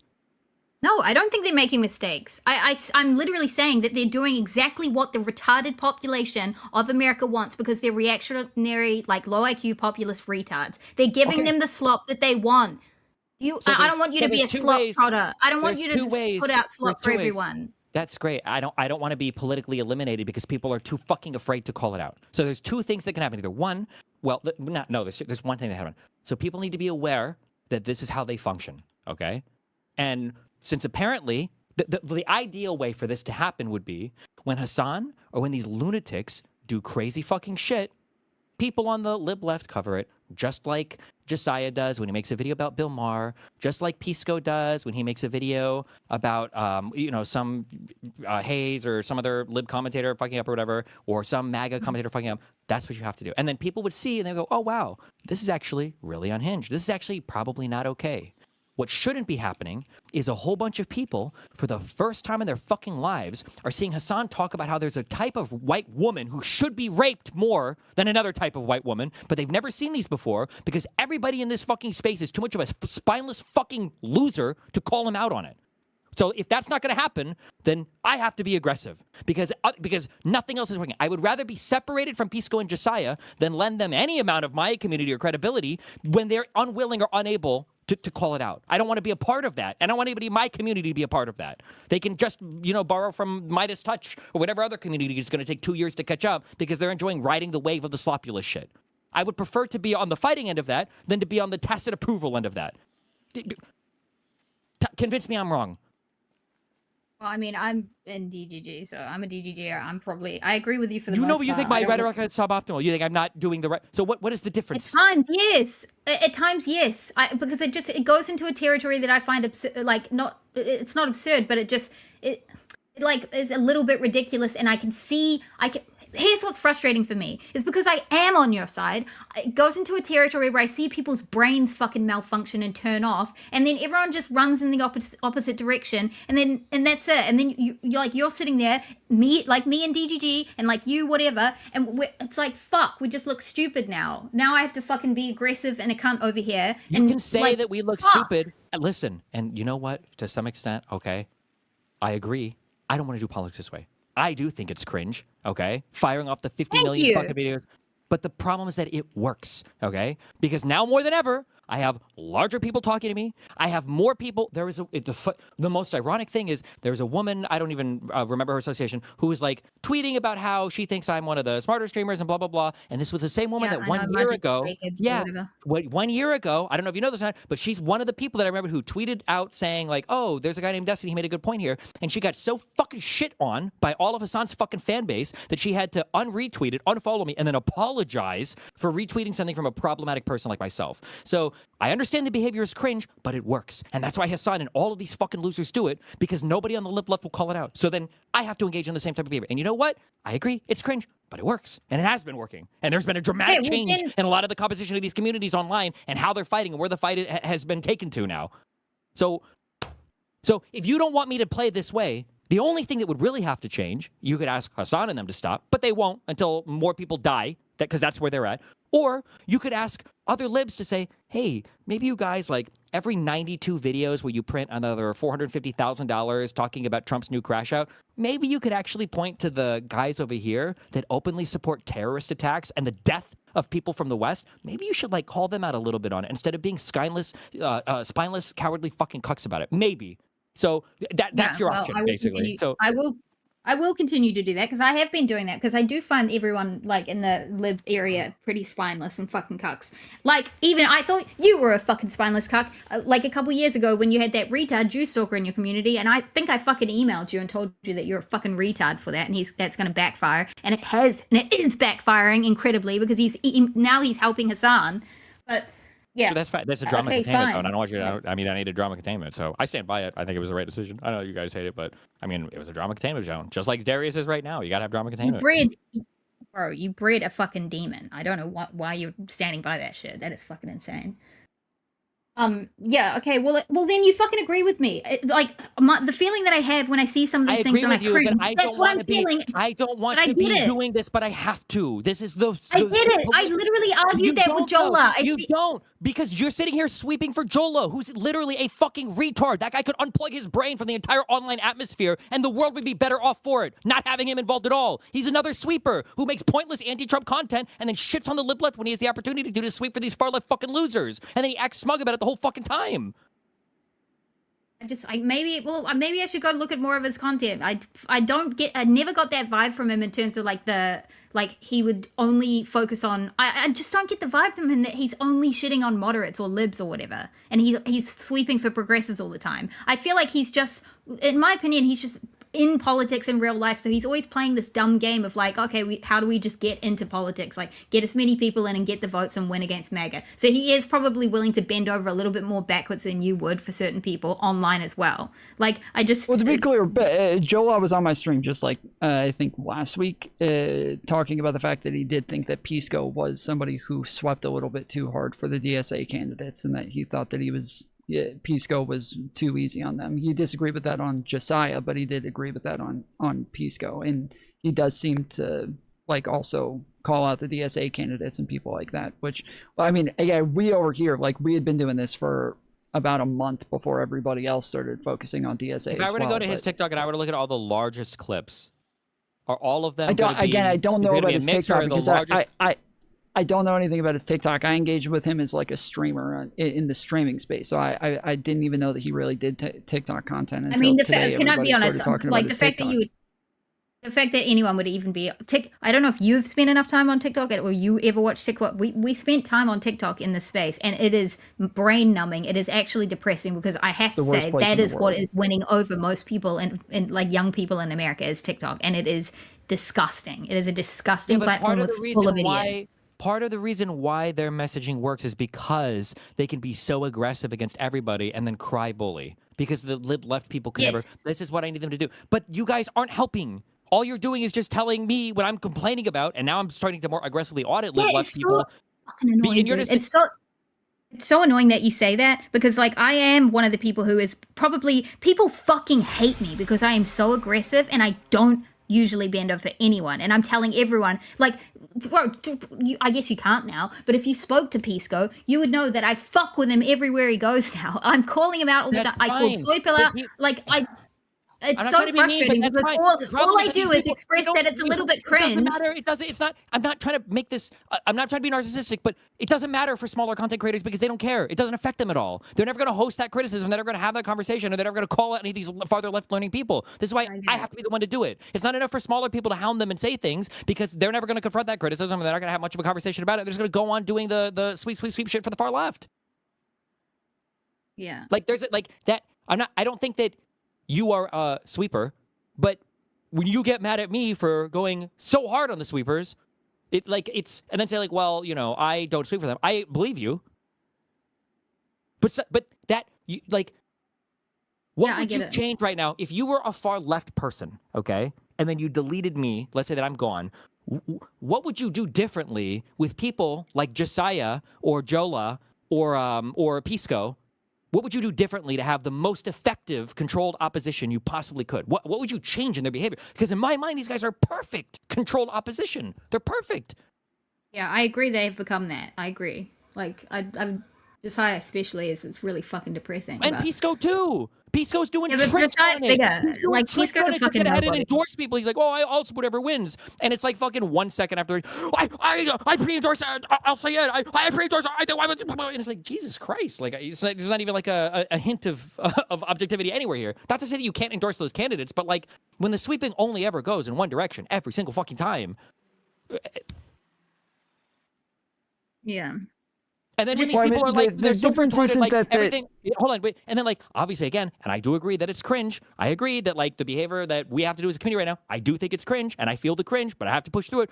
But for them to see that, and it's so obvious, like, oh, like Destiny and his community in the way, blah, blah, blah, blah, blah. Meanwhile, fucking Hassan is in bed, neglecting his fucking family and his health and everything else, scrolling for simply substance tweets at 2 a.m. to see if he can find orbiters of mine to have agreements or disagreements with in the comments on fucking Twitter. He's playing the game at like 5 times the level I am right now. He's on so much fucking harder on this shit because he could go so much harder because he's got infinite fucking leeway to dox and harass and support people calling for the murder of me and other people like relentlessly on Twitch, and he gets no fucking pushback for it. Meanwhile, I have to be careful what I say on YouTube. I'm already fucking demonetized. And nobody is giving Hassan any pushback on this fucking anywhere. No pushback at all. No, he's definitely playing the game. Even Hassan's comment about killing somebody, you repeat it in your fucking DGG chat, and that's literally all over the fucking place. But the original comment from Hassan, I haven't seen that literally anywhere. But the difference, I think, is like by extension. Like when we're talking about, obviously none of us are going to be defending Hassan or anything that Hassan does, but it is the extension to somebody like Pisco or Jolah. Though I think that Pisco will end up defending Hassan in very peripheral ways, like when the Ethan lawsuit or things like that, but he doesn't defend like Hassan and his behavior or anything like that. I just don't know what the exact like thing is, that because I agree, like in the extent of that you do want to extend the criticism, because it would be similar to platforming. If you're going to keep like hyping up some anti-Semitic people and making them sound good to your audience, that like your audience is likely going to go and watch this fucking anti-Semitic person and then be radicalized by them. So like I agree with the extension of it. I just don't know that the sweeping is for their actual beliefs and the ones that you're upset about. Can you rephrase that? People like Mantis or Hutch are just saying there are some targets who shouldn't be targets until further notice. The frustration is very fair from D. Things that you're talking about, where you're talking about the anti-APAC stuff, the anti-Israel stuff, the more hardcore beliefs. Those aren't I don't think I've seen them sweep for those positions. By not covering it ever, and then by calling me out for covering it. Again, I will ask the question again, and I will note that neither of you said fuck all last time, so I'm going to assume it's because you think I'm totally fucking right on it. What more could you ask for from controlled opposition than for somebody to constantly cover your adversaries and never call you out on the thing? But then when people, what would you change from their behavior? If you were trying to create the perfect controlled opposition, what would you change from... I agree with you. I agree with you. What the fuck? But that's why I do call them out. Personally, I don't know what else I personally can... If I call him an up, if I call Jolah an up, and it sounds because it seems like he's engaged in literally the perfect form of controlled opposition, and neither of you can even give me anything you would change, then what's... I don't understand what's the issue with me calling him an up. I don't know what it is, but I just don't see the malice. That's all. When you say op, I feel like there's malicious intent ascribed, and I just don't see the malice. Stupidity. I mean, I don't know if a guy says that he thinks that a woman who's too drunk to consent is fine to fuck. He's not being malicious, but you probably still call him a rapist, right? Or would you not? Would you just call him somebody who happened to facilitate and enable a rape that he took part in?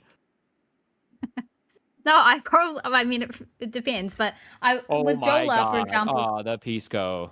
Sorry.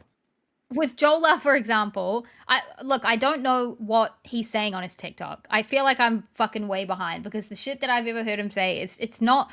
I'm surprised to even hear that he lied or there was lies all around or whatever, or he got things wrong, whatever it is, and it's only going in one direction. This genuinely surprises me. He doesn't. Whatever. Sure. So maybe I'm wrong about. Wait, but do you know why? Do you know why? Do you know why you're genuinely surprised?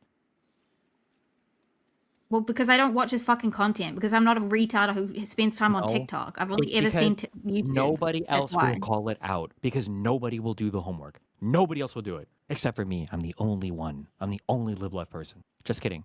Loner Box and Hutch, also, which I don't remember. I think you guys agreed when Jonah said that those are the other two mind raped people that have been captured by my DGG empire. But those are the only. Besides them.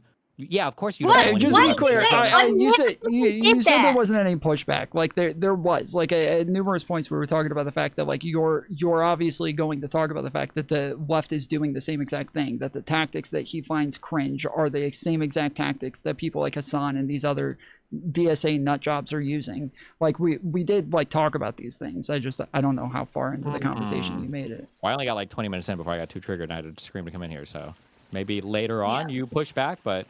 I don't know. But I was triggered right at the start where he was like, yeah, about an hour in, I realized that this conversation was, it was just Jolah, he's a fucking cunt, all right? Sometimes he's snarky. Crying, and then because I was getting so fucking raped, and I just ran out of lube, and it's and then I was like, oh, okay, so we're doing that. Okay, cool. Fair enough. He triggered you with his snark. He was being snarky, yes. Oh my god, Bro, okay, well, look, all I was trying to say is it's cringe at times, and it's hard to be I'm in the side of your side, and sometimes it's hard because I can't do that. I can't go to the level of cringe that you can go to, apparently. It's very difficult for me. To some extent, that's fine, and I'm happy, but when all you maybe you guys don't say it, but when all these other motherfuckers are like, well, maybe we should learn something from these guys. Maybe we should learn something. This is what we learn, because this is what they're doing, because this is what works.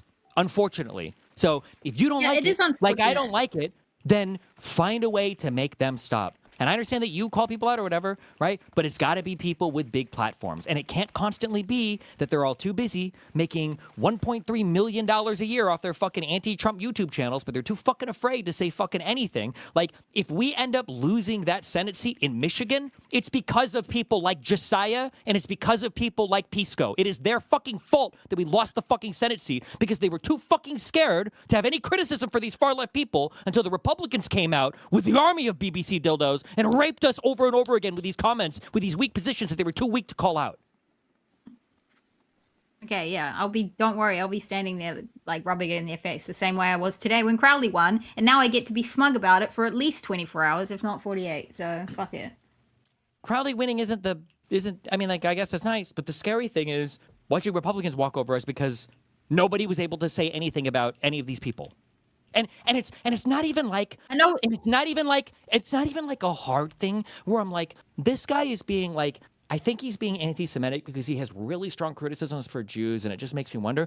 It's like people who are watching terrorist attacks and celebrating them, and then appearing on screen with Al Sayed and appearing with Francesca Hong, and then retweeting people who are making death threats against me. Like, one of the FBI visits I got was because of comments Mike from PA was making on Twitter about me. It was the one where he said he would give $100,000 for somebody to come and fucking assassinate me. That was one of my FBI visits, and I had to tell them, oh, it's just an online thing. I don't think it was a big deal. Ha ha. I should have just told him I thought he was going to fucking murder me. Maybe they would have went and fucking, flipped his fucking house and looked for something. Sure, but like, none of these guys have anything to say about it. They don't care. It's just a whatever thing to them. But you better fucking believe, if I've got any heat for these people further left, that they got to fucking convene the special council of cucked libs to all come together, to all roll around on the floor with their fucking cystic fibrosis, bitter spines and try to have a conversation about how horrible it is, but never say my name directly, and how unhinged I am about attacking people to the far left. Like, it's crazy. And then they can invoke MAGA, MAGA, MAGA, MAGA, MAGA over and over again. We lost that race. It was over. MAGA's here for 4 years, and then we're done with it. Like, I don't know why they're hearkening back to an election that none of these fucking lefties wanted to participate in anyway. It's retarded, and it drives me crazy. Okay. Yeah. Well, okay. Well, now I just feel bad, so thanks a lot. You should. I'm just kidding. I love you guys. I just want to come and scream at you. I love both of you very much. Tom is fair. No, you don't. Lies. Mathis is fair. I heard you talk about Tom today, and you didn't defend him enough. You were being very fucking weak. And I literally brought up Tom, and I said that I thought that for some reason he got fucking audited out of the fucking space for no reason, and I don't think he did anything bad, and I said that 100%. And I said it unprompted. Yes.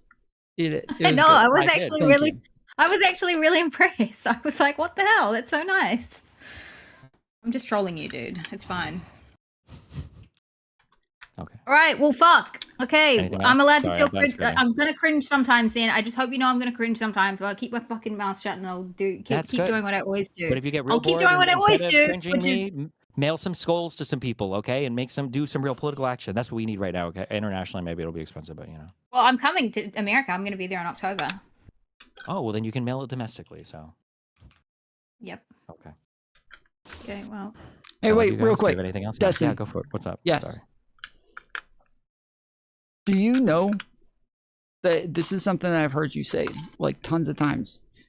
Do you know that like there is tons of evidence out there that shows that leftists voted at a really high rate in the last election for Kamala Harris? Not just voted, but voted for Kamala Harris at a high rate. I'm killing myself right now. He said it the other day, Tom. We already talked about this. He does know. What do you mean we already talked about this? No, we didn't. I thought on stream.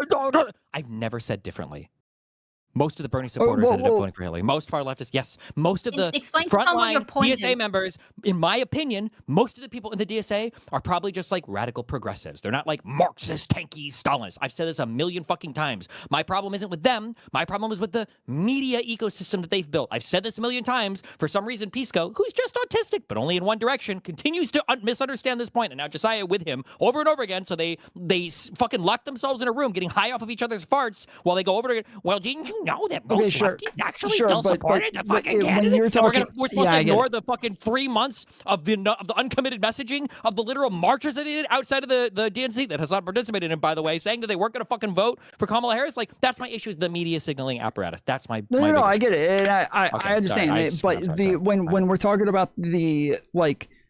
A lot of times when you're talking about why you wouldn't do the like vote blue no matter who, you keep saying that like we can't keep doing this if they're not going to do it as well. And I understand like in the media apparatus that's true, but it seems like as far as voting goes, like we would still vote blue no matter who, as long as it's like actually a lesser of two evil. It's not some actual fucking tanky, nut job. But that like when it comes to DSA candidates, the majority of them probably are not some tanky nut job, and that in those cases, because they did vote for Kamala, when you say, oh, well, we can't do it if they don't do it, they did do it, right? So we would as well, yeah? I will never build a coalition that's not reciprocated. So vote blue no matter who, for me, would never carry over to any DSA candidate, no. because they don't have that same standard for us. I'm not talking about the frontline voters. Even if Hassan told all of his audience, don't vote for the left-leaning person, my guess is 60% or more would still probably vote for the Democrat. Like that's always just going to be the case. But I would never support any DSA candidate because the DSA, the media messaging apparatus is not reciprocated. And every single sane coalition partner on the planet would say the exact fucking same thing. You know why I know that? Because the DSA would say the same fucking thing. So no, I would never support anybody from the DSA unless their media apparatus changed with the way that they messaged about our candidates. Okay, I mean, I agree with the media apparatus, but just to me, like, Donald Trump is only not even halfway through his fucking second term, and he is still doing a bunch of fucked up shit right now. Yeah, and I would want people who are going to get in there that are going to like vote against this shit and actually hold them accountable. Doesn't matter. Vote against what? The War Powers Act? How did that help? That didn't do anything, right? The tariffs? That didn't do anything. Even with the I literally listened to you scream and yell at people about the fact that they needed to go unhinged in scorched earth when they get into the fucking Congress or when they get into the Senate. That we need the majorities for these things so that we actually can go scorched earth on Donald Trump and all the people around him, or else the fucking the country is lost. That is the thought process. That was your thought process. So that I can watch them. That was your talk about presidential logic. immunity and everything? Like what? Destiny, that's your logic, is that the country is fucking lost if we aren't able to do this. That like the country's fucked, like it's over. Like everything's fucked if we aren't able to do this. And now we're saying, yes, like in this case, these would be people who were more likely to vote in favor of those things. We're fucked through 2028. And that's what we should be aiming for. And part of aiming for a healthy Democratic Party in 2028 is delineating between what we are and what we aren't. And if we're not capable of doing that, then we'll be fucked in 2028 as well. Okay. I mean, obviously I agree with that. I think that like for the next 2 years, there's still a lot more fucked up shit that Trump can do. And so I do. What can the Congress block that Trump does? They didn't block Iran, right? ICE can function as part of the executive. What? I'm doom and build on this. I think that you guys are fucked. Like you guys are fucked. What is the Congress going to do? Whoop-de-fucking do. We get a majority in the Senate and the House. Wait, yeah, I was just going to say, if you get, I don't think you're going to be honest. I am fully doom and build. Let's say we get both. Let's say you do. Changes. Nothing changes. Nothing matters. Nothing changes there. Who the fuck cares?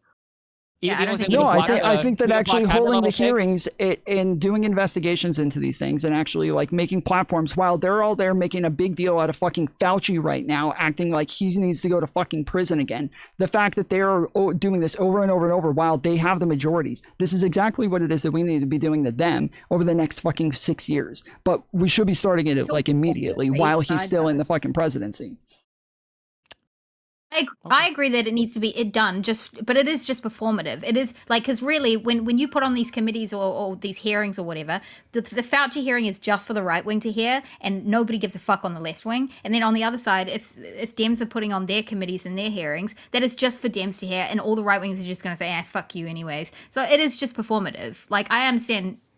Should be done, I suppose, but like it's not going to actually achieve anything. It's part of winning 2028. Like so much can change from now until then. Somehow Donald Trump went and committed a whole fucking coup and was able to turn around, and the Republicans hated him in fucking 2020. They hated his guts.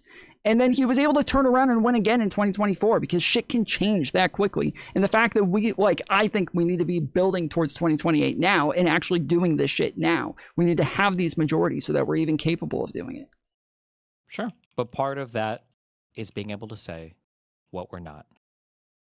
And right now, 100%. None of our people on the left are capable of doing that. So those are the people that I'm going to fight with and bully until they grow a fucking spine. Well, I'm going to bully them too then. Fine. You are. I know. You've been bullying him the whole fucking time. Shut the fuck up. I know. I fucking said that. He knows that too. I'm just kidding around. He already knows that. Okay. No matter who should be fucking part of that. I'm sorry, but like that is like the lesser of two evils argument. Like I don't think it's ever a reasonable position to say that you're just not going to vote because you don't like both of the candidates. Like there's always a lesser of two evils there, and that you're only just going to get a worse fucking country if you start sitting out of elections and allowing the greater of two evils to win, like fucking 2024. Yeah, but I'm just not worried. I know people don't like this take. I'm just not. MAGA is just not like on my radar very much now. Like that election came and went. I don't think the Congress really matters that fucking much. I'm doom or pill. I don't think we're gonna get big investigations in the fucking Congress over this shit. So that's what's more concerning to me is watching my party getting taken over by people that I do consider authoritarians who've already exercised power to attack me personally, and then who want to exercise more power in the Democratic Party to change it. And they openly said as much. Like those are what I think are the big threats that I'm worried about. You're not worried about Vance. He's way scarier, and Christian. Yes, I was about to say, like, I'm afraid of what comes next. I am worried about Vance. And what has Vance been doing for the past fucking year? For anybody that's been watching, all Vance has been doing is distancing himself from distancing himself from Trump. Getting ready. Yes. So the obsession with attack MAGA is not going to help you at all against Trump. It's not going to help you at all against JD Vance. It's not going to do fuck all for Vance, because all Vance has spent his time doing is distancing himself from the dumb shit that the Trump administration is doing. But nobody's even talking about fighting against Vance. They're just using the MAGA boogeyman to try to provide unconditional support for these fucking lefty blue candidates. Watch the way these guys treat Crowley after this Wisconsin race. They're never fucking talking about this race again. They're completely ready to jump ship and abandon this one. And they would have did the exact fucking same in Michigan as well if El Sayed would have lost to Stevens. Yeah. Yeah, I think that this is part of that. Like, I think tying him to this and having those, like, truth and reconciliation moments where you're actually moving towards something, I think that like, Vance is obviously tied to the Trump administration and the things that he's done while being part of this administration. It's been in the fucking papers. We know what it was that he did sitting in the fucking war room, planning on how they were going to cover up the fucking Epstein files and shit. Like, I know that that's not a major deal, but these are the types of fucking, like, sneaky weaselly shit that they do, and those things need to be heard in front of Congress, not just put in the New York Times. Okay, we'll see what happens. Right. You just got wrecked. Yeah, you got owned. You just got owned. When I say we'll see what happens, what I mean is nothing is going to happen. But I hope I am owned on this point. I hope you're right. So we'll see. Okay. Fucking depressing, dude. No matter I love who. both of you. I love both of you very much. Be careful. Stay safe. And no matter what, always remember, okay? Tom is fair.